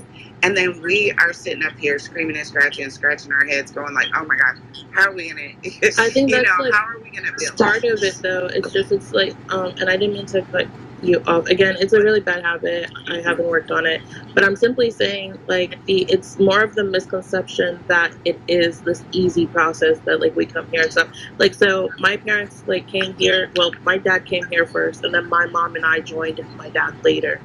He worked as a college professor. We have had no government assistance. We have had no food stamps. We have had no nothing. It's, huh? I said a college professor, he get money. No, it doesn't work that way. No, because that's like literally, again, the assumptions are what are killing everyone. It's not an assumption. Simply because I feel like I would know how I live my life with my parents more than you would in your assumption. Right. So as I was saying, let me continue. So that being said, nobody else can talk but you. Okay, so basically what I was saying was, even despite the fact that my father was like a college professor, we lived in like a one bedroom apartment in the ghettos. Like it wasn't this like luxury life. The only difference was my uncle and my father were helping pay for me and my little sister to go to private school, which was on another side. But at the end of the day, it was like, you come home, we close doors, that's it. It wasn't until I think I was like 17 that we finally were able to buy our first house. And that was because, again, of family help. So again, the money, like, you are completely undermining how underpaid a lot of immigrant professors are. And the access to things that we have is very limited. Okay, so what I'm saying is that I wasn't trying to undermine anything, and I'm not even pointing at Africans in particularly, nor am I pointing at any one person in particular. What I am pointing at is the policy of the United States government and what they put on paper, because I'm looking at this going like, wow. Huh? Okay, I would like to say this. I have a quick question, because like I just kind of want to understand. Is it that like, if I don't want to assume, but is it that it feels like there's a lot of anti-immigration, anti-asylum speaker kind of rhetoric, not by all of you, but it's really sounding that way, and I'm like, do you hate asylum seekers and immigrants? Because that's kind of what it's sounding like, and I don't want to be aggressive, right? But it sounds like that. So what I'm gonna, I can answer that real quick. I don't hate anybody unless you coming after my family. Then we gonna have a problem, right? But what I'm gonna say is that it's not a matter of hating anybody, right? I am not pointing at the immigrant. Y'all, I really, really want y'all to understand that I am not pointing at the immigrant, and I am not pointing at asylum seekers, because I can... wait, Sally, before you say that, I just want to say that wasn't directed at you. Yeah, no, definitely. I agree with everything. Definitely not Sandy. Sandy has been speaking facts. Yeah, Sandy has been speaking educated me quite a bit, so I really appreciate that. It wasn't you at all. It's kind of like the, I don't want to name drop them, but I've been hearing a lot of anti-African, anti-immigration, anti-asylum people. Yeah. Okay, actually, I'm sorry to mute all of y'all, but yeah, I'm gonna just say right now, Mary, we kind of have yesterday or 2 days ago, we were all so civil and everything. Mary came in here. Mary was like, y'all are African. We don't like Africans. African this, African that. Go back to your own country. We don't like Nigerians, all of that. I'm pretty sure you're one of the people that was calling Africans Ubuntu, whatever that. Right. And she's over here talking about. You're the one who literally started this whole thing where like all the ADOS people were literally in all of us quotes, because you're the one who they follow and their followers came as soon as they came and all of that. And you're the one who caused all of them taking our Instagram pictures and posting it and saying these Africans, da da da da. So you're the reason why this all is still happening. And I want you to speak and say something. Her profile is giving very anti. So yesterday I could have picked like better wording. I could have been nicer, but I don't really care. So here's my only question to you guys. No, okay, can I finish? I'm noticing that whenever okay, two things, right? I've only been here for a little bit. Something I've noticed is that the second an ADOS like starts disagreeing or bringing up points against you, you interrupt them, especially you, Hogo, right? Another thing I want to bring up, right? And now you're doing it again. But another thing I want to bring up is, here's a genuine question, and this question is not a malice, but what's the end game for you guys? What's the end game like coming to America? And here's my other question: you're coming to America and you're participating in American imperialism, which is making your countries worse, which means, are you going to just keep sending more of your family here? And if that's going to happen, I'm not saying that Black Americans are going to do this, because for the most part, I'm the minority of Black Americans, right? Most Black Americans love y'all. Most Black Americans like Sandy. They want best for y'all. But what's going to happen is that America is already on this like path to being a much more conservative, a much more xenophobic country. And I just hope you guys realize that what's going to happen. It's not me. It's not me that's going to do it, because most Black Americans respect y'all. Most Black Americans love being around y'all, you know? But it's the fact that, I'm going to finish. That's just how it's playing out. And you're not in these white supremacist spaces. You don't see what they're saying about y'all, right? And I get it, because it's really hurtful. But I'm just telling you right now, I'm not the one that's mainly noticing this. They already said this stuff against like Mexicans and everything a while back, 2016, right? Right. Now it's coming towards y'all, and that's all. That's just what I want you guys to know, that this is starting to come towards y'all, because people are starting to notice that you're coming here and you're staying. And I'm hearing that you guys send money back home. Where's that money going? And it's like, are you sending it to your family or whatever? I feel like so Mary, one, it's been also good, and then two, I feel like you not understanding how things operate cannot really be used as a what's it called? You can't use that as a leverage against the people that you're trying to talk to, because when we do send money back home, like I said before, a lot of the situations that are going on in Africa are very different. It's very, very different. So that money is not just like sitting there to be billed. And a lot of Africans are actually immigrating more so to Asia and the UK. The UK and Asia are starting to get a larger population. So it's still not fixing your countries, okay?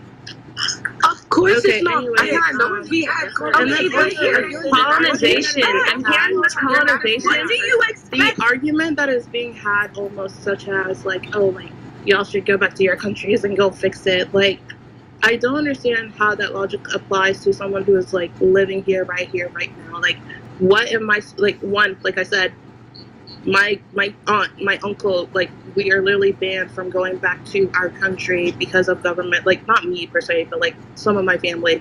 So why is it to my duty to go back to my country to fix a situation that I did not participate in creating? And also at the end of the day, again, what is it to you what somebody else is doing necessarily with their lives? Like, I don't. Because unfortunately, what happens? A lot of things. Unfortunately, what happens is this is what keeps happening, right? So, whenever Black in America, whenever something bad happens here, it gets pinned on all of us, right? But I've noticed it's like the second the opportunity is there, Africans and Caribbeans will make the distinction not to call themselves Black Americans, right? Because no, don't deny that this happens. This happens all the time. I'm seeing it online. Why would they call that myself a Black American. If you're not a Black and American, why would Well, you I've call literally been yourself told a by Black other American? Black Americans to not call Black. I think what you're doing is you're arguing points with. All right, listen, hold on. This the whole thing about, you know, who's going to be African and African American on the level of, hey, we're going to work. You know, you're talking about people who are either on a visa or resident alien status. They have done all of the proper paperwork to be here. So we're not going to divide up based on that. That's not going to happen. So no one really needs to address, hey, if they earn their money, it's their business what they do with their money, right? Right. So it's not your business. And they can see just like we can. I mean, we're not talking. So why they check the box of our ethnic group then? It's not because we're fucking Black. Talk to the white people. When Black. You're Black when it suits you. I'm so sorry. No, because that's what wait, the paper says. Speaking to first gen, the technically are African American. Are y'all shitting me? If you go on that box, please, does it say a separate box for African and a separate box for Black American? Are you shitting? Maybe let's not do No, I'm this supposed to right write now. it in. You Oh, can't I'm use sorry, that I'm not one. African American. I'm actually totally. I'm agreeing with every Go talk to single thing, Biden. but why you said that? You come on now. Don't start It's all just it's just like problematic tactic. Like literally, there's just such a. I have a question for everybody. I have a question. What's your Black question? American not even a real Why? Good night, Sandy. Thank you for speaking. Good night, Sandy. Yeah, like I feel like it's nice. Wait, y'all. Somebody has a question for me. I have a question for everybody. Oh yes, Storm. Oh God. Storm, yeah, I do have a question. Just wondering like your kind of take on this. Is there like a continuous need, like from my perspective for the last like year, I've been fighting with a certain demographic of Black people who hate Africans, not African Americans. I mean, as a big group of Black people who hate Africans as a whole. And my question is there any point of us continuously speaking to them? Because it's like they should pick up a book, educate themselves, but they decide to fight with us every single day online. Is there any way we can even speak to these people and get this through conversation? Larry, mute that fucking mic. Hear me out. Don't tell me what to do, Taylor. You're not here to learn, boo. So Can I speak? This conversation is very pointless. It really. I agree. It definitely is. It really not is. really going But anywhere. let me tell y'all again. I said this for like, I feel like a lot of people keep going out, coming back, and different people keep coming back in. But this conversation started 2 days ago, and mind you, I'm not the type of person that's involved in any of this stuff. Like in general, the original space that we started 2 days ago was literally Africans and African Americans. Like we were just having a conversation. Like I literally noticed my African followers and African American followers came in here, and obviously like Black people, we love talking about culture, and it went from there and turned into a Africans and African American chat, and we're just talking about our differences, our similarities, stuff like that. Very peaceful. And then Mary joined. I'm sorry for putting you on the spot this whole time, but Mary, you joined very angrily and ruined the whole piece. And you were like, Africans, go back to Africa. We don't want you here. You were talking about all this stuff, and we were all just looking like, what the hell is going on right now? And obviously, if someone has that mindset and Spaces shows all your followers that you're on a space, all Mary followers join. They start saying the same thing in the hashtag, calling everybody booty scratcher, calling everybody Ubuntu, different African names that are just so random, and downloading people's pictures from Instagram and posting it and misgendering people, being homophobic, everything. And then I ended the space and I was still getting hate. She was literally getting dragged and quoted by different people of the ADOS community. I'm not saying all of y'all are like those people, but the people Barry brought in there, that's what I'm addressing. And then today, the reason why I started this was to just address all of them, because if you're still going to be in my mentions all the time, when I open my phone, all I see is I'm getting attacked and getting called African this, African that, African this and the third, is tiring. And I'm like, if y'all have something to say, you can say it with your voice. And I and Hogo have been on here and we've been speaking about it, and that's basically it. So it's not even like this started to be a conversation about the whole thing. Even if some people from 2 days ago came in here and wanted to talk about some certain things, I really just wanted to check y'all. And it just so happened that instead of Mary coming early and the other people that were like spewing so much hate, they ended up coming right now, which is like towards the end of it. That's Right. not my fault. Honestly, if that's not my... Wait. Sorry, I'm so sorry. And one last thing, Mary, I did not like how you came up here and you were trying to make it seem like you're not even the one who spewed any of this hate. And you're like, people are starting to notice how you guys are actively you are the participating. people. You are the one who started this whole thing. So let's address that. And please do not cut people off, guys. That's one more thing I'm gonna say right here. Please, y'all, do not cut people off. Okay. I have a question. Oh. Hold up. Let me say something real quick, because I've been on this for a minute. Hold up. This conversation is pointless, because niggas in America, there's no point in having this conversation if niggas in America can't realize or don't understand they biologically African. So I feel Why'd you say nigga, by the way? Why do you feel okay saying that? So I feel as though this conversation is very dumb. You know what I'm saying? Because you got niggas that hate being, like, you can't be pro-black and anti-African at the same time. Because at the end of the day, black Africans don't like each other. What you talking about? Africans don't get along with each other. What you talking about? I think that's just a human problem. I don't understand why we think this is like a magical power. Like, look what niggas talking about. Y'all niggas talking about African Americans and Africans and all that other shit. When niggas is all connected. And this black American people, no, we are not. Keep talking is lame. Like, what the fuck is a black American? It's not real, yo. Y'all niggas is African in America due to slavery. Like, what the fuck is a black American? Y'all use that term to try to disconnect each other with being African. I'm getting more ignorant when this guy doesn't even know the difference between Africans and black people in America. That's crazy. Our culture is completely different from yours. I think we are married. Can I just say this? Go ahead, Mary. Go ahead. As soon as I say something, so the guy, this guy, why the fuck you ever what I'm saying, nigga? What you talking about? All I'm saying that's another thing they were trying to say earlier. They said if you're not American, you cannot say nigga if you're black and you're negrophobic. Well, they're not one code, because the other one was talking about why did we associate. Can I just say something real quick? Can I just say something real quick about what he just said about Africans? A bunch of anti-Africans. Y'all trying to convince these people, and y'all trying to make these people like. All the anti-African stuff aside, what he just said was factually wrong.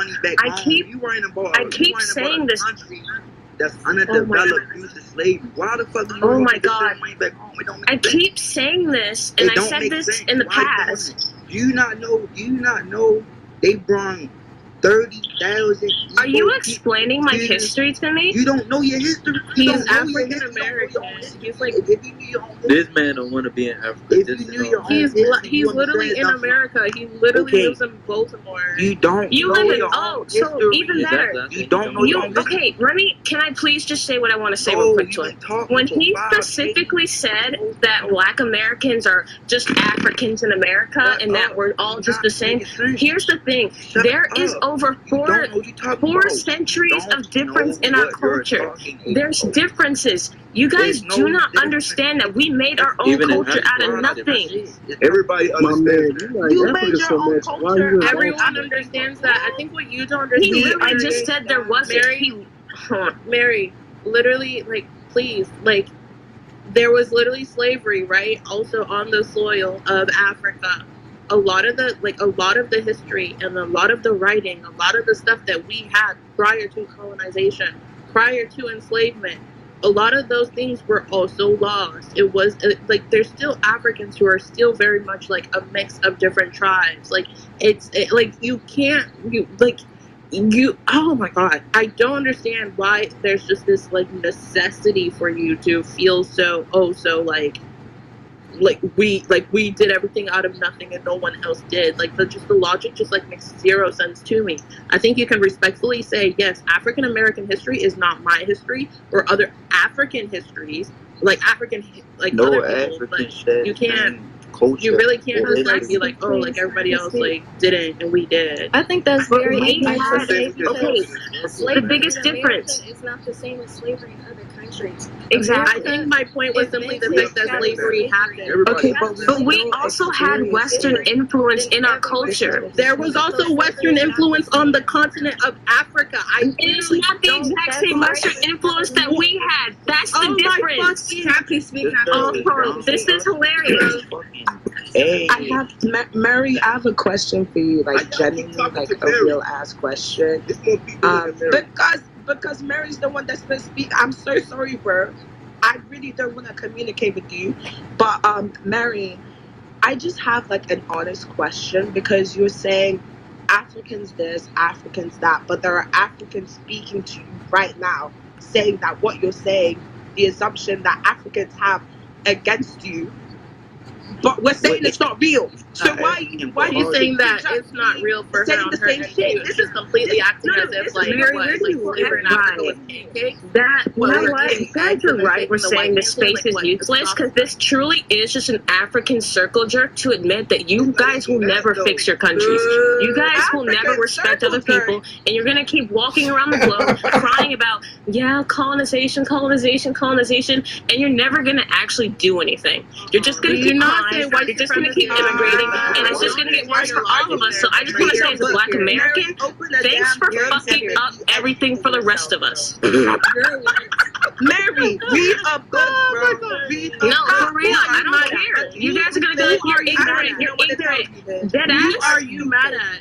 Mary. I'm mad at white people, obviously, but you guys are in it too. What did anybody in this chat? We didn't do anything wrong.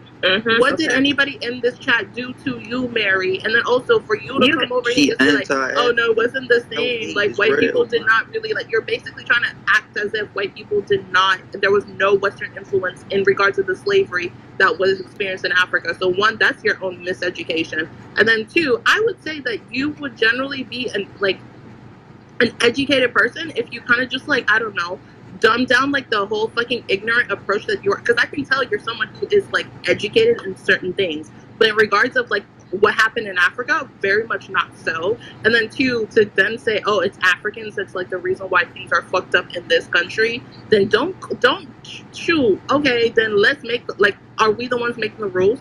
Are we the ones making the law? Are we the ones? No, it's not. Oh my god, never mind. Because it's like, Hogo, hear me out. I feel like I want to hear right now, please, and I hope y'all actually follow this. I want to hear, I'm gonna just call you by your username, these pussy niggas. I want to hear him. I want to hear Material Girl. I want to hear Adiola. I want to hear Sam, and I want to hear Fire at Will and Lee, and I want to hear y'all speak, and Mary.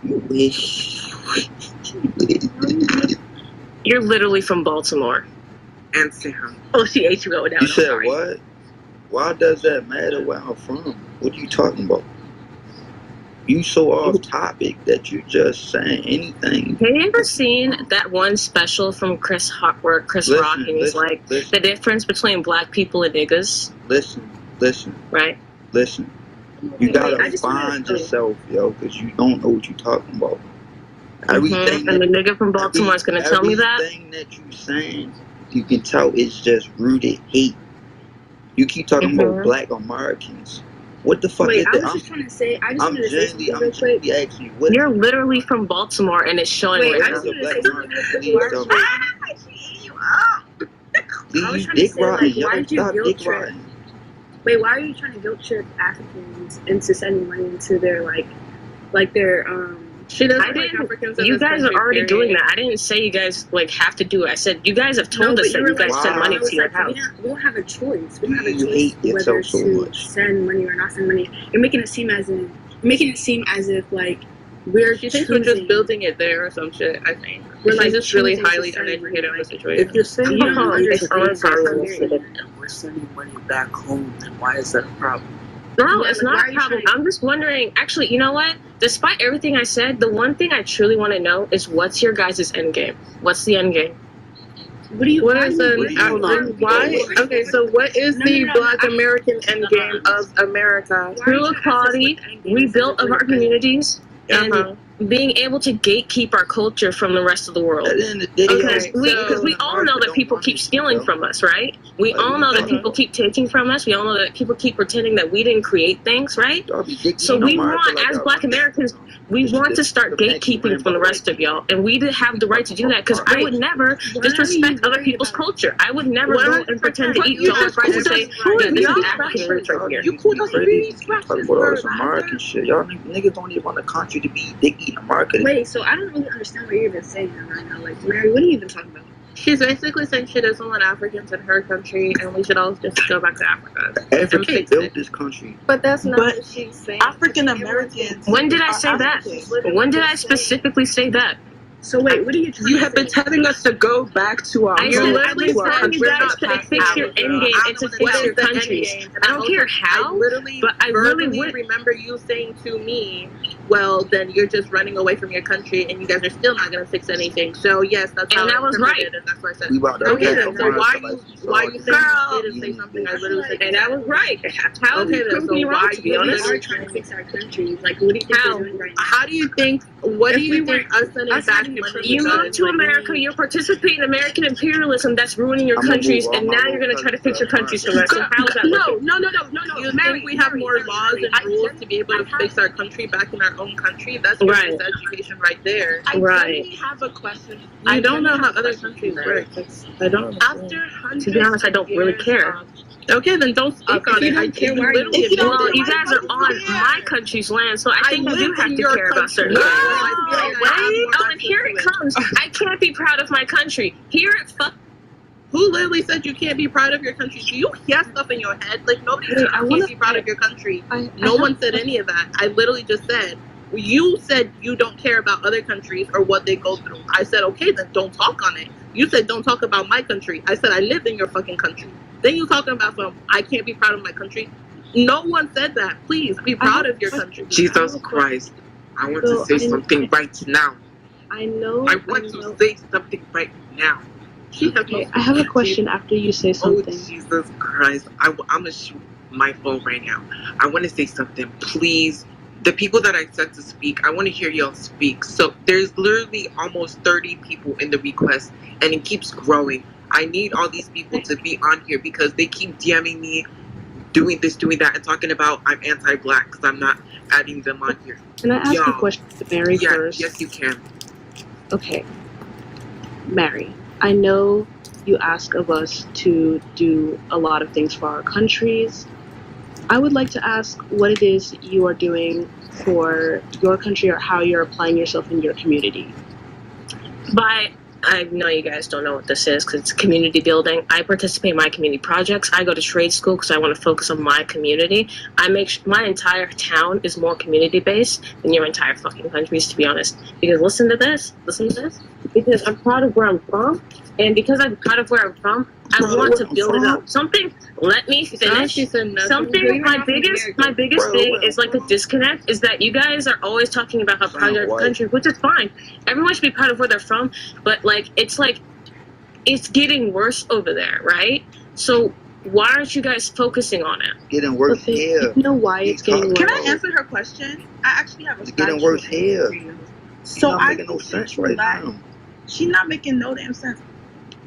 I think that you lack. My phone's glitching. I can't. Hey guys, I bet you got a I fucking think that you Confederate like. flag in your crib. It's like, I'd like to. No, I really think that you lack the understanding that that each African country, there's multiple African countries within the continent of Africa, and within each of those countries, there's different levels of corruption, military factions that are going around killing people, literally dismantling any sort of infrastructural development that could happen in the country.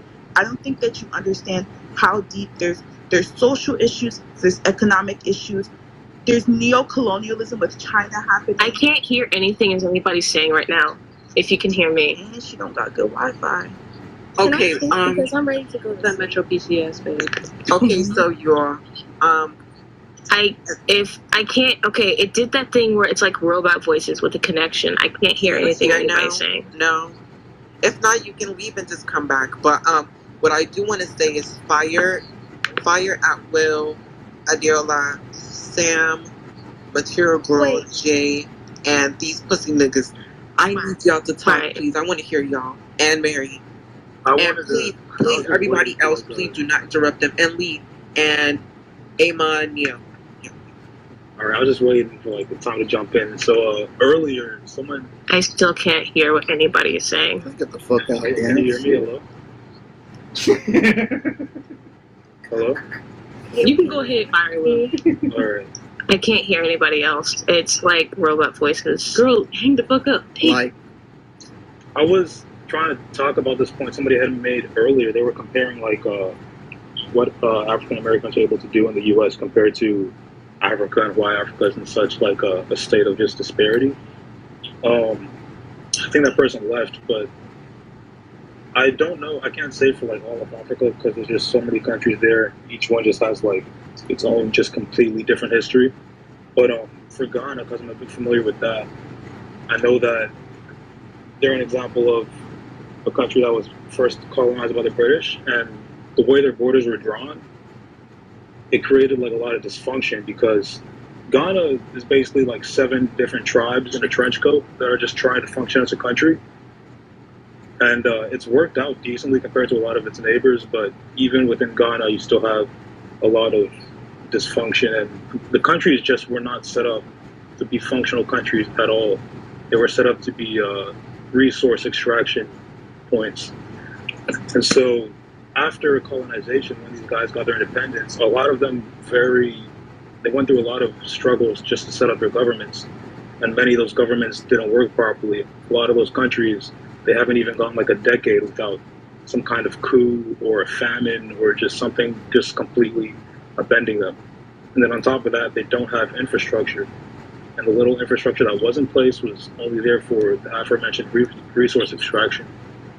So when Ghana did get its independence with Kwame Nkrumah, one of the things he was trying to do was to implement more socialist policies, which would have helped the country. But what happened was the CIA backed a coup in Ghana that ended up taking power from Nkrumah. And so I just say all that just to say that like a lot of these African countries, they're just dysfunctional. Like the way they were created literally prevents any type of like sustainable economy or infrastructure or government from being built. And that's things that were happening like 50, 60 years ago. Today you have all the long-standing effects of that, plus, you know, the corrupt politicians that are in place who are just taking money from taxes from outside countries and using that for themselves instead of investing into the actual country. And now you have this problem with other countries like China that are, you know, trying to kind of colonize Africa in a way. But the other thing was, like compared to America, it's just like a completely different playing field. Because in America, yes, Black people did suffer a lot, and I don't want to. I'm trying to say this without trying to like downplay the suffering and all the pain and all the struggles that Black people in America have been through, because I definitely recognize that, and there's been some incredible things here. But it's just a very different, because America, you have infrastructure, you had stable governments, you had all this. You had this like developed country that had all these resources available, even though that there was like segregation and discrimination and all these other hurdles. You know, once you get past those, there was still, you know, opportunities there, and Africa just. sorry to cut you off there, but I feel like that's not a valid point. And y'all see, this is an example of me, an African person, understanding when somebody is wrong, which is something most of y'all in here cannot do. But I'm gonna just tell you, because someone is suppressed, because they quote unquote are in a place where they have more advantages or quote unquote advantages, like if they were to get out of that situation, it doesn't make it valid in any way. I hope that's what you're trying to say, because where it's kind of leading, it's not giving what you thought it gave. And I just wanted to really call you or tell you that right now, just so you can like redirect, regroup, and just know that no. Yeah, I was trying not to. That's why I was trying to say earlier. I'm trying not to downplay like the African American struggles, because I understand the seriousness behind all that too. I was just like forming the thought as I was talking, so I was kind of like tripping up on my words. But basically, it's like trying to do those kinds of achievements in countries that just are fundamentally unstable is just very different from doing that in a first world country like the U.S.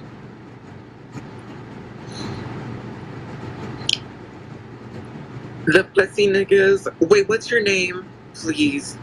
Me? No, not you. Oh. I think it's Sean or Son. Son? Okay. I don't know. Son, I wanted to know exactly you, Lee, and Material Girl. I'm gonna choose y'all three. Y'all's opinion on, because earlier they were dragging us for saying the N-word and said we're negrophobic. Man, look. What's y'all's opinion on that? Look, man, this conversation done. You know what I'm saying? I ain't ready. If it's done, you can leave. I ain't ready. Someone's forcing you to stay. I ain't ready. Do too much talking, but this conversation been going on for too long, man. And it's just. You can go. Shut the fuck up, yo, because I ain't talking to you. No, so listen you can to go. what I was saying. You know what I'm saying? It's just a big disconnection. And white people love this shit, yo. Y'all just giving niggas something to talk about. Like, real shit. Like, y'all just giving white niggas something to laugh about because this shit dumb. You know what I'm saying? Two Africans, no matter if you was born over in the continent of Africa or you was born here due to slavery or whatnot, everybody's so African. I think that's what niggas fail to realize. So I feel as though we just Africans that go through our own experience and go through our own struggles. So while y'all niggas on this bitch talking about, oh, I'm black American and y'all are Africans, like, what the fuck? What are you then? If you're not African, what are you? Like, y'all niggas is still biologically African, so it's like, these conversations. And don't say you're Native American. Don't say you're Native American either, because you're right, not. And that's what I'm saying. So it's like, y'all niggas are rather claim Native American than you say, oh, I'm African American. Like, even as a black American, so I'm a black American. Like, y'all niggas sound lame and shit. Like, I'm sorry. Like, it just sound, it don't make sense to me. Like, y'all Also, niggas, Lee's an African American person black that said that. black people from the 1600s to the 1800s, 1900s, they didn't want to be black Americans or American. These niggas was living in hell. They wanted to be African. They wanted to be back home. And that's where y'all came from. So it was like, why is y'all pushing this black American term now? Like, I like the term African American. Me. Because it's like, niggas will never be nothing but Africans in America. No matter how long you've been here, no matter when you got here. Last year, 400 years ago, 300 years ago. So it was just dumb. And then Shorty talking about some niggas sending money back home and shit. Like, why is you worrying about people sending money back home? Like, that don't make sense. Like, niggas work hard for that money. At the end of the day, niggas don't run America. Like, this shit is ran by white people. This is a racist system. This is systematically ran by racist white people. This ain't them niggas sending money back home, not taking nothing from you. It's not doing anything to niggas here. That's an undeveloped continent. Them people suffered. That shit's undeveloped due to slavery. So it's like, if a Nigerian working here and they want to send money back home, they got the right to do that because that country is undeveloped due to slavery. So it's like, why is you bitching about that or crying about that? That don't make sense. They sent 30,000 Igbo people to Virginia and Maryland as slaves. Niggas, that's like, nigga, at the end of the day, niggas all come from the same people. Y'all talking about Black Americans and I don't like Africans and all this dumbass shit. Like, y'all sound lame and shit. 3 million Nigerians came here during slavery. So where y'all? So these are y'all niggas' grandparents and shit. Y'all niggas ain't native to America. Y'all will never be biologically Native American. Y'all will never be nothing but African. Y'all biologically African. So it's like, this conversation is just dumb as shit. That's why I'm just in here just listening to this shit. Like, y'all niggas fuck, 2 of the same niggas just fussing at each other and shit. No African had the same experience. Africa's a fucking continent. So like, that shit dumb. Like, this conversation is funny as shit. You got niggas just blabbering on like y'all bored as shit. It's just the fact that niggas in America is anti-African and it's a rooted trauma. It's a rooted trauma effect.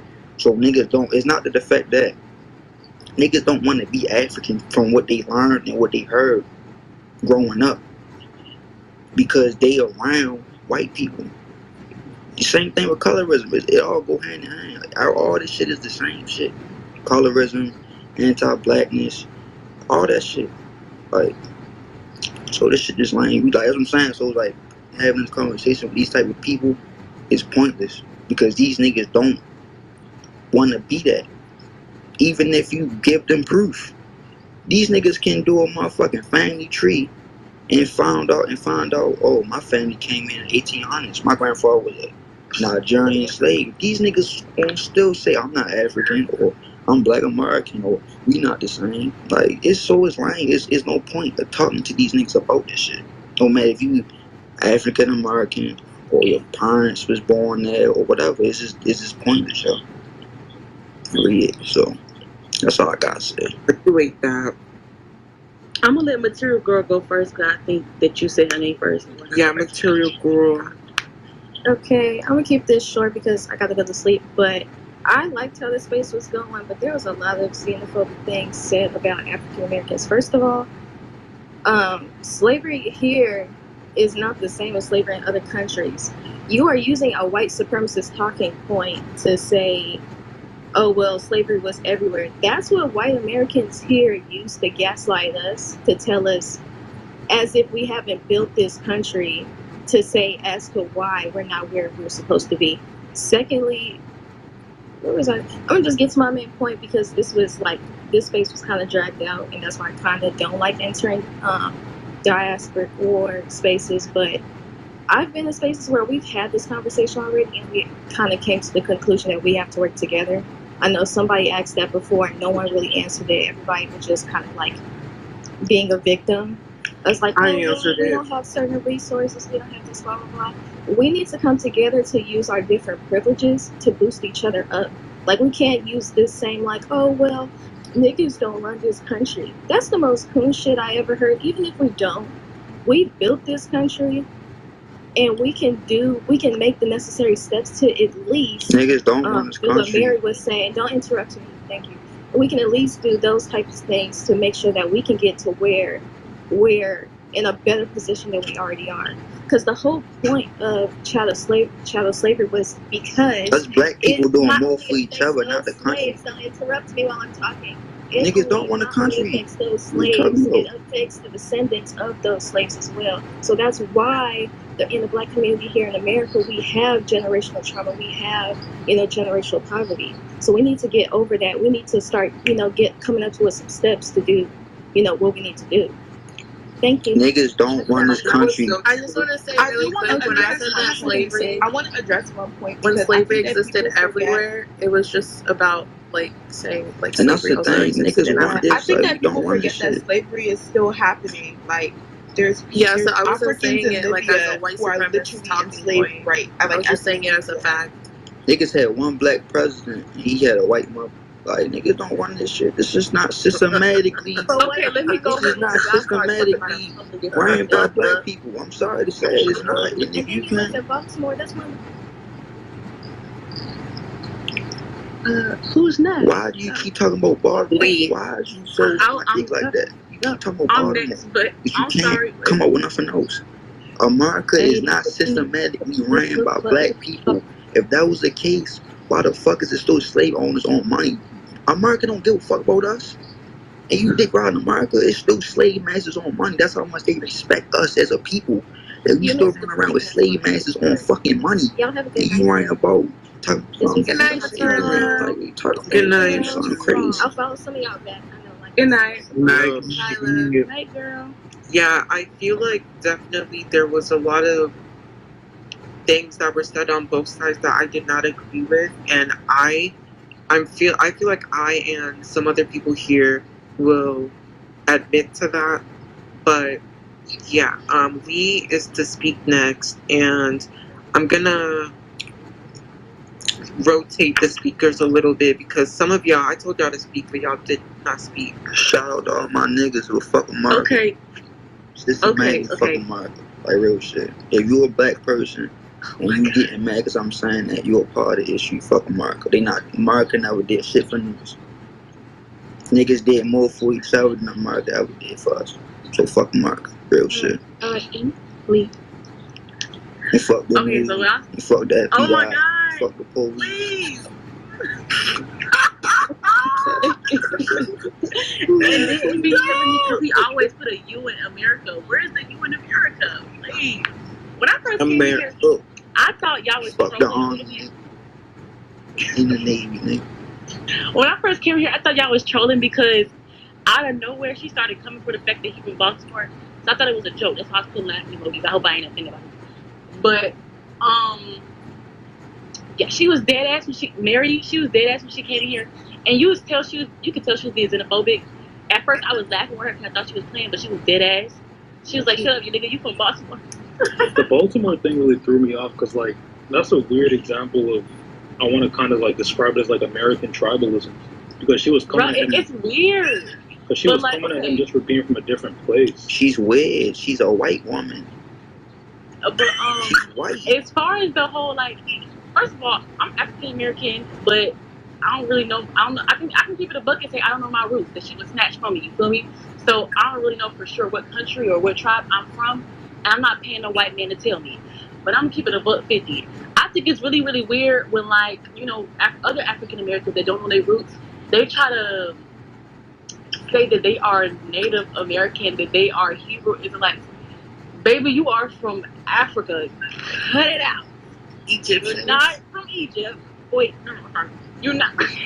Y'all niggas don't even look Native American. Y'all niggas will never be Native American. They wiped out 90% of Native Americans during slavery. Y'all niggas is not Native American. Y'all niggas is like 10% white. Right. I genuinely have a question for you, Lee. Like, with that point, like, I've never really understood the kind of like Native American thing. When people like Black Americans say that they're Native American, I don't know if I get confused, but doesn't that sound like a little bit insulting to Native?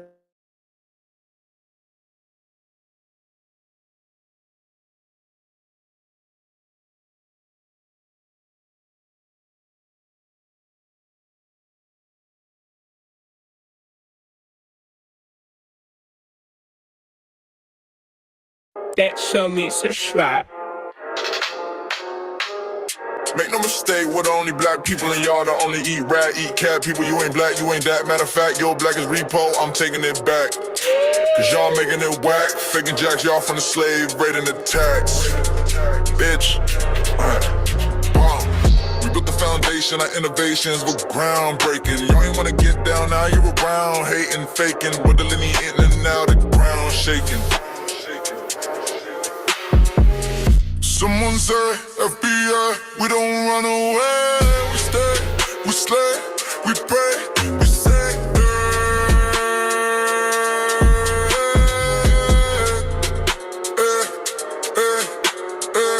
Someone say, FBI, we don't run away. We stay, we slay, we pray, we say,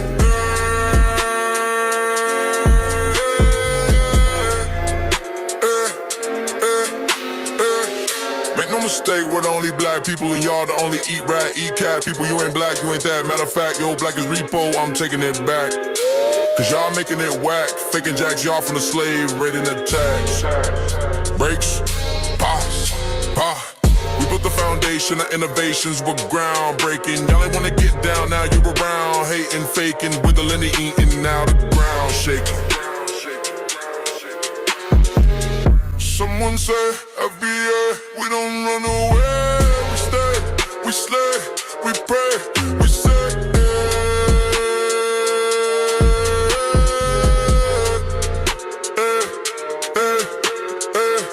Someone say, FBA, we don't run away.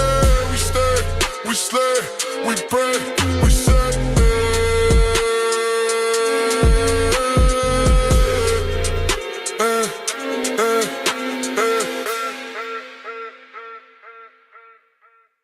Reparations are lineage based, not your image erased. No different than carrot comes, so you can keep your African and run somewhere else with your marathon. Laugh now, cry later, cause we gonna laugh when you cry together. Alligator, Alcatraz, there's no soul leader. The code is the leader, there's no soul leader.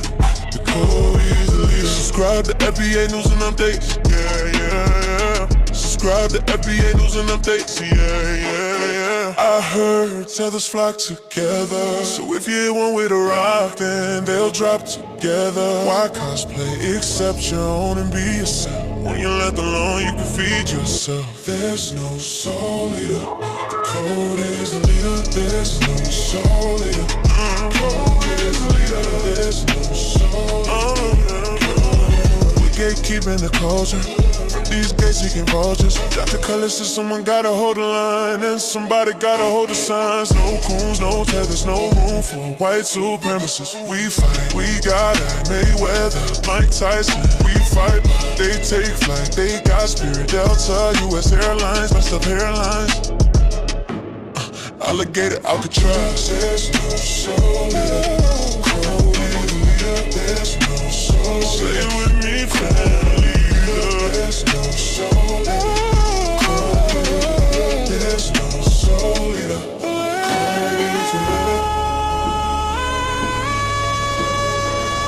There's no soul leader.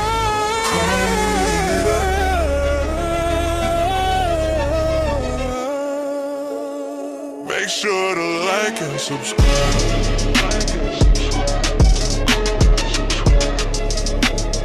Make sure to like and subscribe.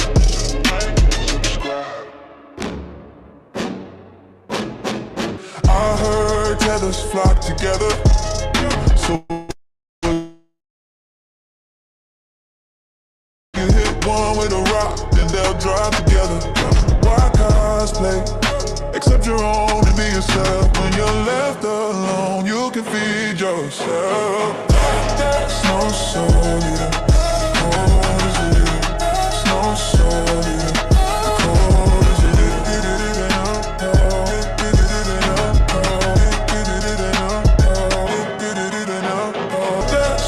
soul leader. The code is the leader. There's no soul leader. The code is the leader. There's no soul leader. The code is the leader. There's no soul leader. Say it with me, family.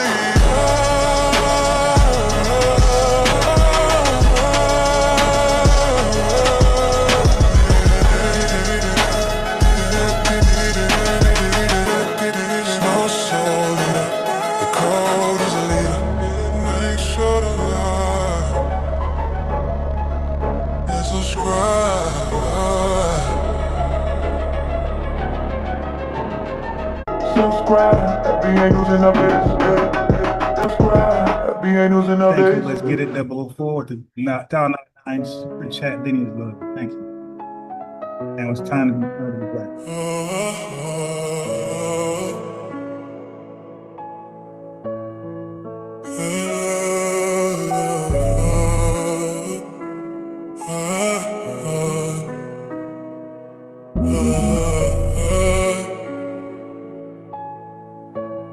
Say it loud, I'm black and I'm proud.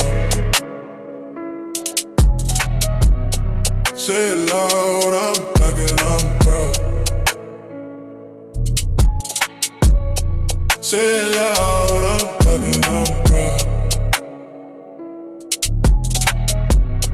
Say Say it loud, I'm black and I'm proud.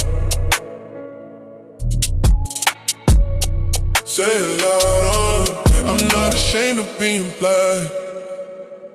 Black Panthers, Black Wall Street, Black Power, Black Love, Black Man, Black Woman, the Black Dollar, Black Love.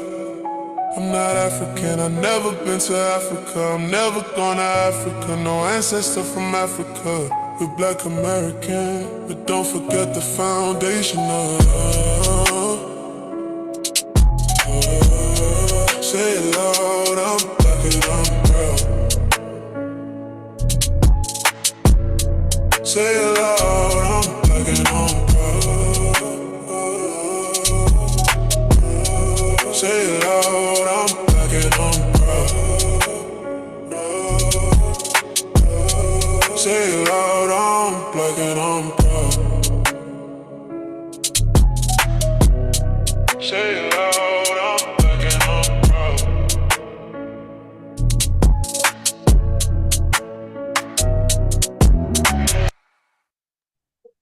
I'm gonna run that one back. That's my favorite one. I ain't gonna lie. You run that one back. My favorite one. I like them all, but it's my favorite.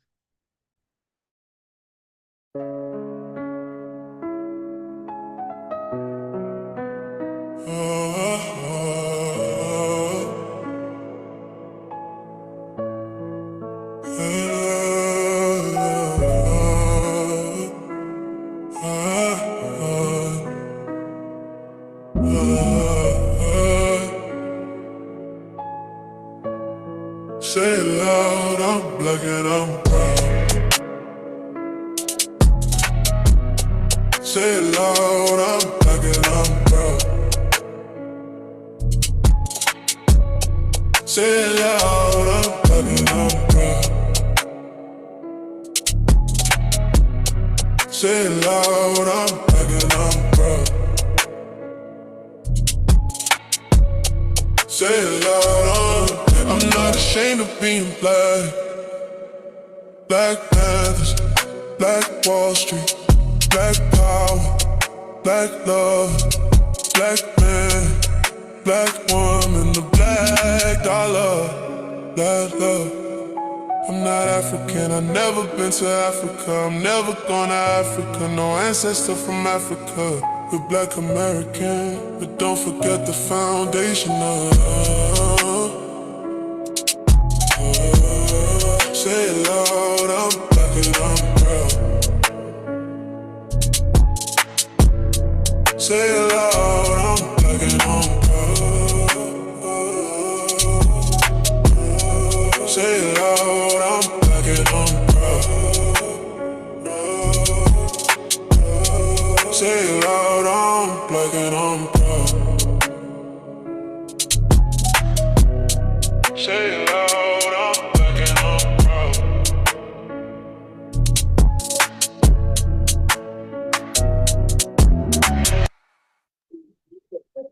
You know what? Maybe I will do like a couple more tracks and then do a live. I don't know, like a live. It'll be tough. It'll be hard to do, but maybe like an hour, hour marathon of music. FBA Center of Music that I created, and I don't know. See where that goes. Do it live, something like that. Okay, so let's get it in. Yeah, so but anyway, you find the music on the same channel, but not in the live section. It'll be the video upload section. Okay, so let's get to this weirdo guy.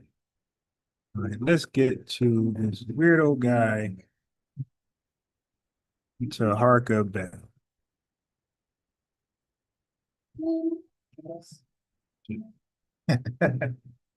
Give me a second. Oh my God.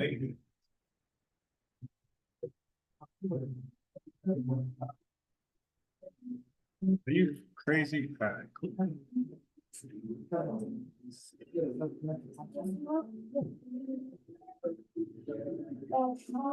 Kind of pinpoint where I left off at with Taharka-Bey.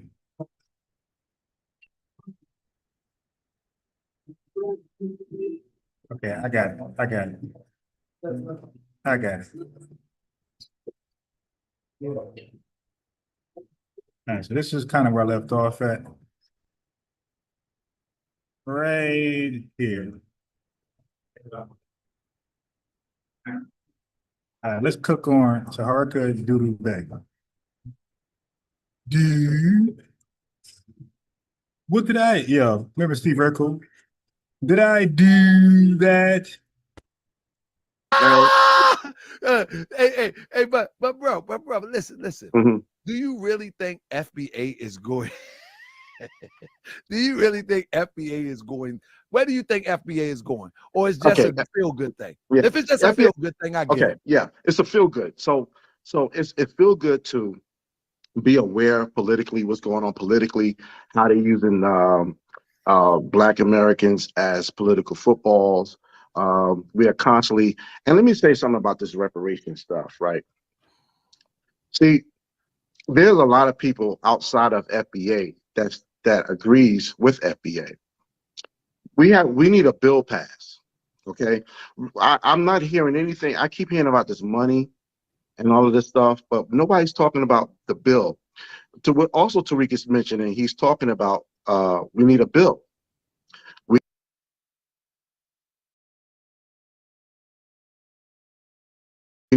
need a bill to write us into the Bill of Rights that's specifically for us. That's part of the reparations, and I don't hear anybody talking about that. Brother, how are you going to get a bill? How you going to get Come a on, bill? It's not about just the Listen money. to me. Even how are you going to get a bill if you're not organizing? Even Ice Cube, because Tariq is not the only one that's doing. Tariq, you know how many people out here doing reparations? That's what I'm saying. Like everybody jumping on Tariq. But there's a lot of people out here that have coined the phrase FBA. So we're talking about foundational we Black try, Americans. First of all, when Tariq talked, let's be clear. When Tariq talked, he's like, "Oh yeah, they look at Meek Mill. Look what they do. He went over there to show love as a foundational Black American." He talks as if it's a real thing. Look how they attack the foundational Black American right there. He talks as if it's a real thing. So we're talking from this position of the foundational Black Americans should be pushing these things that they think need to be pushed. Tariq is a grown man. Tariq is a grown man. I don't know. I think you need to quit FBA. I mean when he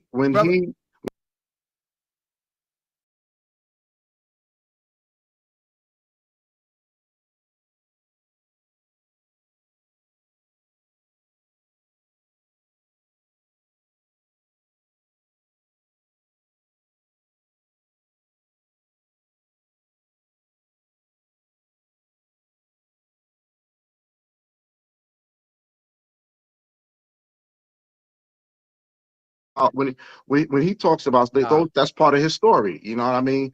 That's I need part your of FBA card, brother. Turn it in. Turn in your FBA card. Come on, let it go. Never. Come on, never, man. baby. Just let it go, man. Never. Just let it go, man. I'm a foundational Black American, baby. You can still be that, but there you go. There you go. There you go. There you go. There you go. He on that creatine again. Big T on that creatine again. Point that. I never talked to him either. You never talked to him? No. You watch? Do you watch his episodes faithfully though, right? Yeah. You're a big supporter. Yeah. What's the best part? What's the best part of his episodes you like? The news or the crying about the white supremacists? The stories are interesting, but I'm more concerned. Beautiful. He does phenomenal work. Check Black Girls Read got a fine channel over there. Off Code got a lot of get a lot of noise behind them, and they do exceptional work because I've been shadow banned for years. I've never had the numbers. Nobody shadow banned this dude. He's completely lying. Nobody shadow banned him. But listen, what they don't like to admit, what they don't like to admit is that we are in the early stages, right? We're in the early stages of what we're doing, right? everything that we stand for, putting our foot down. We're in the early stages. They don't want to admit that. They hold us to that we got to have all of our ducks in order right now. Okay, we got to have all our ducks in order right now. And everything needs to be perfectly organized and no room for mistakes. That's the standard that they hold us to. But we got to ignore those things. We got to ignore the standards. Those standards are unrealistic. Okay, let me just say this. What we're doing right now, we're in the beginning stages of everything that we stand for. We're in the building stage. Like when we talk about self-identifying, that's the beginning stages, right? When we talk about delineation, that is literally the beginning stages. So naming yourself is very important. No different than we were called colored. We were called Negro, now Black, and Jesse Jackson tried to push African American on us. But the bottom line is that colored, Negro, Black, African American, they all began as labels, okay? So the labels usually happen before the organizing. It's like a business. If you have a business, right, don't you name it? So-and-so LLC, so-and-so LLP, so-and-so this enterprise. You got to name it first before you get any revenue, any money, any services, products. The name usually comes first. How do you offer a service or products for on behalf of a business with no name? Okay, so we have to self-identify first, delineate. This is called getting our ducks in order, getting our eggs in one basket, and then the organizing, the galvanizing, politicians, all that stuff usually follow up. So like I said, color, Negro, we were called that before the NAACP. Okay, so the NAACP, that was political, right? But you were called color first. So, family, any movement, you like any deal with like a push coalition, whatever, rainbow, even all those, or the Black Caucus, that they had to establish a name first before any activism. The name comes first. So they're mad that we are naming first because they know what comes after. They know what comes afterwards. Right. So so it's not a feel-good thing. If folks want to use FBA for a feel-good thing, why can't they? Why can't it serve multiple purposes? Why got it just be for one thing, political or galvanizing? No, it's for everything, even feel good. But labels matter, okay? Labels matter in law, policy, and representation. All right. FBA is a necessary political ethnonym for reparation claims. Without clear lineage identity, reparations will be diluted, like affirmative action, where Black came to include anybody with African ancestry, including yesterday's African immigrants. So no. They know the naming weeds out. Okay, it weeds out those who ain't supposed to be included. So I want to say that. So the naming part is very essential to everything that's supposed to come afterwards. But doo-doo bays like him, he think we supposed to have everything intact in 2, 3, 4, 5 years. Family, the civil rights struggle started with Frederick Douglass. Matter of fact, even before him. But look how long did it take for us to get like civil rights, where our rights is sort of respected. Over 100 years. You're right. So, and even like ending slavery, how long did that take? You're right. So just because somebody became an abolitionist yesterday doesn't mean the work gets done right away. It doesn't mean they're going to free people that same day. It's going to take a while. Right. So this is a clown right here. Some of these frauds, never. You know what I'm saying? but I have a faithful constituent that we call the Moorish World TV citizens. But those DD Genetics, she up in there. I think she got a weed farm. Now I'm just playing. She do organics. Now she do organics. I'm just playing. But I'm just saying that they never we get shadow banned and like off code. He do phenomenal editing work. It's beautiful work. Well, I gotta check him out. And yeah, he do beautiful work over there. And it's a shame. Queen Ahmadiyya Shakur, beautiful work over there. So I just got to give them a shout out. Family. Yeah, man. Shout out to them. Queen Ahmadiyya Shakur. They do beautiful work, family. And it's a shame that we get shadow banned and these scammers and these frauds got the money to use these bots. They got the money to do the things that we ain't got the money to do. And she said, it's exotic weed. Is that purple? I'm just playing, but I just had to do that. But what you was ready to say, brother? So listen, family, nobody's paying for bots, bro. You're just a failure. Your channel will never grow on leeching on to FBA and then like try to troll us, bro. Your channel's not gonna grow, man. Like I can give you better advice to grow your channel, but I won't.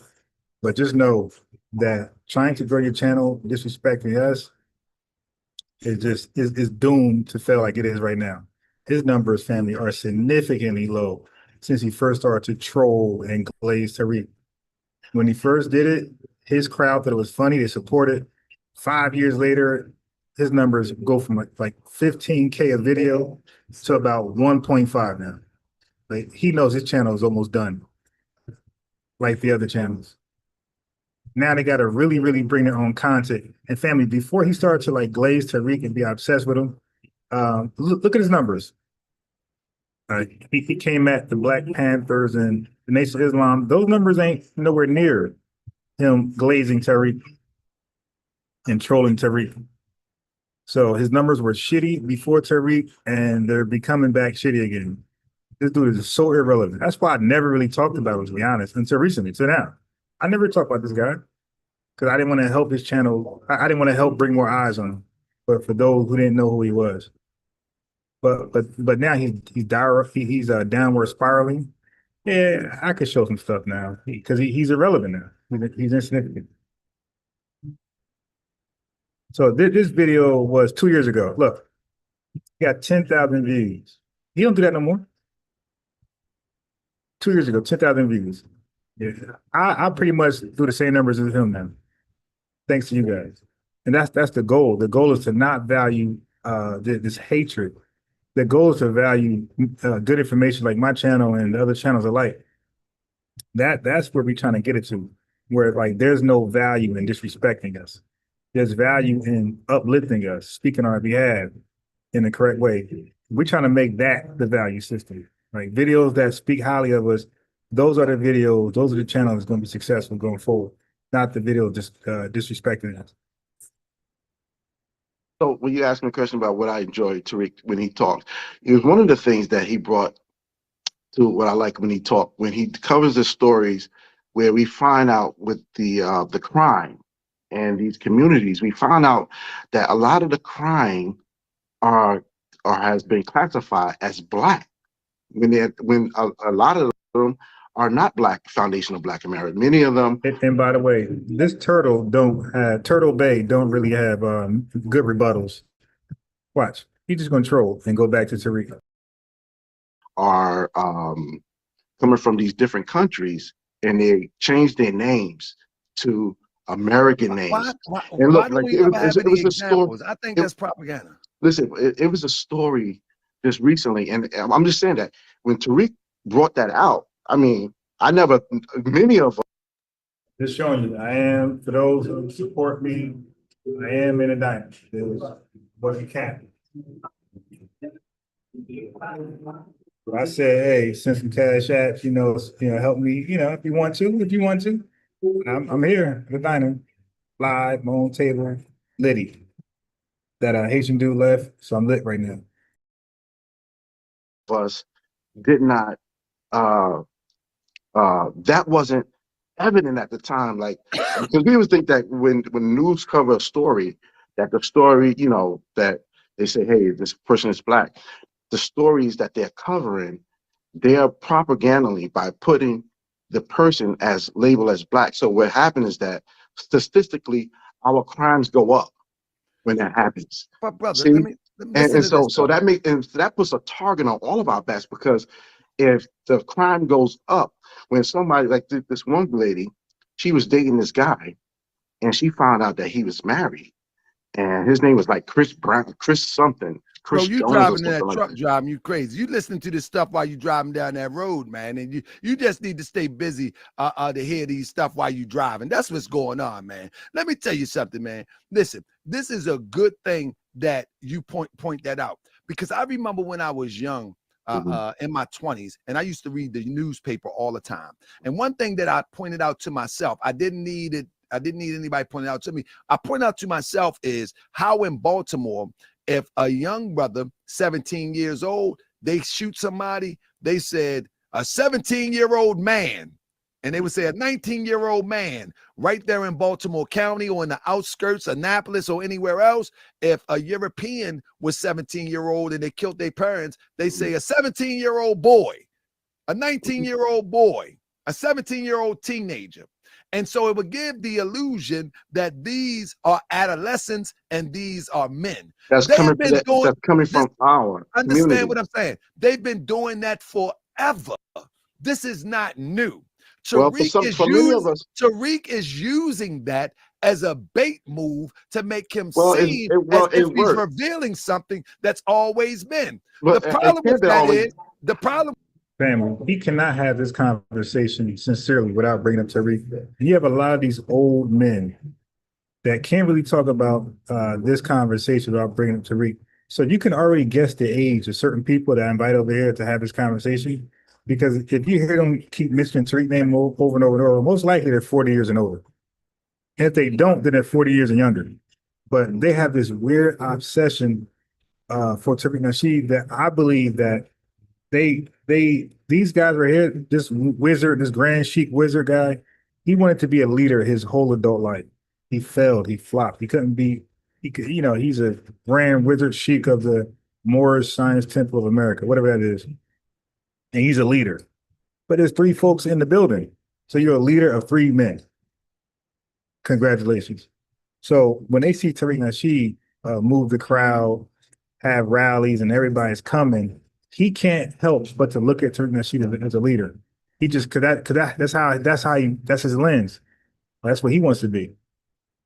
So you look at him as winning, like this leadership challenge, thing that it's in his head.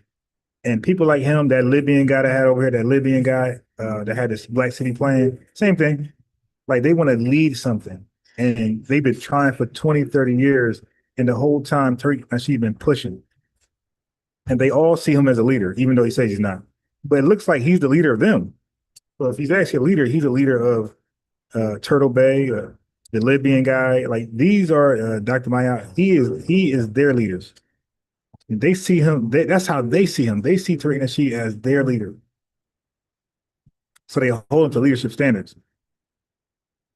Right. And that's why with the FBA idea, they can't separate the idea of delineating and self-identifying from Tariq Nasheed. It's like, this idea been in America for so long before Tariq. Tariq just gave it a unique name, but there was names for it before. Tariq names just hit.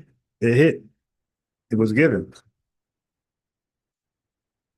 The problem with that is that unfortunately some of those bozos are my age or older. Yeah, my age too. And like I know because I've talked to them. Yeah, I had a conversation on the phone yesterday. I recorded it. I got a debate from play it because it became a pissing contest because he was disrespectful. So I started to cook on him.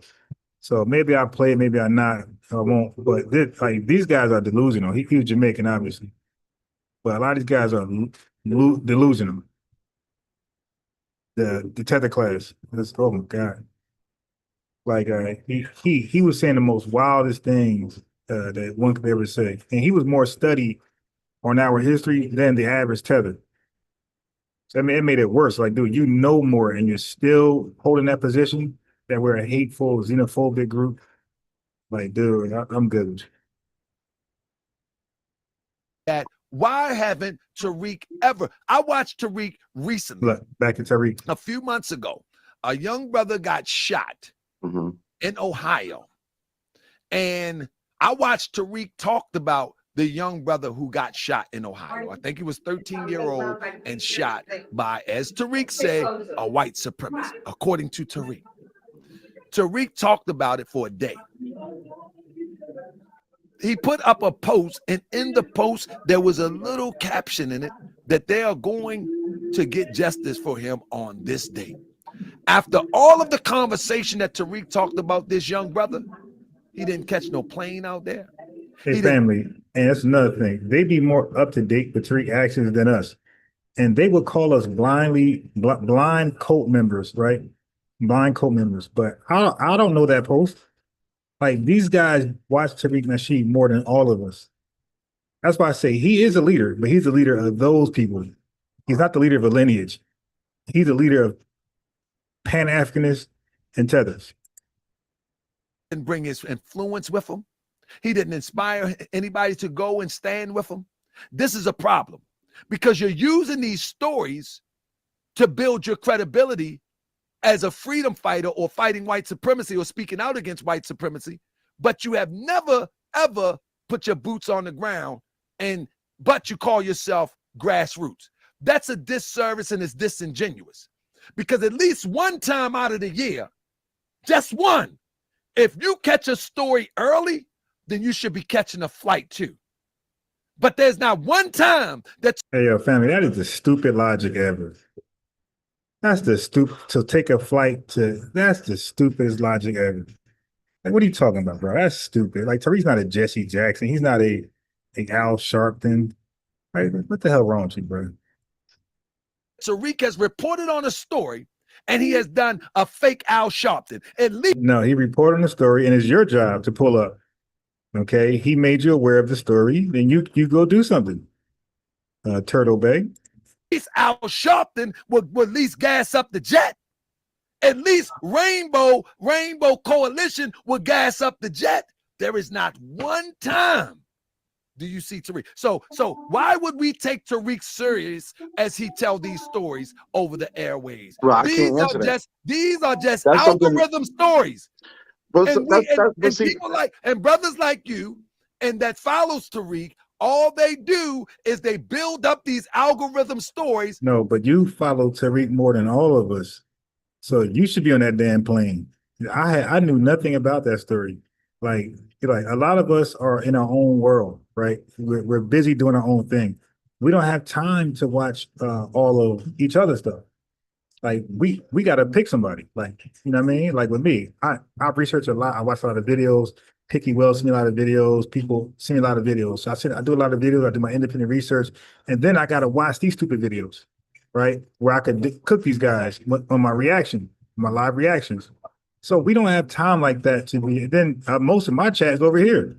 So we don't have time like that to watch everything Tariq Nasheed says, Dennis Sperling, or whoever else. Nobody got time for that. So, but he got time for that, obviously.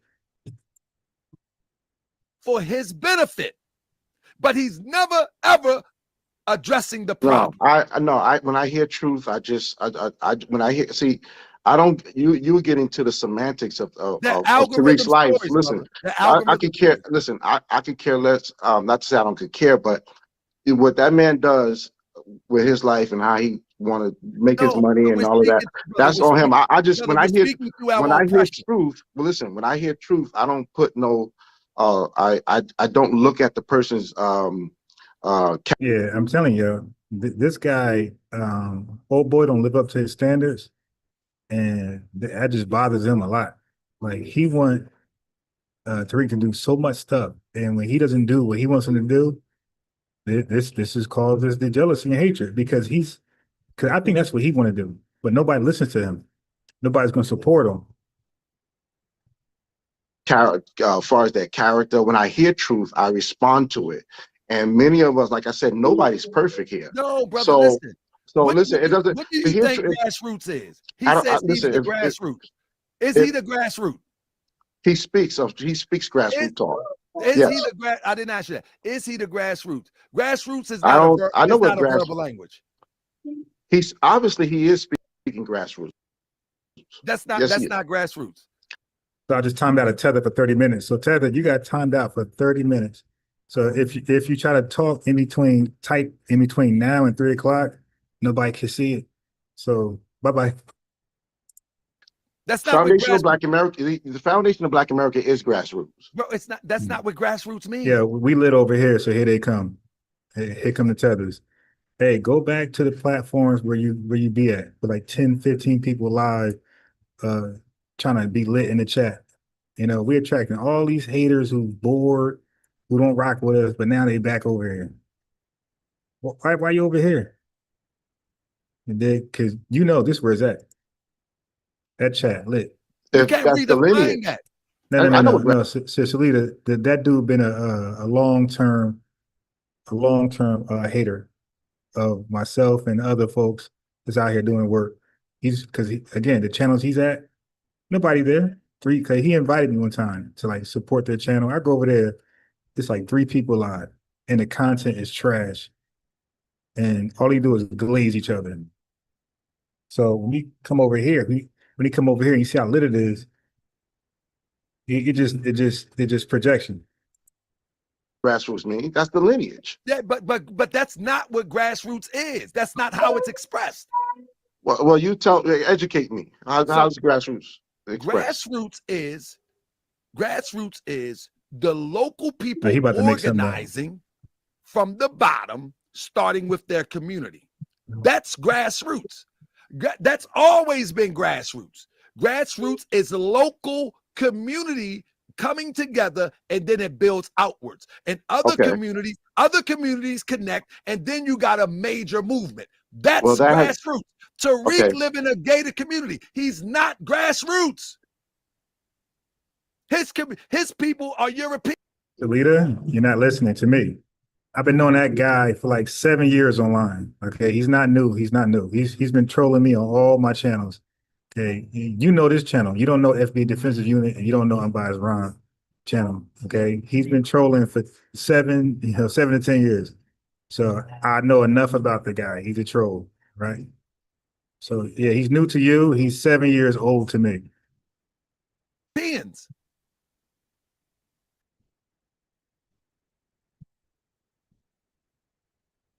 Uh-oh. No, he got cooked over here, Salita. Just look through my channel. You'll see him on there. He got cooked 1,000 times. It's like at some point it becomes overcooked. Back to what I was saying. As in those churches, they organize in those churches. They organize locally in those churches, and then all of them came together. Right. Grassroots is local. Grassroots is not some talk. Grassroots is right what they was doing in them churches in the South. Okay. All them little churches was coming together. Are the Moors grassroots? Of course. I'm right in Park Heights on Garrison. That's right. That's that man, we ain't even grassroots. We mud. We in the mud. And what do you get done? You're in the mud doing what? You're in the mud because you're filthy. Your content is filthy. Your character is filthy. Everything about you is filthy. That's why you're in the mud, bro. We're not in the mud. Yo, we are clean, man. We're walking around with self-dignity. You dig? We are clean. Self-determination, self-righteousness. We are clean. We're not in the mud. Not even in the mud for. Like a damn pig. We know turtles do be in the mud. You know what? Turtles do be in the mud. So let me just cook for a second. Let me cook for a second. What did he say? Oh, he's glazing Tariq again. Okay, so he said Tariq Nasheed isn't really grassroots because he doesn't put boots on the ground or show up at protests, show up at a story. You know, he's in California. Somebody get into an unfortunate situation with a race soldier, and Tariq's supposed to hop on a plane and fly to St. Louis, fly to New Jersey, fly to Texas. That just sounds stupid and unrealistic. Grassroots don't equate to poverty or constant marching. You know, we don't got a constant march. Like you're supposed to do marches, you know, they're tactical. You know, they're strategic marches. Okay. So organizing, it can literally take many forms. It could take a legal form, cultural form, or educational form. You don't got to get out there and march. This ain't the 1960s, man. Big, but for some people that can work. So now he just said he's in the hood. So he's boots on the ground because he's in the hood. If you're not in the hood, you're not boots on the ground. You don't got to live in the hood to speak for it, obviously. Anybody can speak for it, anybody want. You don't got to be in this hood. Like the dude said, the FBA guy, as long as it's truth, that's all that matters. But look what Tariq does do. He uses his platform to mobilize conversations, right? That local grassroots activists now use. So we take he make us aware of what's going on. We take that and we become boots on the ground. We hold the line. Salita, we hold the line. We do those necessary things if it's in our heart, right? Some of us are boots on the ground type people. Some of us are behind a desk, you know, airwaves, spread the message, signal boosting the message. Everybody got a different calling. But I don't know what else to say. Being grassroots. I'm in the mud. Well, you should be for as long as I ain't even in the mud. I'm in the grass where the grass don't grow. Yeah, but why? You've been on the scene for 30 years, man. Like, matter of fact, he might have been on the scene long as Tariq Nasheed. So it's like, but the work doesn't equate. He's been on the scene, I can argue, as long as Tariq Nasheed. And look at the results. He's trolling, Tariq's getting shit done. Tariq messages are signal boosting, right? So many people are using his talking points, using his strategy, using his videos to inform people. Why he's not getting that same love? He's not getting that same love. He put in the same time, same energy, but the result is different. Bro, this ain't for you, man. Like this content creation thing, Grand Sheik Wizard of the Moorish Science Temple Church, that ain't it. That ain't your calling. Yeah. Well, like I said, you from Jersey, you know? You ever see them yards where the grass don't grow? I'm from there. Yeah, he's the dude with the big red hat. With the New Year's, remember the New Year's Eve hat? That's him. So listen, so my thing is grassroots is that, but we need the way how we've been doing it, like I still stand on my ground that we can't do things organized. We can't organize like we used to. That day is over. We have to find new and creative ways. That's the dinosaur way. We have to, because it's not working, bro. It's not working. What you're saying. I don't even know who this is. He said, I seen more go hard. And let me tell you something. This is real talk. It's people in here that's from Baltimore. They see me around Baltimore moving in and out like it ain't nothing all the time. There's no results all the time. That's just what I mean, because my work permits to, you know what I mean? Because I do property management, home improvement. Right. And so my work permits that, man. But my goal now, man, is wait a minute. Property management, our family, if y'all know that's my background. Oh, so he's a maintenance man. Yeah, he was acting like he was a do-it-yourself, DIY type of guy where he built homes. Like that's what I thought. Oh, dude, you a maintenance man for a property company? Family, I know all about that. Okay, I worked for a property management company and we had maintenance men. Now I was in the office. You dig? I'm looking like I am right now. I was in the office, AC type shit, coffee behind me when I was into that. I wasn't doing what he's doing. But the maintenance crew, they working like slaves. Especially we had 300 units. I wonder how many units he got to work. And they go into these low-income housing, these low-income homes, and so much stuff got to get done. And that's a stressful position to be in. Is to put you talking about political. My game plan now is to politicize a movement for the next election, so we can get. And that's probably why I explained why his lives be so late. That's because they working the hell out of those maintenance men. And yeah, and check it out, family. The maintenance men, they're always on 24/7 call. Always, all of them sign up for that. They're on 24/7 call. So if he sleep, 2 a.m. and they get a call, somebody's sink won't stop running, he got to get up and go there. So he might be living in an apartment. Where he living right now, that might be via the property management company. He might live in one of those apartments because the maintenance men live there. The maintenance men live in the apartments because they're on 24/7 call. So we can do this Claude Anderson thing. That's my next move. Yeah, and he ain't like, I had did a rebuttal on his Claude Anderson video. Like his Claude Anderson video proved to me that this dude is dumb as rocks. I couldn't believe his assessments on Dr. Claude Anderson work. It was like really just terrible research. He forced it. It was garbage. Like I debunked that on the fly without even no preparation, just watched it and debunked it. It was horrible. I might play it again sometime. That's my next move. My move is not just screaming I'm a more. You would never hear Claude Anderson is the FBA. No. Claude Anderson is the FBA, bro. Let me finish. We are all those who have been affected by the slave trade. Tariq that's what Tariq got his idea from.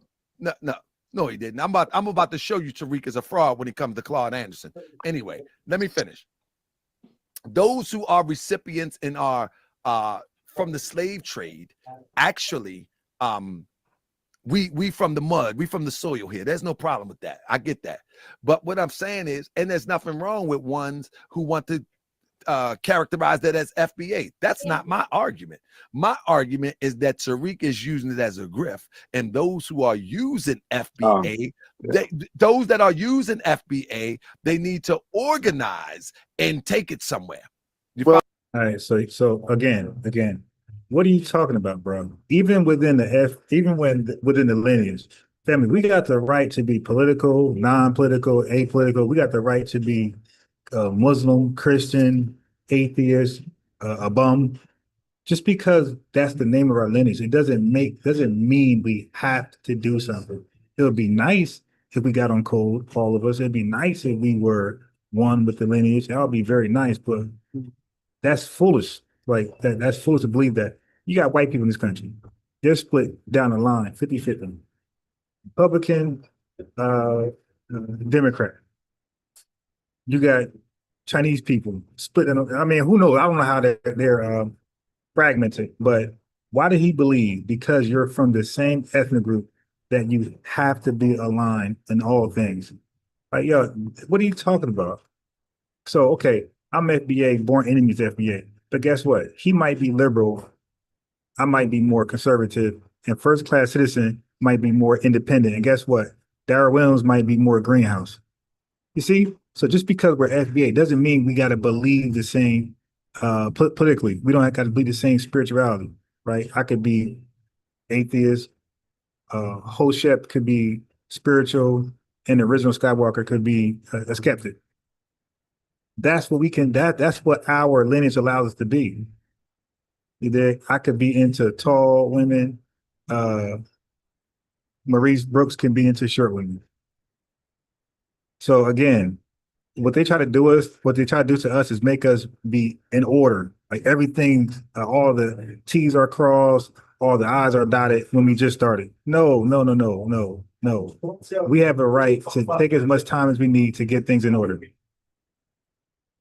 Follow what I'm saying? And so when I'm talking about Claude Anderson, I'm not talking about doing a podcast. Well, listen. I'm not talking about a podcast. I'm talking about what Claude Anderson said. We need to buy a politician. I'm talking about when Claude Anderson talk about putting our resources together. That's what I'm talking about. And right now, Claude Anderson, let me say this. I know a lot about Claude Anderson right now is furious with our political power that's supposed to be doing the work for. All right, so family, let me give a summary of this full turtle logic.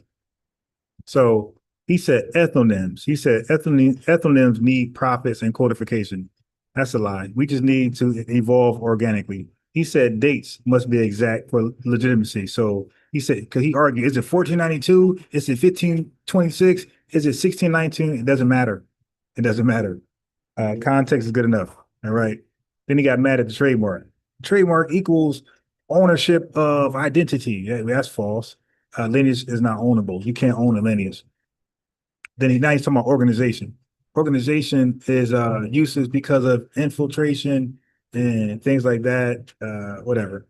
And then he says Tariq's character, FBA's it equals Tariq's character is the true representative of FBA validity, all of us, 43 million. And that's false. The lineage, we're going to exist regardless if Tariq Nasheed is his ex-thing or Tariq Nasheed could be a full-blown tether. What does that mean? FBA still going to, and we ain't going nowhere. We're still foundational. So the core truth is FBA, Foundation Black Americans, is not about Tariq Nasheed's life and the things that he does personally. It's about a lineage from the U.S. Slavery. All right, that's it. All ethnic identities start as suggested names until they stick. So many names, and you got ethnonyms. Some ethnonyms you create for yourself, and some ethnonyms people give you, like the Native Americans. Like that was an ethnonym that white folks gave them, and that's called an exonym. Then you got ethnonyms like Black. That's something we gave ourselves. That's called a endonym. Right, but some stick, some don't. Okay, ours is sticky. It always stuck. So what matters is political unity, not whether outsiders approve, like this clown. Us. He is pissed at that. But He says it over and over that he has been telling these people in speech. We as the people are talking. They do not listen to us. Claude Anderson right now is furious and pissed off that all those political people that's supposed to be working for the people, they have not done their job. So don't even bring up Claude Anderson. You don't even want to go there, bro. I'm already. Yes. Anyway, like I said, his Claude Anderson video was trash. He misrepresented him. He can't read. I could tell that his competence level is below average. It was a very, very embarrassing video, and he should really take it down. I'm telling you, it's that bad. It's really, really piss poor. All right. So I promise this dialogue right here. This is going to be more like a serious dialogue. So this dialogue is called this. Let me put my screen down. This is Dr. Maat channel, Pan-Africanist goofball, who's been dodging real meaningful conversations with us, FBAs, and she loved to have Pan-Africanists and tethers on her platform to disrespect us. So Laura Abba, he represents the freedmen, as he calls himself Naeem. His name is Naeem. Asar Imhotep is a Pan-Africanist. Dr. Maat is a Pan-Africanist, and the title is "Can Reparations Be Achieved Without Pan-Africanism?" The finale. All right, so that's where we're at right now. So it's going to be interesting. Well, one more time. Can reparations be achieved without Pan-Africanism? And you know what? I'm gonna do with this one. I'm gonna make this a separate video. For the Hold on. I'm gonna make this a separate video. Actually, that's what I'm gonna do.